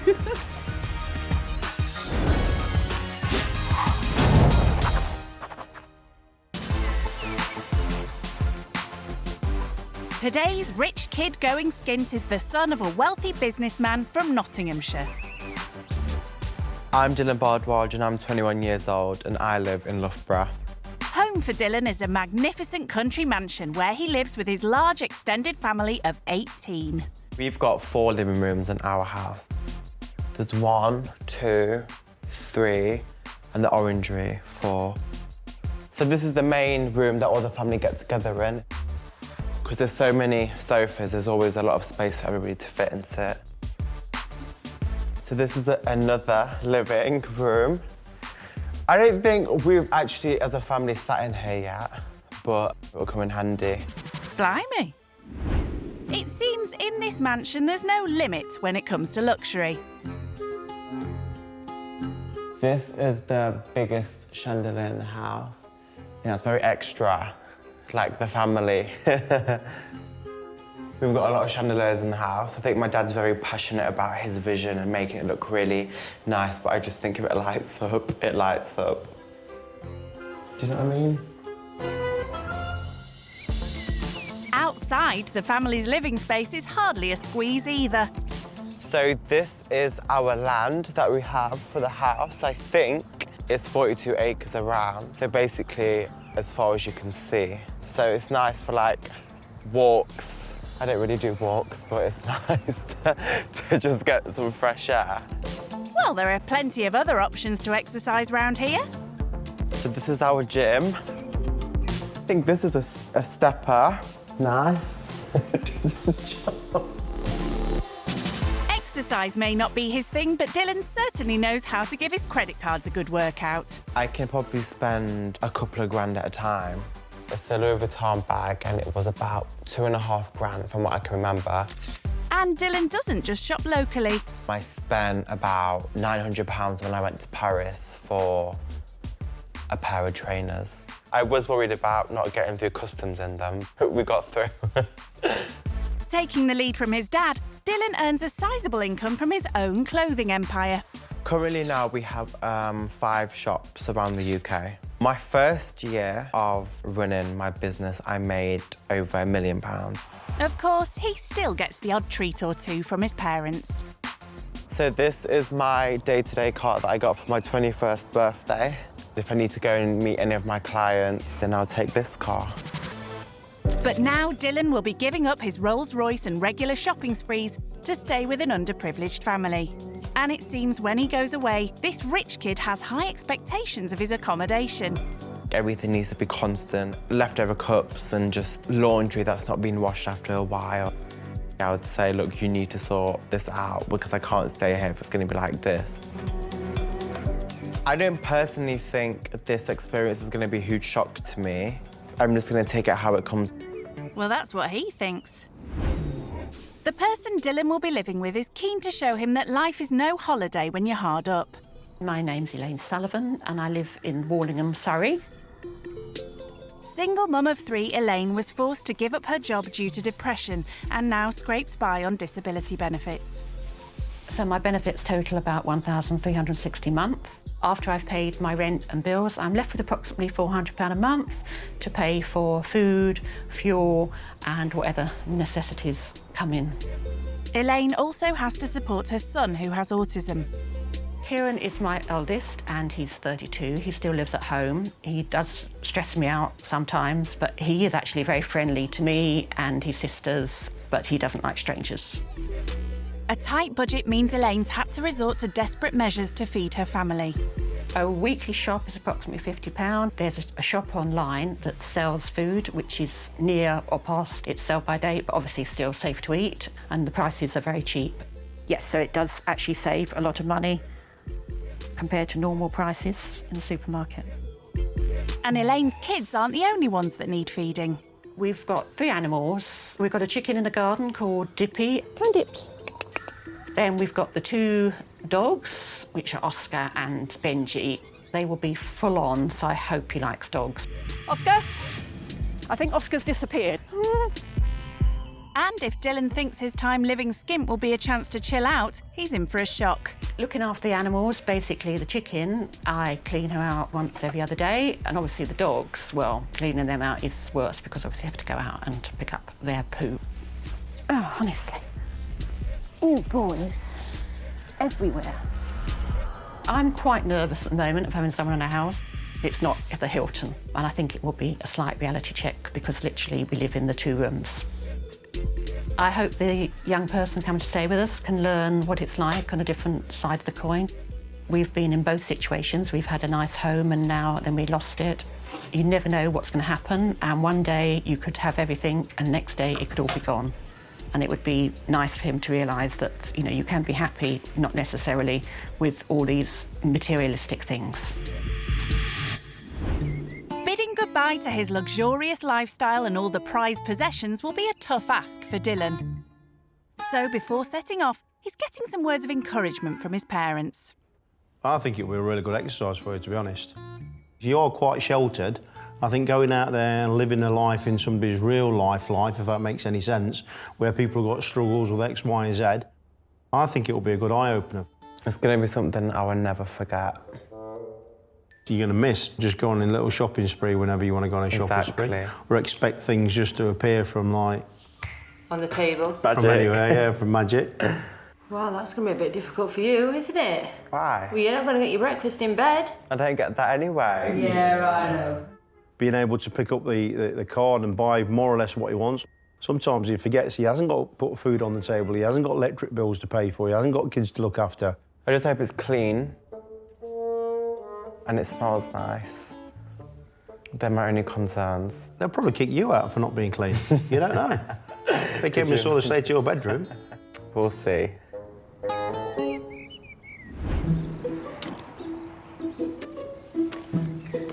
The big day's arrived, and as Dylan heads off to meet his host family, how's he feeling? I'm nervous, but I'm excited at the same time. I don't really have a main worry at the moment, but I think I just don't want loud dogs.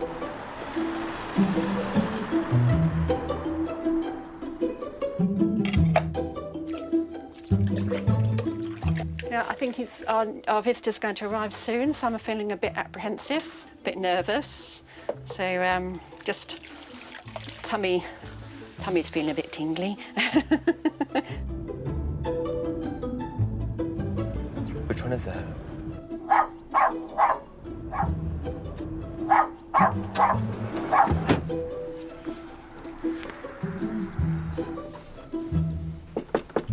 I don't think she wants to open the door. Hello. Nice to meet you, Dylan. Hi. You okay? I'm Elaine. Nice to meet you. Nice to meet you. Want to come in? Yes, Come in, thank do you you. want to take your bags? Oh, my Thank you goodness so me. much. Be careful of the dogs. They're not vicious, but they make a lot of noise. Elaine shares her home with her children. Hello. This is Abby. Are you okay? I'm good, Abby. Good, I'm Dylan. good, thank you. Introductions over, Elaine shows Dylan round. Back home, he has the run of a sprawling 42-acre estate. But in Elaine's back garden, there's barely room for her dogs to do their business. Right, just be careful where you step No because problem. they tend to do it where they want. And it's not just the dogs that do it where they want. This is dippy, as in dippy in egg. Oh my God, look how much it's shit. I know, they're really messy. It does a lot. For one, actually, she's amazing what she does, for one. Elaine's garden may not be big, but she's still managed to accumulate an array of clutter. My first thought when I saw the rubbish was, why is it all kept here? What are they doing with it? It looked like it's been there for a while.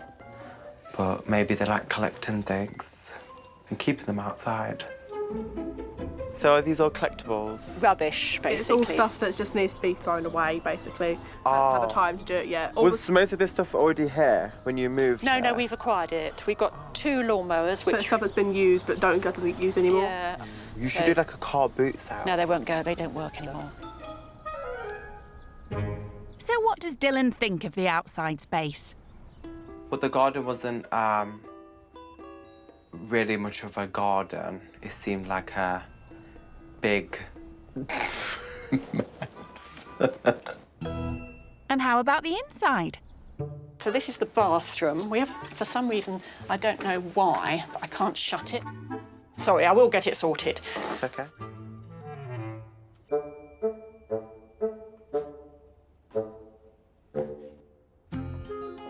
Right, so this is Abby's room. Lovely. So this is her 18th birthday present. Nice big wardrobe. A nice mirrored wardrobe. Yes, which is a bit messy. This is my bedroom, which I have decorated, actually, to my own which... Lovely. So I decorated it myself. It's not the best decorating. I'm not used to basically being in a really small home or anything like that. It'd be hard to distance myself away. Not much chance of hiding away in this house. So this is the kitchen. Fridge over there if you want to make yourself a cup of tea or something in the middle of the night. House tour over, Dylan's yet to spot where he'll be sleeping. This is obviously the front room lounge. Yes. You will be sleeping on here. I think you're fit, just about. An old sofa's hardly the style and comfort this rich kid's accustomed to. Hopefully my 6'4" body could fit on the sofa. So is it just you guys who live here? No, we've got my son, who's Kieran. He's at work at the moment. Yeah. He's 32. He's autistic. How would he be like with me? He'll talk to you, he'll be like, oh, hi, but then he'll probably drift away, but then if you start up a conversation, he will carry the conversation. Definitely. Elaine wants Dylan to experience what life could be like if he lost everything like she did. The small semi her family have to share is far removed from the millionaire mansions he's grown up in. Most of my life, I've lived in, like, big houses. Yeah. But the house we're in now is a manor. God, that's amazing. Absolutely. Oh, you've even got a fountain in the front. Gosh. It's pretty big. And we've got gates and things. We've got a driveway which is about a mile long. So have you got like any interesting like big rooms or like main rooms kind of So thing? we've got 4 living rooms. Oh wow. An orangery. 2 kitchens that we have. 2 kitchens. A cinema. Our cinema room. A fitness centre. Do you drive or? Drive a BMW 4 Series, but Oh, we've got nice. cars like Rolls Royces, Lamborghinis, Oh my Range God. Rovers. It's got to be red. It is red. Oh, good. It's just absolutely amazing, you know, listening just actually the cars, the fact he's got a Lamborghini and a Rolls Royce, and the cinema room sounds absolutely amazing. What do you do? Do you? I've got my own clothing line called Ratchet Clothing. Oh wait, as in no. Oh my God. It's me. Oh, that's so cool. Actually, that's been going for a couple of years, isn't it? Yeah, it was my 5th anniversary on October 21st. Oh wow! I remember when that came out, and everyone was like, "Oh yeah, I'm gonna buy this sweatshirt." I was like, "Oh yeah." Everyone's like, "Oh my God, that's so cool." Dylan owns a clothing line that it was really popular. Oh gosh. I remember loads of people used to wear it when I had like own school like clothes days. People used to wear it all the time. Dylan's made lots of money from his clothing line, but Elaine reckons he's had it too easy. From the off, she's keen to teach him how tough life can be for those just scraping by. Do you want me to cut the bread? Yes, I'll give you a knife. If he thought he was here for a holiday, he's sadly mistaken. Lesson 1 is making lunch. And a tight food budget means it's just plain old sandwiches on the menu. I'm not the best carver in the world. I try not to cut my fingers either. When lunch came around, we made chicken sandwiches, which was really different to what I would usually eat at lunchtime. But I got stuck in, I buttered the bread, I carved the chicken. Sorry, did you say you carved the chicken? So, do you cook at home or do you help? Yes, I do. Oh, do you? Oh, good. I cook for all 18 of us. Oh, my goodness. Well, you can do all the cooking. I will. I'll cook tonight. We've got mince tonight. We're going to have... Is it beef? Oh, yes. Do you not like beef? I don't eat beef. Oh, no. Oh, gosh. OK. Sorry. Right. That's OK. I didn't know that. Right. We might have to have chicken again, then. I don't eat beef for religious reasons, so I'm gonna hopefully get a takeaway instead. Here, Abs. There you go. Dylan made you a sandwich.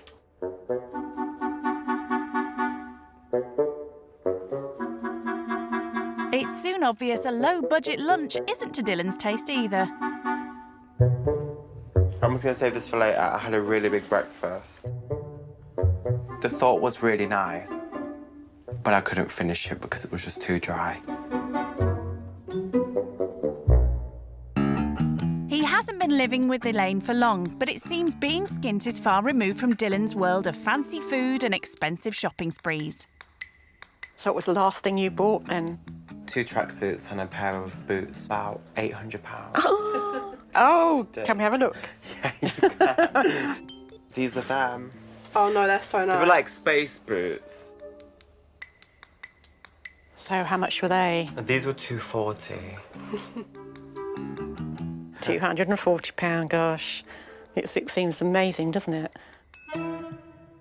Dylan may fawn over fancy trainers, but having to survive on benefits means lavish online purchases are out of the question for Elaine. So where do you get your shopping from? Well, I tend to go around charity shops and get clothes and things. After I've paid the rent and our electricity and gas, I'm left with about sort of £400 a month to do food and petrol and other bits. Okay. So it's quite a limited amount. Minimal, yeah. Yes. I've always been very cautious with money. I didn't spend willy-nilly. Totally understand, I've always been sort of aware of money and just been careful. I've never really understood how the whole benefit system works. I literally thought people just get given money. To know the reason why you obviously are on benefits and you don't have a job is understandable. I've always worked, and it's actually quite hard, and I did have a breakdown when I had to go on benefits because I just found it quite distressing. Keen for Dylan to appreciate that not everyone has loads of cash to splash, Elaine wants to show him where he'd have to shop if he found himself completely skint.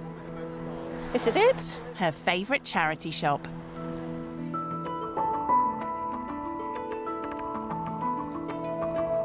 I'm going to look at the pound rail, which is behind you. More bargains there. Abercrombie. And it's only £1. How much are they? Comfortable. £5. Just seeing if they've got any jumpery things as the weather's coming in, getting a bit colder. This one's £1, Oh, so that's nice. it's quite soft, isn't it? For Yeah, a I bit think of it's really nice. bling. Really nice detail. Yeah, It looks sparkly. warm. Seeing Elaine being forced to browse the bargain rails for her wardrobe has been a real eye-opener for Dylan. And it's clearly affected him.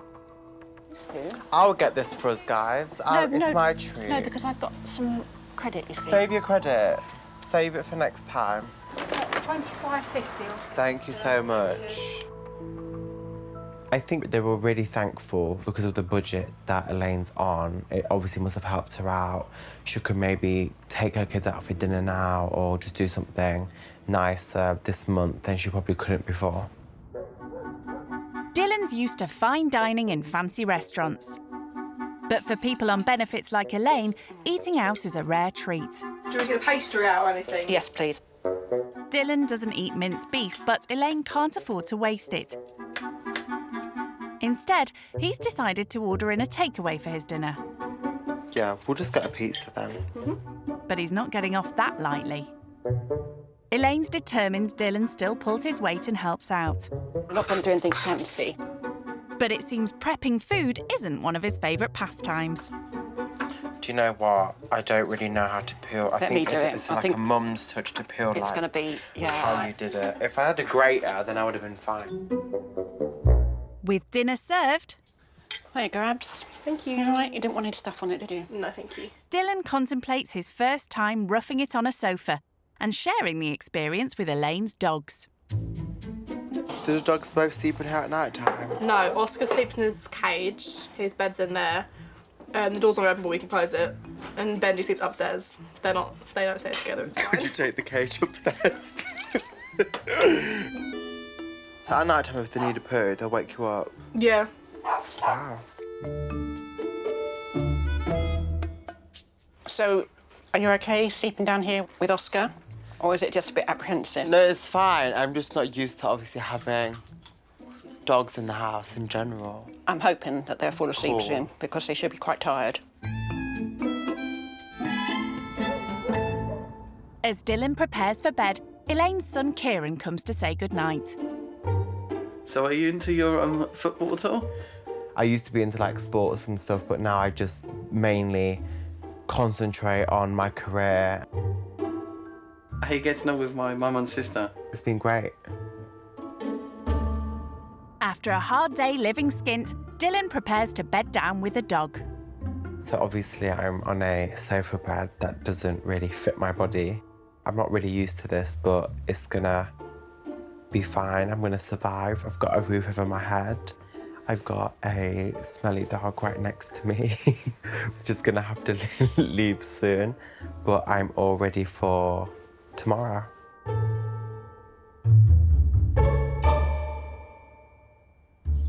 So far, giving up his luxuries hasn't been easy for Dylan. like swapping his comfy double bed for a night roughing it on Elaine's sofa.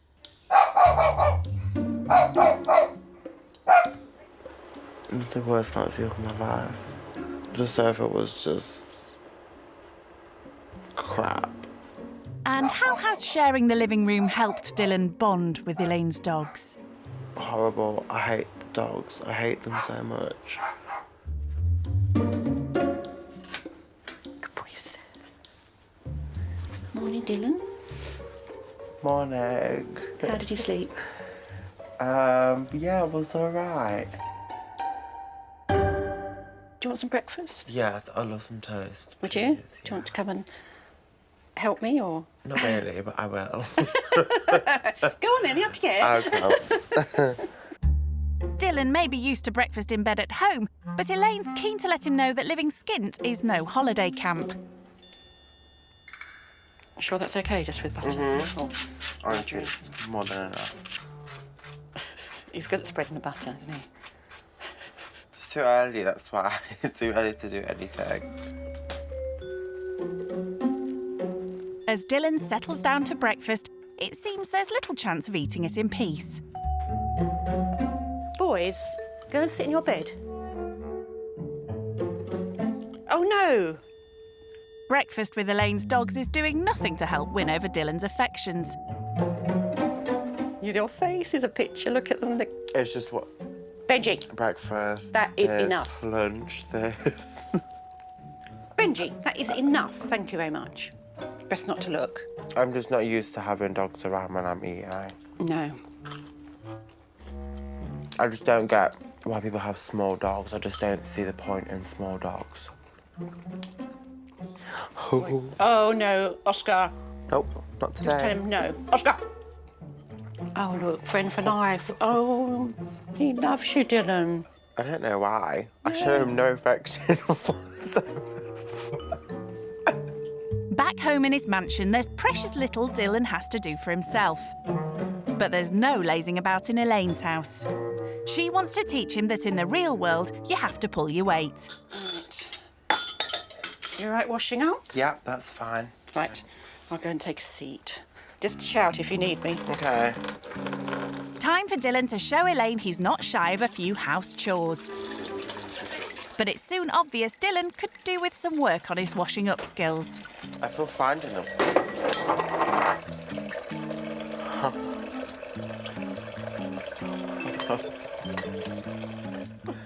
I've broken a cup. Oh, Dylan. I don't know how I managed that. Oh, no, that was our best one as well. It's okay. I'll just buy you like 5 more of the same.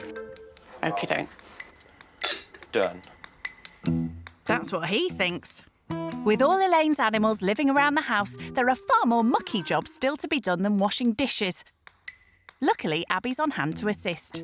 So you okay cleaning out, doing the chicken and the poo run? Yeah. That's right, Dylan. She said the poo run. I'll go and get you some gloves. Please. So Elaine just told me to clean the chicken house out and I'm not really excited to do it. I don't want to do it, but I'm going to do it. Clearing chicken poo may not be his idea of fun, but it's a chance for Dylan to show Elaine that he's willing to get his hands dirty. So far, though, it seems all he's trying to do is chicken out of his chore. I'll pay you if you just do it and I will just watch you. I doubt Dylan will be doing this at home. He's not impressed. All right, I've got this. I'm going to do it.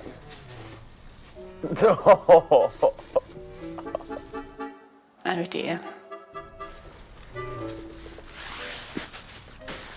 It's done. He's sewn it away. It's done. Right, hang on. It's done. It's not the nicest thing, but when you have animals, that's what you have to do, unfortunately. Next job is actually picking up the dog bits. I don't even like the dogs, but I'm going to clean up after them, but I'm ready. Oh, looks fresh.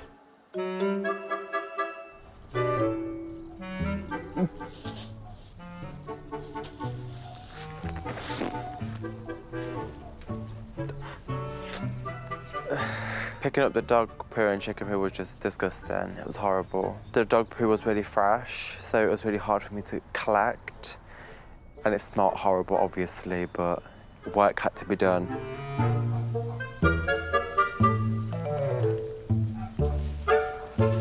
Well done, Dylan.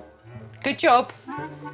Having originally poo-pooed this task, Dylan somehow managed to dispose of all the doggy do. So, how's he feeling about his efforts now?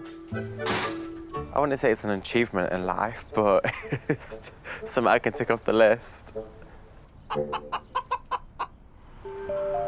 As part of his experience living skint, Elaine's keen to show Dylan what life could be like if he lost everything like she did. Lovely. Thank you so much. Cheers. If you take that in, I'll sign for it. Living a hand-to-mouth existence means she has to resort to desperate measures in order to survive to the end of the month. Bye-bye. Have a nice day. Elaine regularly orders a parcel containing out-of-date groceries at a reduced cost as a way of putting food on the table. Well, let's see what's inside. It's like Christmas come early. It's so I got sausages. Oh, wow. Chicken. Burgers. And mince. So were they all good to eat? Yes, they're all best before, so they're absolutely fine. You're just going to freeze these now? I'm going to freeze and these. And then when you're ready to eat them, you'll eat them? So there's 5 in each one of those. There's 5 dinners. Yeah, so that's quite good value because it's £15 for this lot. So £3 a dinner really for all of us. So that's within my budget. That's really cool. For Dylan, a tight food budget like this is a foreign concept. And I've got some oxtail soup. What's that? Oxtail soup is it's like the tail of an ox. Okay. You can have some later if you want. Yeah, we'll see. Being rich means Dylan never has to think twice about treating himself. More juice. For Elaine, though, these reduced-price food boxes are her only way of affording any tiny luxuries. Right, so this is, I think, goodies. So lots of little biscuits. Does it say how many biscuits I've got? 12. 12 biscuits. And how much was that? This is flash deal. Instead of paying £6, you paid 99p for them all. Deal of the day. That's legit. Yes. 3 mayonnaises. How much are they? Well, you should have paid £3, but you paid £1.50 for 3. Yeah, so 50p each. Oh my God. So, why are they so cheap? Because they're best before date. 1st of July 2017, is it? 1st of July, yeah. Yeah, but there's nothing wrong with them. Seeing how Elaine's forced to count every penny she spends on her food shop has been a real eye-opener for Dylan. I literally think it's so good. And it's obviously, it helps people who are in your position. Yeah. And I think it's useful.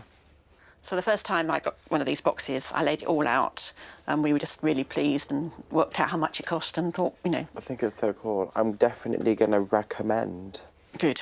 See, I've taught you something. Another lesson learned. Well done. Living skint with Elaine has so far not proved to be the vacation Dylan hoped it would be. If he thought he could sit back and take it easy, she has yet another task to remind him that when you're living on the breadline, you have to do everything for yourself. So do you fancy taking the dogs for a walk then? Yeah, I don't mind. Get some fresh air. Shall I get the leads out then? Thank you. He hardly looks pleased, but a brisk walk may well be an opportunity for Dylan to bond with the dogs. Here we go. Oh, thank you so much. Now, you know which one's which, don't you? Ugly and okay-ish. There we go. Okay. Well, good luck. Thank you so much. Let's go, bitches. No, they're boys. Sorry. Let's go, dogs. Let's go. Come on, move. All right, good luck. Thanks.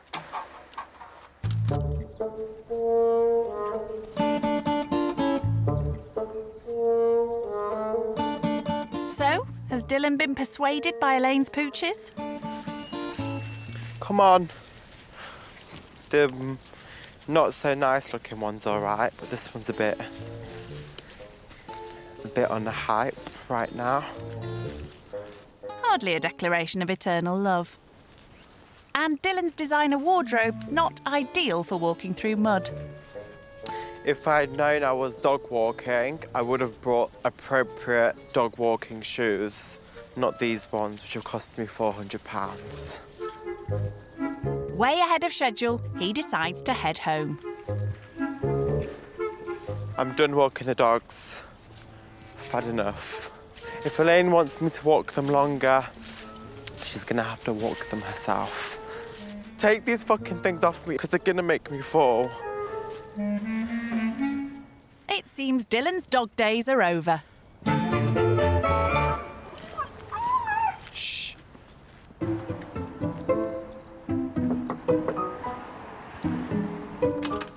Are you back? We're back. Oh. I nearly left them there. Really? But they're back. But you decided you better bring them back Yes. I might miss them. All present and accounted for. Are they dirty? They're very dirty. Right, I might go and pop them straight in the bath Oh, and okay, rinse them cool. off. She means the dogs, Dylan. So if you hold him, I'm just going to put them in one at a time. Yeah. If it was up to Dylan, he'd send them to be dry cleaned. But for Elaine, there's no such thing as swanky dog salons when you skint. Oh, it's okay, shush. I know. Oh, it's filthy. Absolutely. Look how dirty it is. Look at that water. Oh, you dirty boy. I know. It's okay, sweetheart. Good boy. Jump. Okay. Shake. Shake. Good boy. And again. Shake. Time for the rich kid to muck in and help shampoo his favourite pooch shiny clean. Okay, so if I just tie him up there, Dylan, and do you want to have a go with the shower? I'll be okay to wash him. You okay? Let's swap the places then. Underneath his, if you put the shower upside down and underneath his bits, that's it. Yeah, he's looking cleaner already. I think actually he's okay. I think he'll be fine. Yeah? Yes.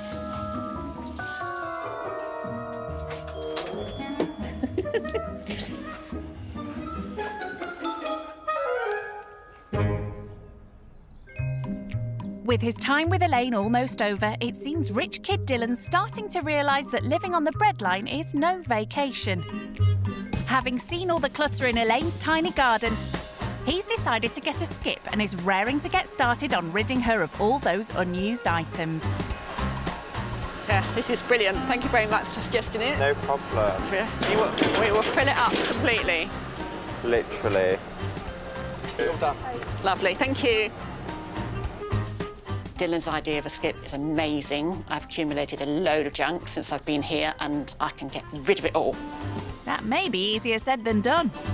Right, so... Okay, right, let's start with this side. Can we chuck this? Do we need it? We don't need the thing inside it, but we're keeping the flower pot. You're going to keep the flower pot? Yeah.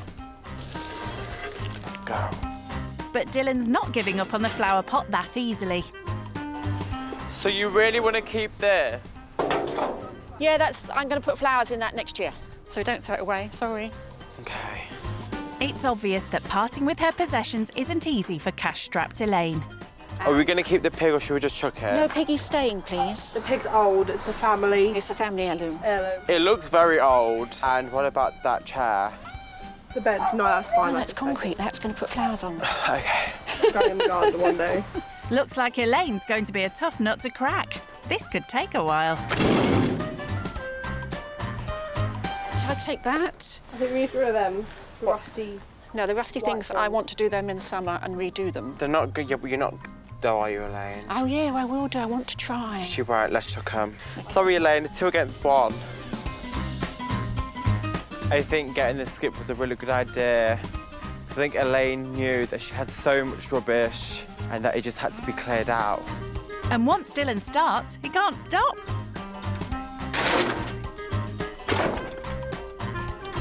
And despite her initial reluctance, even Elaine's embracing a bit of decluttering. So the skip's nearly half full, but I can assure you it will be full to capacity at the end. Done? Yeah. And it's gone. Dylan's shown Elaine that he's willing to get down to some hard graft when he has to. time to fill his parents in on what he's learnt so far. Hello. Hey, Dylan. Are you alright? Yeah, good, mate. How did you sleep, Dylan? Did you sleep well? No, not really. Like, it wasn't great. I was woken up a lot of the time by the dog licking my feet and jumping up. Was the dog licking your feet? Literally. I slept with socks on because of it. Is the dog still alive after licking your feet? Yeah, the dog's still alive. I hired a skip today for them to clear their back garden out. Yeah. She's really, like, indecisive of what she wants to throw away and what she wants to keep. Right, okay. So I was just basically pushing her to throw everything away. And then I also walked the dogs and bathed the dogs. They stunk, and I didn't want to do much of it.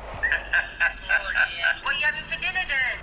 I don't know yet. They had like a parcel come earlier. It's where they basically get food past the sell-by date, which is less than half the price. Like, she was really excited when her box came. Makes you realise how lucky you are then, doesn't it? Yeah, I know. Have you learnt anything while you've been there? Just appreciating things, even if it's little, even if it's big, and just that we've got food on the plate every day, that we don't really need to struggle. No, well, that's a fair comment, mate. That's a fair comment. If that's something you've learned while you've been there, it's definitely been worthwhile going. Yeah, 100%. Well, I'll see you guys soon. Yeah, okay then, mate. All right, see you guys. All right, love you, bye.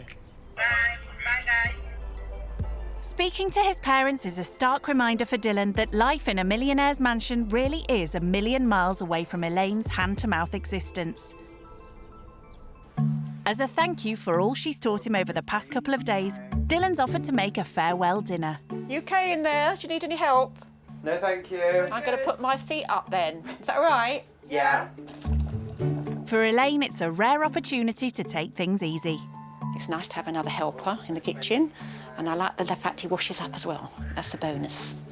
Well, let's hope so. Should we put some cheese on it? Yep. Perfect. Put it in the oven. Time to give their verdict on Dylan's cooking skills. Here you go, Elaine. Oh, that's lovely. Here's Thank you. dinner. Oh, fantastic. Thank you so No much. problem. Having dinner served up for me. Preparing dinner has taught Dylan another valuable lesson in how to make a meagre budget stretch that bit further. So how much was this per plate? Altogether, I'd suppose it must have cost just under £2 for the whole lot. So For that whole dish? For the whole dish, so however many serves, really. So like 30p a bowl? Yeah. Wow. And it tastes so good. Mm. So have you enjoyed the whole experience? Do you think you've learnt? I really have. Like, I've learned how to appreciate smaller things in life, and that you don't need, like, materialistic things to basically keep you happy. It doesn't matter the size of the house that you live in or the luxuries you have. It's basically the people you're with that makes it count. Someone has said to me, you could live in a tent as long as you're happy. Exactly. You could live anywhere as long as you're happy. So just make it with the people you're with. Exactly. And we are quite a close-knit family. As you can see. Yes, and we're happy. So your story that you told me about you having everything, you've lost basically the 2 incomes and all the houses and everything. And it did make me feel that it could happen to anybody. Yeah, we never know what's around the corner. Exactly. So, and you have to be strong, and you just keep going, really. We've been at the lowest, and now we're never going to go to that spot again. Good. Living skint with Elaine has been a real revelation for Dylan, but now it's time for him to leave. Go.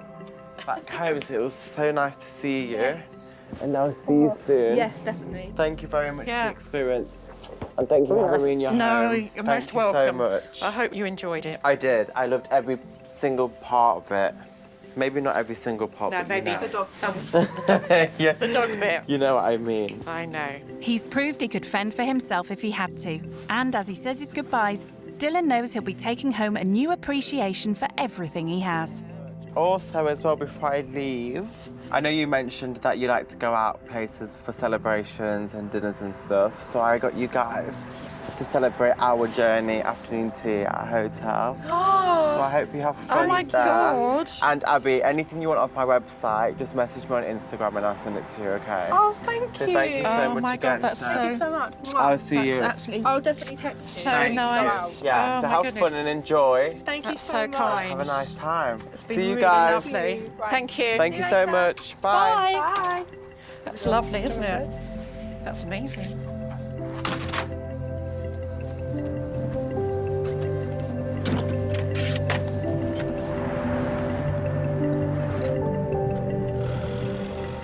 My main message from taking away from this experience is basically I don't need to spend a lot of money on certain things to be happy, and I don't need to have the best foods or the best clothes. Elaine and her family don't really have much, but they can still be happy and appreciate the smaller things in life, which I think that's something I'm definitely going to be taking away today.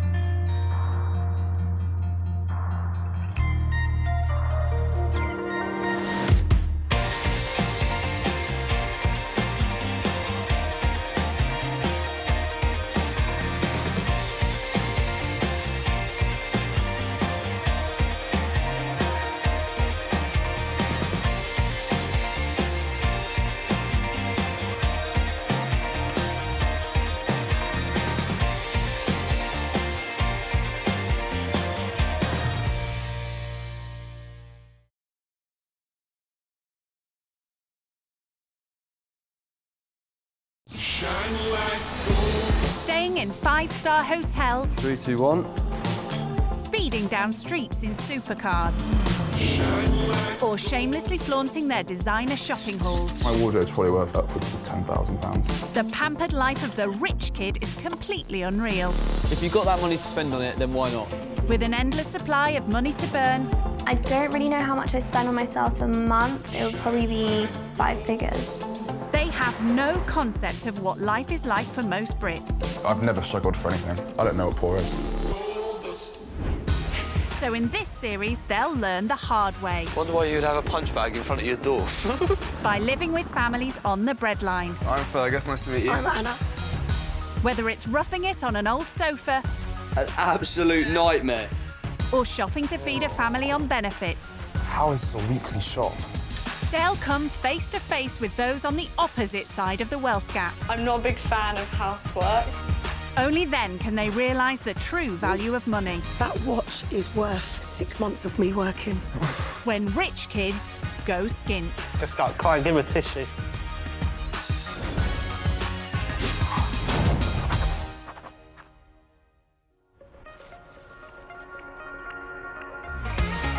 This is Callum. He's 16 and loves splashing the cash on designer labels and expensive gadgets. Using his parents' money, obviously. He lives in a posh village near Milton Keynes with his parents and 2 brothers. Home is a Grade 2 listed 5-bedroom thatch cottage, and it's worth a bundle. We have some creaky stairs. Now, these are a bit of an issue, I'm not going to lie. It's quite hard to sneak out of the night time to meet your mates or whatever.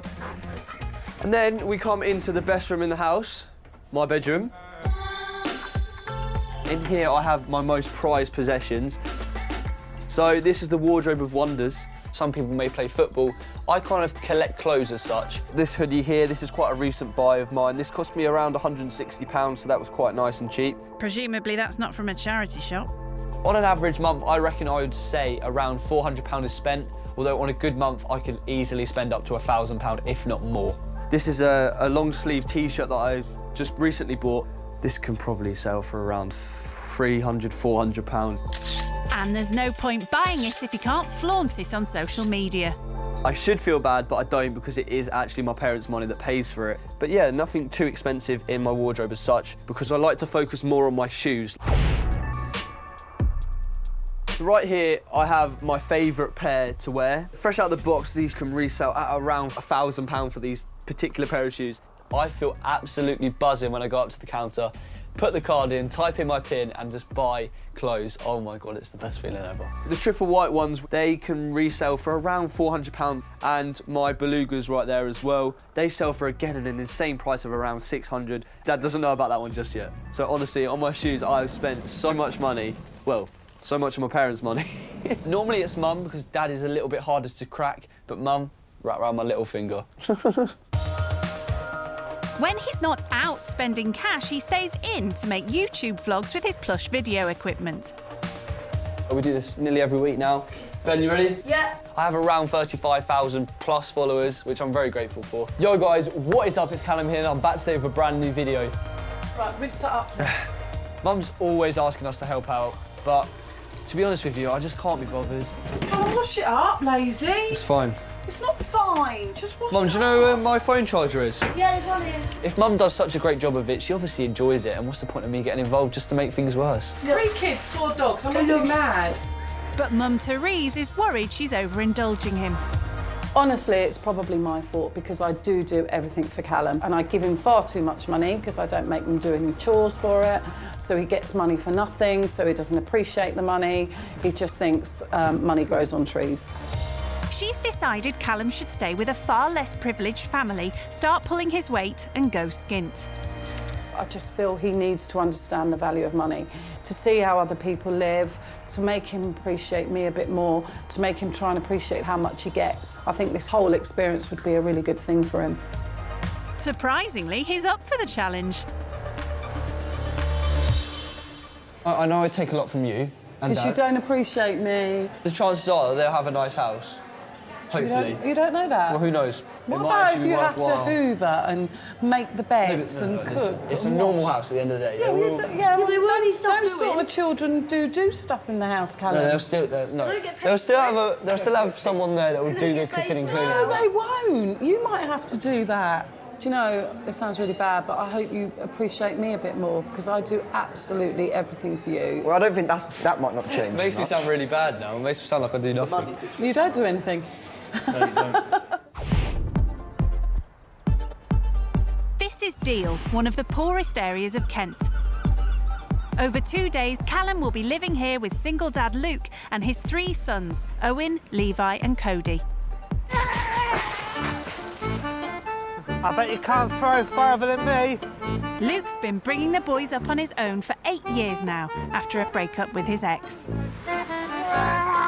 And it's meant a massive change in his life. Oh, that was rubbish! I used to earn a fair whack, but since having the children and I've had to accept a lower income, I think I've been happier.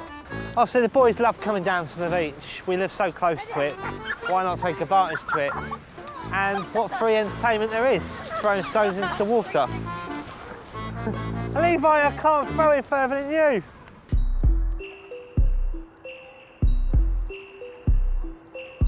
Me and the children live on roughly a maximum of £300 a week. I receive about £40 a week top up on top of my wages. Boys, can you come and set the table for me, please? I felt low as low going to the government for help. It's not what I want to do, it's what I have to do, and my children are my only priority. Remember, no phones at the table. Play with them, lose them, and that includes me. Be interesting to see what this young lad's like. It's like a puzzle, Mum, look. Do you need 3 pairs of shoes? I'll do with 4, but as you haven't got at me, I'll keep it to 3. I'm expecting someone who's had life put on a plate for them. Mummy, Daddy have paid for everything, bailed them out. Pants? Yes. Socks? Yep. Deodorant? No. Cuddly toy? I think the time he's finished with us, he'll be exhausted.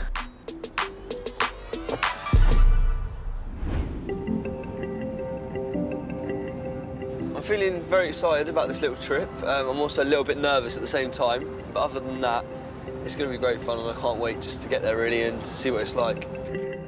I have a little concern how he will view us as a family. I'll let you know if I regret it later. Yeah, the area seems quite nice actually. All I know about him, he's rich. That's all I know. That's all Dad's told me. I feel happy about him coming because then he gets the experience of what it's like having no money.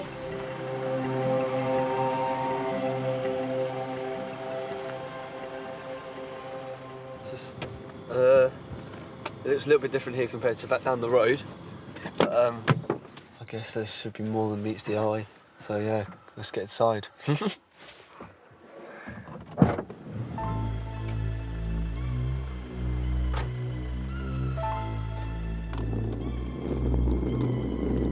Yeah, it's a little bit different here.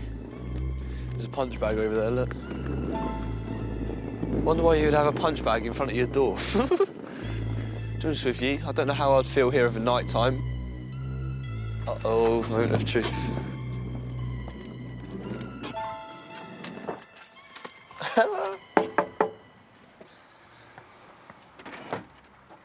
Hello. Hi, Nice I'm to meet you. Luke. What's your name? Callum. Callum, Nice come to meet in. you. Welcome to the Cheers. madhouse. Don't mind me bringing all this in, do you? No, bring it in. Cheers, mate. You might not find it when you leave. First up, Luke wants to show Callum round his house. It won't take him long. Please excuse my lack of decoration. Right. I've been here 4 years and I said Yeah, I'd have it decorated within 6 months, but I didn't say what 6 months I'd do it. When you get to an old age, what would you want to remember more? The weekends that you spent at home making sure your house was perfect, or the weekends you spent down the beach or at the woods with your kids? It's always clean, it's always tidy, it just needs a bit of attention. This is the boys' room. You've got the two youngest one in here, Cody and Levi. They both punched a share little hole in this wall or something, get a bit angry. Yes, unfortunately that was left from the last tenants. Oh, right, OK, yeah. So it was never done by us. Having seen round the house, Callum gets to meet Luke's kids. Hi, boys. We have got Cody, aka Ginger. Ginger. And we've got Levi. Levi. And we've got the eldest, which is Owen. He's coming to stay with us for the weekends.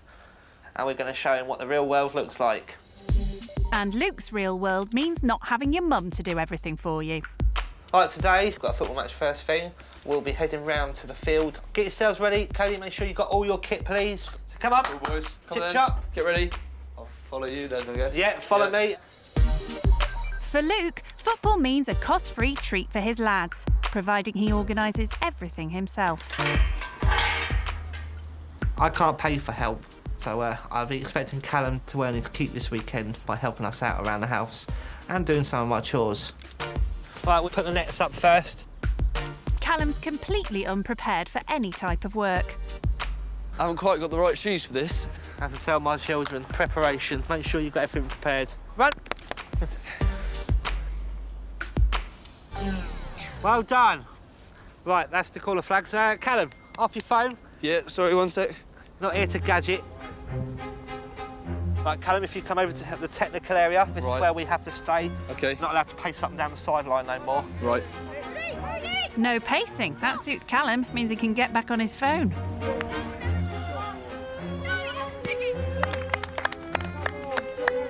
Mitch.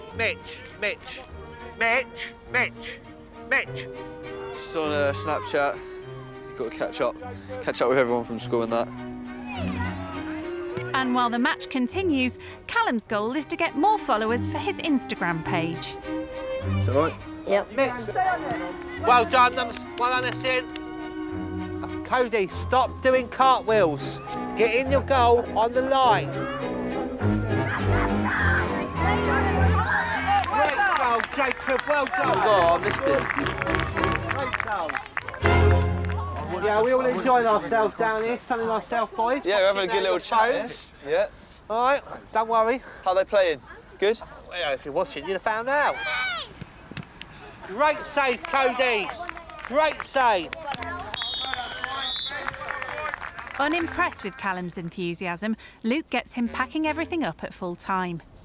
Callum, I would like you now to put all the cones into a pile. As every bottle needs to be emptied.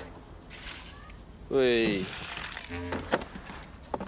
He's hardly broken a sweat, but Callum is ready for a long break. Luke, however, has other ideas. We're going to start some lunch. You made a sandwich before? Yeah, I can do sandwiches quite well, to be fair. It's like a lock. What do you do for your mum though around the house? Do you do any chores? Not really, to be honest Nothing? with you. Sometimes I'll pull my curtains. Oh, you know, spoil your mum then. If I'm feeling nice. Otherwise, Mum does do a lot for me. Right, if you want to give the boys a shout. Come on then, got lunch. Feel like a waiter, a cook, and everything. There you go. What's in it? Put your ham, is that all right? Right, you'll want melon. Right. Getting in the right mess. That's all right, you'll clean it up. There's 3. Make as much mess as you want. Oh, blimey heck. Do you have to wash up all your dishes and stuff then? No dishwasher? Yeah, we have a dishwasher. It's our hands. Oh, right. Tell me when. That's enough. Don't want to waste it. We're washing up, not washing the world. Should I use this? Yes, mate, yeah. Cool. Nice clean sponge. I'll just put it on the dryer. Yeah, put it on the drain board. So you thought you'd leave me all your washing up then, yeah? Yeah. Little treat. You should have said you'd like doing it because then I left some more for you. But don't worry, there's always dinner tomorrow. Luke is gobsmacked to learn what Callum normally does for lunch. My parents would normally give me, like, I don't know, say, here you go, have 50 quid, you can buy yourself some lunch and something, like, nice to wear or whatnot. 50 quid just to go out down the shopping centre with your friends? Yeah, to be honest with you, it's sometimes not even enough by the amount I spend on my clothes. So Wow. I have to dip into my own Not money. even enough. Oh, you have to dip into your own money? Yeah, that won't even pay for a pair of shoes, that won't. Wow. So, yeah, an average pair of shoes for me is going to cost around 300 quid. In this house, that would involve nearly enough a whole year's work. And no one's a stranger to work in this house, so Callum has to make his own lunch. I might just have a jam sandwich. Is that A right? jam sandwich? I don't think I'm going to bother with a plate. 'Cause I feel Yeah, like you're going to save yourself washing up, are you? that's what I'm thinking. If I just go like... Yeah, that's cool. So it's a busy morning. How you feeling? To be honest with you, feeling like a slave. Like a slave? Mm-hmm. My heart bleeds for you. Welcome to the world of being a parent, I guess. Yes, I'm glad you're getting a taste of that today. After lunch, instead of spending loads of cash shopping, Callum has some free time. One last whip. But Luke's about to be a spoilsport. Well, as much fun as this is, boys, this ain't getting your chores done. If you want your pocket money, you get it done. Right, Cody, come here then. Can you go and make sure your bed's stripped? And I want all of your washing downstairs. Yep. Don't be long.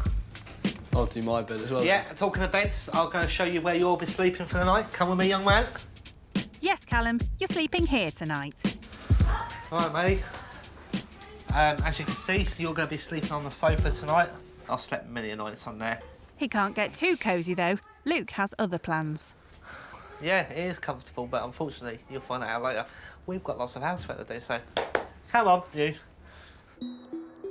At least Callum's not having to clean the loo. What, do you just want them all neat? Yeah. All right. Do you do chores often? Yeah. So how much pocket money did you get, say, last week? £5. £5, and you do chores how much a day? Mostly this, because this always Gets them all messy and stuff. because people climb on it. I've got to be honest with you. I don't think I've done chores like this in a while. Or any chores ever? Oh, tired already. All right, Cody, here's your bedding. Do you do your bed? It's normally Mum that does it for me. I'll do it once in a blue moon. All right, ready? Little shake. All right, make sure it looks tidy as well, please. Well done, mate. Right, come on, we've Yeah. still got another bedroom to do yet. Did you expect it to be this hard, or was you expecting it to be easier? Well, I don't know, really. I wasn't really expecting any chores, if I'm honest with you. I guess because I'm doing 3 lots of stuff, it seems a lot harder than normal. Doing it 3 times over all day, it does make you tired. I've got to be honest with you, mate. I've got really achy legs. With all the work you're doing today, I'm pretty sure by tonight you're going to sleep really well. After the bedrooms have been tidied, Luke's girlfriend Chloe comes round to visit him. He's on top of you. Oh, he's behind me somewhere. So Callum gets a chance to chill out with the boys. Right, guys, can we put the computer away now, please? We are going to go out for food. We're going to go and get some burger and chips. Right, come on, all outdoor. As it's Cody's birthday tomorrow, Luke's taking everyone to a local cheap restaurant for a special meal. But it's very down market for Callum. Yeah, I'll go that side. It's the sort of restaurant he wouldn't consider visiting back home. Chicken nuggets! Chicken nuggets, yeah. Yes! So, how do you know about this restaurant? I've been coming here since about 13. I 13? actually worked here when I was 13. Wow. So, for the 5 of you then, how much is like an average meal in here, like when you come? About 40 quid. Right, okay. That does us all. Yeah. It's cheap and cheerful. It's good food though. How about you? What's your average when you go out with your friends or family? It depends really. Say last month, £400 on food for myself. Just for yourself? Yeah. £400? Wow. That's a week's budget for me. Really? Yeah. If I was to Right. spend that much on a night out, we'd be living on beans on toast for a month, I reckon. Yeah. So how much would Luke spend on a night out? If I'm going out just for myself, I budget probably about 20 quid for drinks. I make that last all night. And I feel guilty spending 20 quid on drinks. If I had £100 to go out, I'd probably slaughtered.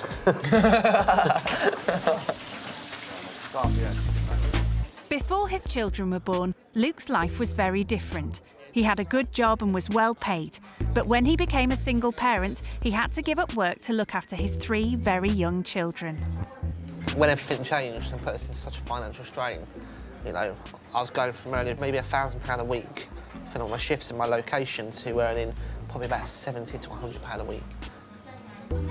So all of a sudden, not being able to provide for my family, it put a massive strain mentally on me. Having to go to the government with my hand out and saying, I can't provide for my family. You know, we've all seen these shows on telly, how people are portrayed when they're claiming any Yeah, and sort to of be income. honest with you, that was my view. I was thinking, if someone's on benefits, because of the media and the way it's portrayed, they're just doing it just to abuse the system. Yeah. They can't be bothered to get a job. It was once all 3 children were in full-time school that I was able to start my current job. And I've been happier ever since, mentally happy. Yeah. And obviously... Bit of a relief. Yeah, a bit of relief. And it was important for the children, obviously, to see that work ethic. Yeah. But by next year, I do reckon that financially we'll be well off again. And we're looking forward to actually booking our first holiday. We've never had a holiday. And actually give them something more to look forward to rather than trips to the local beach. Callum's had 3 foreign holidays in the past year alone, so Luke's revelations have got to him. I've got a lot of respect for you, thank you. Thank you very much. Jesus. You're going to touch me, what? Just start crying, give him a tissue. Oh, sugar. Right, boys, we're going to get our coats on. We're going to go home now. We've had our treat, all right? So we're going to make our way up home. I don't know, we'll watch a bit of telly. Let's see what we do when we get home. Last one out that does all the washing up. Go. Oh, looks like Callum's enjoyed his washing up today. What's this? Well, I've done enough for one day. Callum's exhausted after doing chores. Callum. Hello. I'm going to take the missus down to the pub for an hour. At 9:30, the boys are to go upstairs to their bedrooms, where they have half an hour just to chill out.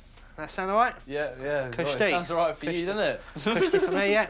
Behave, look after Callum. All right? I'll see you very soon. If you need me, give us a bell. All right, have a nice time. Callum has had a good time with the boys, so he decides to do even more work by repairing Levi's scooter. Right, so we need one Allen key on this... Oh, you've got a bolt on this side. I've never actually done babysitting at someone else's house before. That is tight. Meanwhile, Luke and Chloe are enjoying a bit of time on their own for a change. So, what do you think of that Callum then? He's actually quite a real nice lad. A bit wet behind the ears, you know. Obviously, a typical teenager, taking advantage of mum and dad. I wouldn't say it's his fault. He's obviously been allowed to get away with it, and what teenager won't take advantage of that opportunity? I feel like I'm tightening it. Or am I loosening it? Sweating. Babysitting, DIY. I've been cleaning and everything in this house, aren't I? To be honest with you, Levi, I don't think we're going to be able to do that, Will. Despite his best efforts, Callum is unable to fix Levi's scooter, but he does have a game on his laptop that should impress Cody. But we have got bed in about 20 minutes. What you've got to do is have one finger in front of the other like this. Look at that. You did it. Cody's happy, but there's something up with Levi. You all right, mate? Levi. What's up? What have you done? Levi. go to bed. Why don't you want to go to bed? It's boring. You don't want to go to bed because it's boring. There's nothing to do. Eventually, Callum manages to persuade all 3 boys to go upstairs and clean their teeth. Oh, dear me. I didn't quite see this coming, to be honest with you. I've done everything today. Literally, I'm a parent for the weekend. Wow. I feel like a dad. Do you feel like I'm your dad? Daddy? Who would you prefer, me or your dad as your dad? Yeah. Oh, I might have to cut that bit. Good lad. Keep cleaning your teeth, yeah? Oh, yeah, that's probably not the best of ideas. Right, you know what? You know how good you were at cleaning earlier? Do you want to clean that up now? Do you think that's a good idea? Go on. Guys, remember, you have to do You know what you're doing, yeah? 2 minutes. That's it. Go on, give that a little clean now. That's it. Maybe not do that again. Back in the pub, it's near the 9:30 deadline, but Luke's having another pint, buying Callum some extra time. Careful, careful. Yeah, be careful, though. Yeah, all right. I probably wouldn't go spraying it around too much, though. Spray your bed. Of course. It's now 20 to 10, and Luke and Chloe are about to head back. Come on, mate. Come on. Come on, we've had a good day.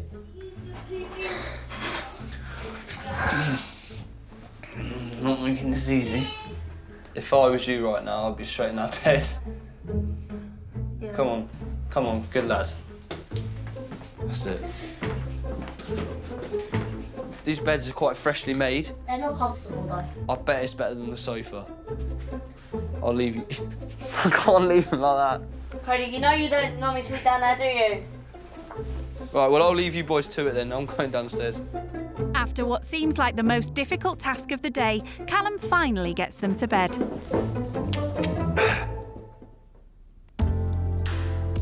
Relieved, Callum decides to talk to his mum about everything that's happened during the day.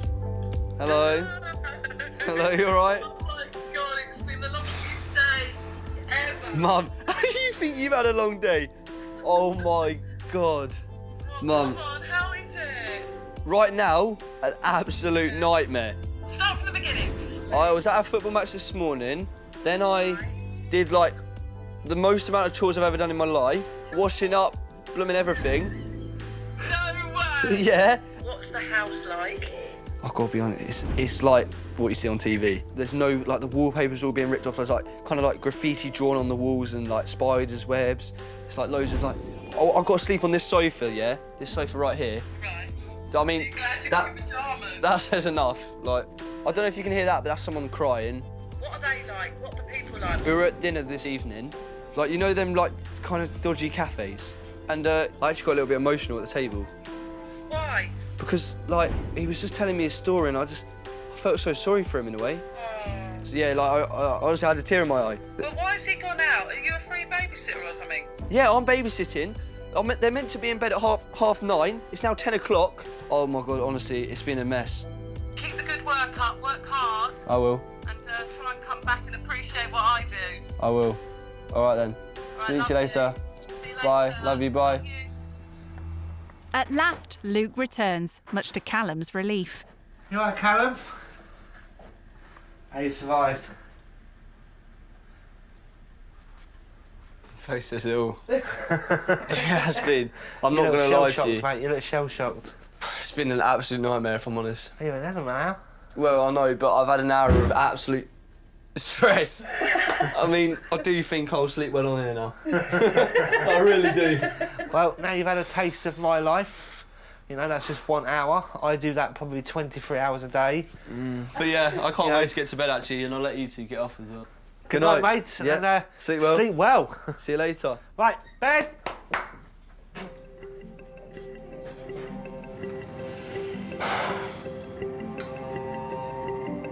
Honestly, being on my feet all day and just... I'm just so tired. But today has made me realise that I guess I am a little bit... I am quite a lot, like, privileged as such to kind of have my parents to rely on. I'm a little bit worried about sleeping tonight. And as I'm on this couch, God knows how many insects have been crawling all over it today. But yeah, it's not like infested or anything, so I should get a good night's sleep in my sleeping bag.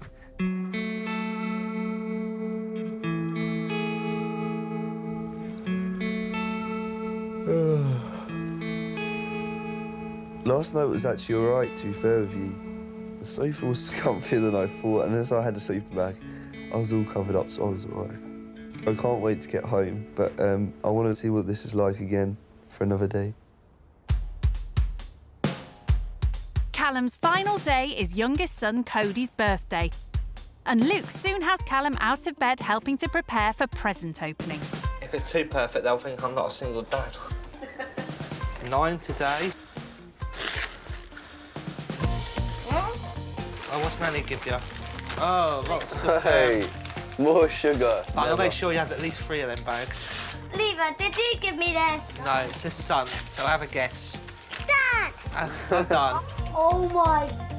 Cody is absolutely delighted with his £10 note, but it's nothing compared to what Callum gets on his birthday. It might be Sunday, but this isn't going to be a day of rest for Callum. He's got breakfast to make. What do they normally have for breakfast then? On a Sunday, we like a bacon sandwich to start the day off. I'm not going to get all dirty, am I? Danish smoked thick cut bacon. Is that the favourite? It's whatever's on offer. Fire, fire. OK, mate, start buttering the bread. So we've got our work cut out this morning? Absolutely. Every Sunday morning, we'll treat ourselves to a bit of a bacon roll breakfast. And then once the kids are fed, they'll leave me alone for a good half hour. They'll go and play. What do you normally do for breakfast? I'm normally kind of a cereal kind of guy myself. OK. Makes it a bit quicker, doesn't it? A bit easier. Anything for life easy, eh?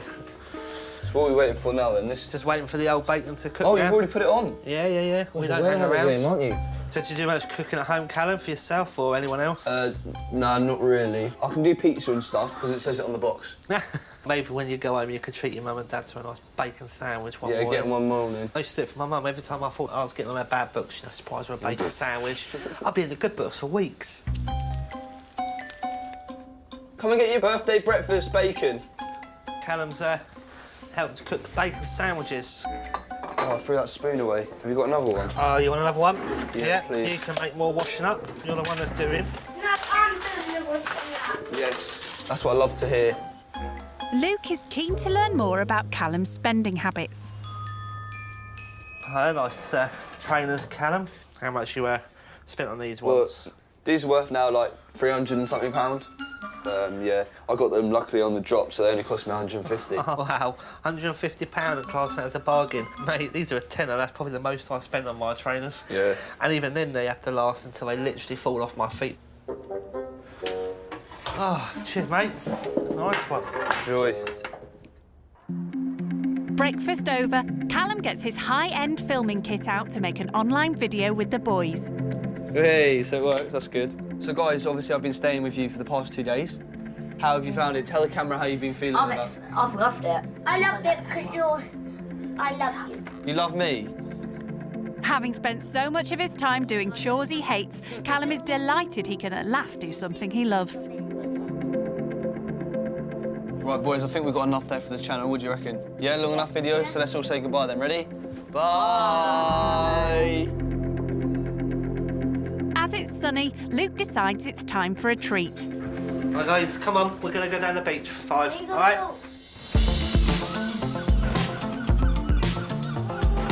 So what do you do for days out, then? To be honest with you, I'm normally shopping. Always just shopping? On a Saturday, Sunday, that's kind of my thing. Come here, what, every week or so? As much as we can, yeah, at least once every other week. Yeah, it's a nice little area, isn't it? It's a great place to unwind. And normally, English beaches are a bit meh. But I have to say, it's a really nice strip you've got here. Luke and the boys may live in a house that's tiny compared to his, but Callum's discovering the area has got a lot going for it. I'll tell you what, let's see who can throw a stone of service. Come on. Oh, that sounds like that.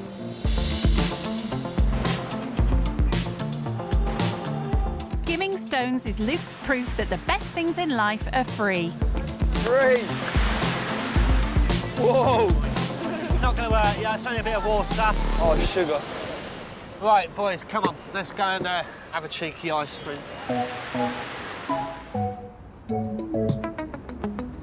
Although although Luke always has to watch the pennies, he's able to save up for treats on special occasions like today. Gee whiz, look at all that. That is huge. Just going nuts with the sprinkles and everything, aren't you? Callum, would you like an ice cream? Oh, if that's all right, can I have one of them as well? Cheers. While Callum complains £50 of his parents' money isn't enough when he goes out, these kids are very content with 5 ice creams for less than a tenner. Yeah, that was a nice ice cream. I finished mine a bit quick. Trouble with ice cream, it goes down so fast. Yeah. Oh, tell you what, I think, Luke, I'm going to be missing the boys. Well, you want to take the boys with you? Yeah. Boys want to come back with me, yeah? Yep. Yeah, because I want to live in Richland. Richland? Is that where you think I live? That's what Dad told us. Richland. It's not exactly skint, is it? 150 quid trainers, 200 quid dinners. I will be honest with you, this weekend's given me a bit more of an insight and made me think a little bit more. I always say to my children, we still need to be grateful for what we've got, because there is people out there with less than what we've got. Exactly, yeah, of course. So it's those with that attitude that I've got the cash, you shouldn't even walk my earth. And I hope you haven't got that impression of me when I come here, you know what I mean? You're quite a nice chap. Yeah? You know? Am I all right? Nice. For a 16-year-old, you're very nice. You got your head glued on. Cheers, boys. Yeah.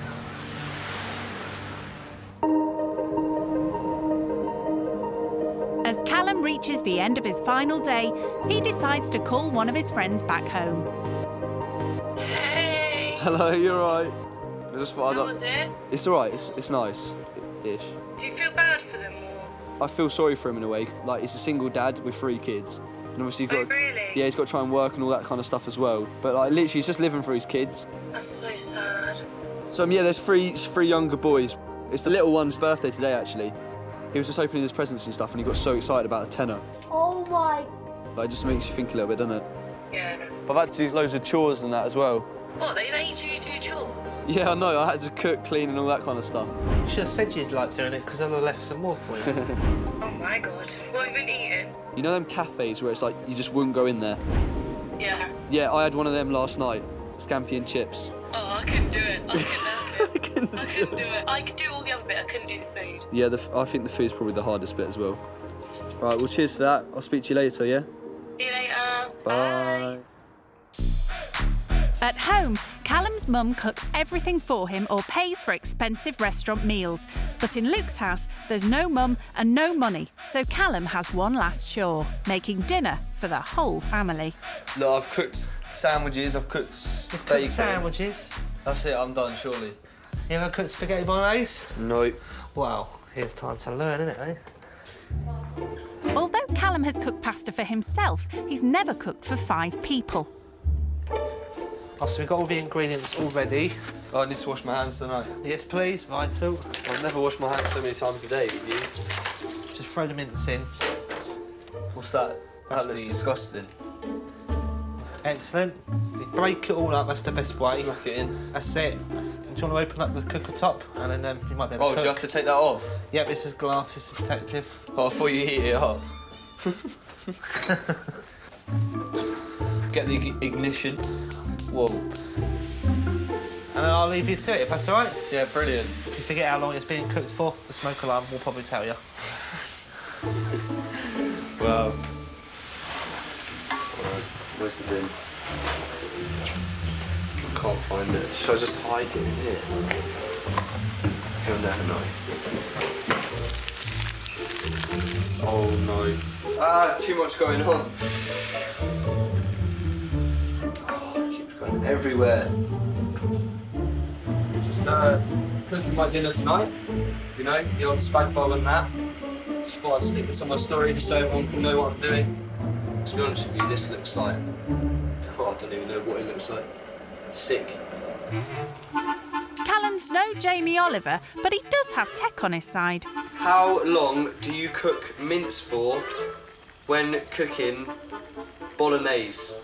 Here's what I found on the website. How long do you cook mince for when cooking bolognese? Bolognese? That's a new way to say it. 30 minutes to cook. So that's looking pretty good. Gonna get my homemade sauce. Lovely jubbly. The spaghetti's cooked too, but he can't find a colander to drain it. No. Right. Just a bit of old mince in there. Let's go a bit old-fashioned. It's coming out all hard. Oh no, that's too hot. Oh, this is a nightmare. Guess if we had a little bit of basil, it would just make it. But as there's no basil, Callum decides that a bit of ivy from the garden will do instead. Luke! Your dinner's ready, mate. Let's go and see if my house is still standing. You'll be impressed, I promise. I'm looking forward to this, Callum. I'm looking forward to this. What are you thinking? I can see you've been creative. Yeah, I thought I'd add a little leaf on top of yours. Did you wash it? Yeah, washed it under the tap and all that. All right, boys. Would you like to come and have your dinner, please? How's the food? It's very nice. What would we give Callum out of 10? 100. No, don't be too generous. 100. I'd give it a good 7. 7? That's not bad, that's not bad. So when you get home, are you going to be helping your mum out around the house? I think I'll be more open to offering Yep. rather than actually doing it, but yeah.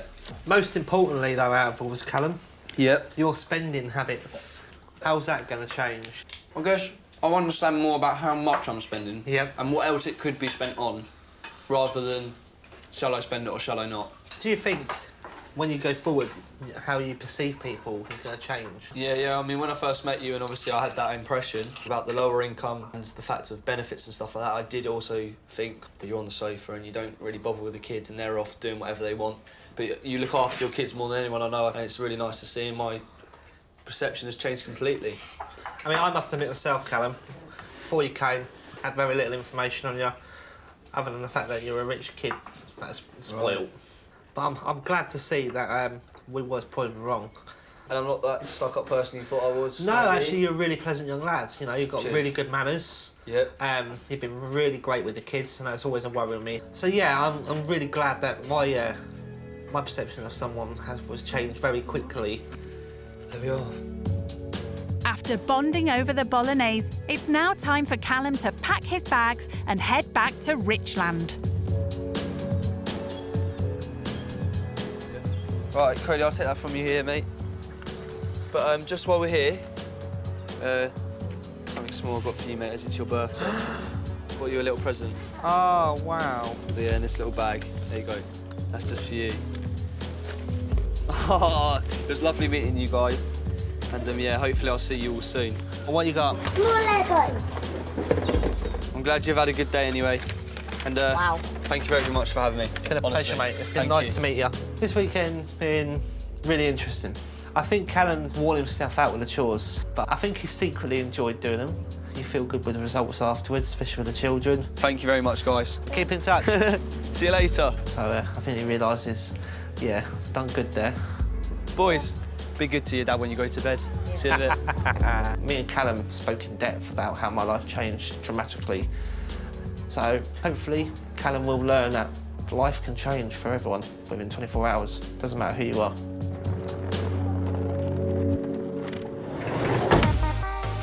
It was a bit of a crazy experience. I've never done so many chores in my life. When it comes to cleaning and helping out around the house, I don't think I'm going to be doing a lot more than what I already do, because I just think Mum loves it so much. However, I might ask every now and again if she wants a little helping hand, because I've realised what it's like to look after 3 kids for just 2 days, let alone 16 years.